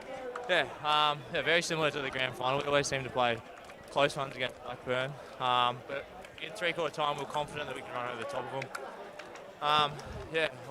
A lot of the young boys stood up, some of them first gamers, so great team effort, 22 contributors, so very pleasing. I was going to say, that must be very pleasing with a lot of new players in the lineup today as well. Yeah, Caleb from the lower division come up and he performed well, won a lot of one-on-ones, and the VFL boys come in and just played team roles, which is all we asked of them, so it was really pleasing. Jared, thank you so much, Balwyn, for joining us. Guys, I got Caden Schreiber down on the stars of that final quarter. Mates, what a win. How does it feel to get the first win on the board for the year, plus in a grand final rematch? Yeah, it's very special. Played Blackburn the last 3 games, so we knew coming in it was going to be a bit of a grudge, but look, we probably didn't set ourselves up too early in the game, but credit to the boys for sticking it through to the very end. Yeah, it was good. Absolutely. And what was that? What was the key in that final quarter for you guys to just push it over the line? To be honest, I don't think we played the way we wanted to. We sort of went a bit too down the line, but I think credit to the boys for just putting their heads over the footy, winning the ball. I think they beat us to the ball all day. In the last quarter, we sort of just lifted our game and started winning our one-on-ones, and I think that may have been the difference, yeah. Awesome. Thanks, mate. Enjoy the win. Cheers. Thanks, guys.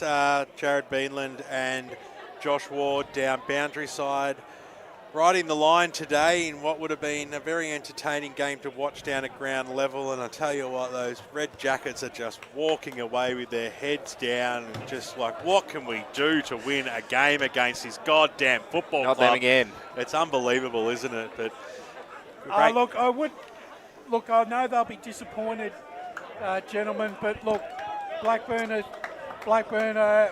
they didn't lose any admirers. Nah, they're going to be there when the Cracks are whipping this year. Well, I think that's a big positive for them. I think they walk away with this game. Obviously, it's very disappointing for them that they didn't get the 4 points and against the side that they lost to in the grand final. But there are certainly plenty of takeaways. There's plenty of sides, plenty of players to come back into both lineups. Just looking down now, I mean, you've got guys right there in Stoddard and Lawler and quite a few that are set to come back in. So there's no too many concerns there. But we might get the song down at ground level. If we can't get it when they're underneath us, we'll never get it. Well, that's right. Thanks to Tobin Brothers Funerals, celebrating lives. One of the best songs in the Eastern Football Netball League as well. The double barrel they go for, the Balwyn Football Club. And here they go.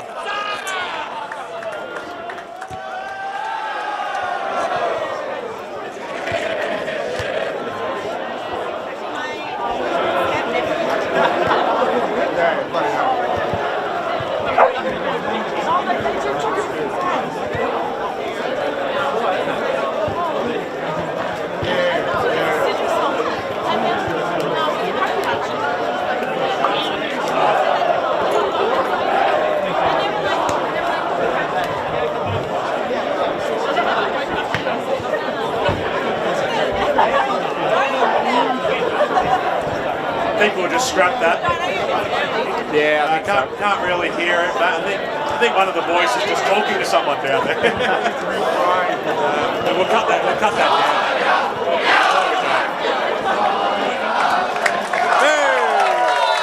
Hey! Always good for Ryan to hear that song because he doesn't get to do it. Yeah, so probably a while to hear that again.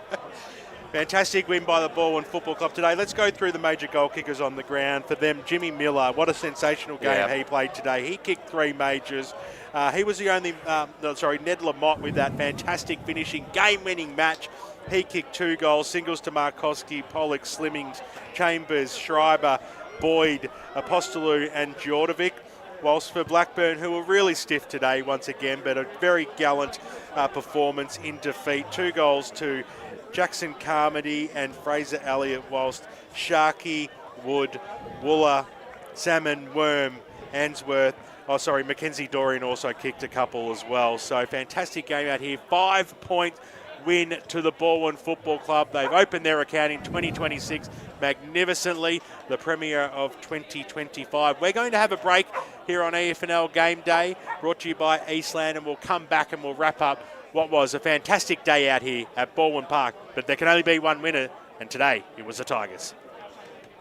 As Sarah opened her best friend Jackie's wedding invitation, she was overcome with a wave of emotion. While her 2 young boys wrestled on the floor, tears of happiness rolled down Sarah's cheeks as she saw the words she'd been longing to see. Please note, this wedding will be a child-free event. Well, Sarah, looks like we're off to Eastland for a new frock and some heels. And let's book in that babysitter. For all of life's little moments, there's Eastland. Eastland. Live real. Sprained your ankle, bursting through the banner? Broke a finger, high-fiving the ruckman? Or did you run into the goal post again? For bumps, breaks or bleeds, be seen sooner, close to home at Knox Private 24/7 Emergency Department. The preferred provider of emergency care to the Eastern Football Netball League, you'll generally experience shorter wait times. You don't need private health, but there is an out-of-pocket fee. Be seen sooner, close to home at Knox Private 24/7 Emergency Department, 262 Mountain Highway, Wanturna. Do you feel good about your bank? Because there is a bank you can feel good about. They share their profits to fund big community projects, small community clubs, and vital emergency services. They've given $250 million to help Australian communities thrive. They have all the products and tech you expect from a big bank, with service you don't. It's Bendigo Bank. Feel good about who you bank with. Try Bendigo. Search bendigobank.com.au or search Bendigo Bank near me. Tobin Brothers Funerals wear their heart on their sleeve. Their clear and easy-to-use website and Memory Maker app make it easy for families to make an informed decision. Here's James McLeod, Managing Director of Tobin Brothers Funerals. We pride ourselves on being the most transparent funeral company. All pricing on goods and services are available on our website. It's all there for you to see and make very informed decisions when planning a loved one's funeral. Visit tobinbrothers.com.au. Tobin Brothers Funerals, celebrating lives. At Yarra Valley Water, we know reducing your shower time, or show time, to 4 minutes can save you an average of $200 a year on water and energy bills. Shower shorter. Save water. Authorised by the Victorian Government, 1 Treasury Place, Melbourne. Sprained your ankle, bursting through the banner? For bumps, breaks or bleeds, be seen sooner, close to home at Knox Private 24/7 Emergency Department. You'll generally experience shorter wait times. Knox Private 24/7 Emergency, 262 Mountain Highway, Wanturna. You are listening to Radio Eastern FM 98.1. With live and exclusive coverage of the EFNL football season, bringing you the match of the day with score updates from all divisions. And now we cross to our commentary team for the Radio Eastern 98.1 Match of the Day coverage. Deja vu out here at Balwyn Park today with the Balwyn Tigers reigning supreme in time on, running over the Blackburn Football Club today. 13 goals, 7-85 to Blackburn, 12-8-80. A magnificent performance by both sides today. A real setup for what should be another epic season in the Eastern Football Netball League Premier Division. We've got another game happening today out at Seabeck Oval between Roeville and South Belgrave. Of course, South Belgrave coming into the Premier Division this year, and what was dubbed as a rivalry clash. I don't know how that works today, because with South Belgrave and Roeville, but nonetheless, they're taking part out there, and we're up for an updated score. Well, I haven't got one. What about you, Paul? How are we going, mate? Yeah, I do have a score. It's early in the third quarter. It's Roeville 6-11-47 to South Belgrave 5-11-41. They've come back a bit here, the South Belgrave. Could there be a breeze down there at Seabeck? There surely has to be. If there was a breeze here, then there probably is a breeze down there. Well, it was 5-9 to 2-8 at one stage. So South Belgrave have come back into that contest. I've asked Ray Baird all day to send me a score. He doesn't want a bar of it, so he's too busy. He's been kissing babies and shaking hands all day out there, wearing his EFNL gear. So I hope he's having a good day out there. He won't be listening, but gentlemen... No, he won't be. he definitely won't be. Gentlemen, I want to speak to the boundary riders, because I want to know what it was like down boundary side, especially for those final moments down there, because, and especially... You were probably edging towards the Blackburn area. What was the feeling like down there? Because those memories, those nightmares would have been flooding back in for the faithful down there. Well, they were a bit quiet towards the end there, and I think those nightmares would have been flooding into the Blackburn faithful after what happened in last year's Premier Division decider. And most of the last couple of contests between Balwyn and Blackburn, there was a fair bit of quietness, I must admit, and I think they'll leave here pretty disappointed. Jared? Yeah, it was really interesting to sort of gauge the response from the Blackburn crowd, especially when it's a Balwyn home game, and the Red Jackets seem to outnumber them. They do travel very well, and especially on a day like this, definitely deja vu for them. But at ground level, the contest work, especially towards the end of the game, was very very fierce, going in the way of Balwyn at the end of the day. And I don't know, for the final quarter, it looked like, to me at least, Blackburn were doing a lot of things right, at least in terms of the way the game was going. However, Balwyn were able to wrestle it. Well, I was going to say, it might have, the fact they had all the territory for probably 5 to 10 minutes during that quarter, I was thinking if they didn't kick a goal here, it would come back to bite them. Yeah. It turns out it does. And they squandered those opportunities, though, especially with the kicks inside 50.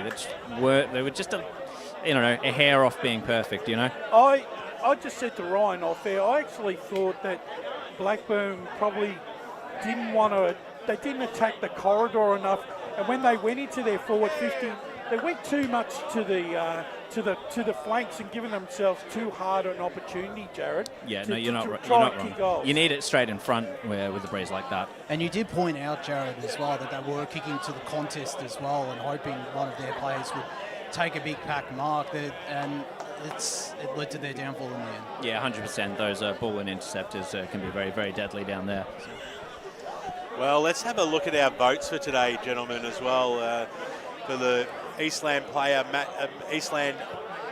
of the game, we'll do a 3-2-1 situation. I'm going to start with Wayne Brasher today. Brash, plenty of players could put their hand up for votes, but there can only be 3. Give us your 3, 2 and 1. Well, I'm going to go 1 to Carmody from Blackburn. I thought he was their best forward, created lots of opportunities and looked dangerous for most of the afternoon. 2, I'm going to give to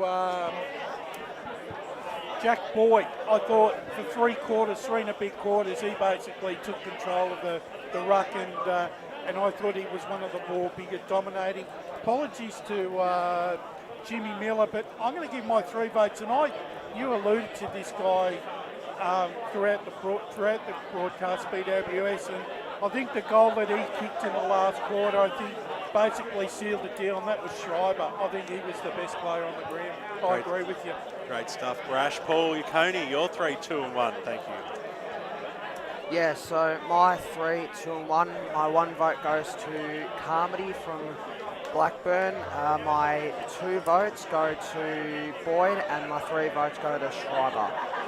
Well, it sounds like an echo coming from the other end of the table down there. It's exactly the same as Brash. Ryan Long, your 3, 2 and 1. Well, I'll give you some different names just to have. Obviously, there's no award today, Good Friday, but I'll put some different names out there. I'm giving 1 to Bowen Smith just because he may have come in and out of the game, but I think there were some big moments. I just think he finds the football so well, and I think for his first game as skipper, I thought he was phenomenal. I'll give 2 to Boyd. I'll give 3 to Jimmy Miller. I've actually left. I shouldn't have left Schreiber out of that, but I'm just going to do it anyway. I thought Miller up forward, kicking those 3 goals, particularly in that second quarter. I think he came alive and really got them back in the game. And then every time they needed him to pop up and perform, he did. So good first game for him at Balwyn. Thank you very much, Jared Beeland. Your 3, 2 and 1. Yes, indeed. I think Smith, he does deserve votes, despite, as you say, being in and out of the game a little bit. I've got to give 2 to Miller and 3 to Schreiber. I think Schreiber was excellent throughout the day. His ball usage is fantastic. Thanks very much, Jared. Over to you, Josh. I've gone 1 for Jack Boyd. I did think he did some good stuff in ruck and up forward as well. I've given the 2 votes to Jackson Carmody. I thought he was the most threatening forward in possibly across the park even. He was certainly for Blackburn in that second half in particular. And then I've given the 3 votes to Caden Schreiber. He's going to be such a massive inclusion this season full-time after playing a fair chunk of footy at Northern Bull Ants last year. Of course, not playing in the VFL this year. So he gets my 3 BWS. Great stuff. Gav Casey, how did you see your votes today? Yeah, Jackson Carmody gets 1 vote. He had a chance there to be the hero, but this fluky non-scoring end betwixt him as well. So Carmody 1 vote, but 2 votes for Schreiber. Stood up when needed to. The goal was impactful, but there was a goal earlier in that quarter to Jack Boyd, and he did a lot of standing up to a physical combat and taking the ball out of everyone and just getting it forward. And his goal really started their scoring in the last quarter. I thought Boyd's impact when he went into he's not a jumping ruckman. I'd give 3 votes to him because his impact in every contest he saw was contributing to Balwyn going forward. So I think Boyd was my best on ground. Great stuff. And I suppose that just leaves me. I'm giving one vote today to the skipper of the Blackburn Football Club, Cade Answorth. I thought he was super four-quarter performer and did everything he could to try and lift his side over the line. 2 votes today go to Jimmy Miller, the big man. I thought he was absolutely sensational. 3 goals and really just worked tirelessly. Wherever he was asked to go, he was, and he always put in a contest, and a fantastic effort by him. And as you've heard in the last quarter, I was a huge fan of Caden Schreiber. Thought he was absolutely super today. Guts and determination and really good football brain smarts is what stood out for me with him today, and a fantastic goal in that final term to lift his side, which gives him the prize today, which is just a round of applause from all of us on the team. Round of applause. Yeah. he gets the win today. He racked up a very impressive 17 votes. Maybe we could give him a hug.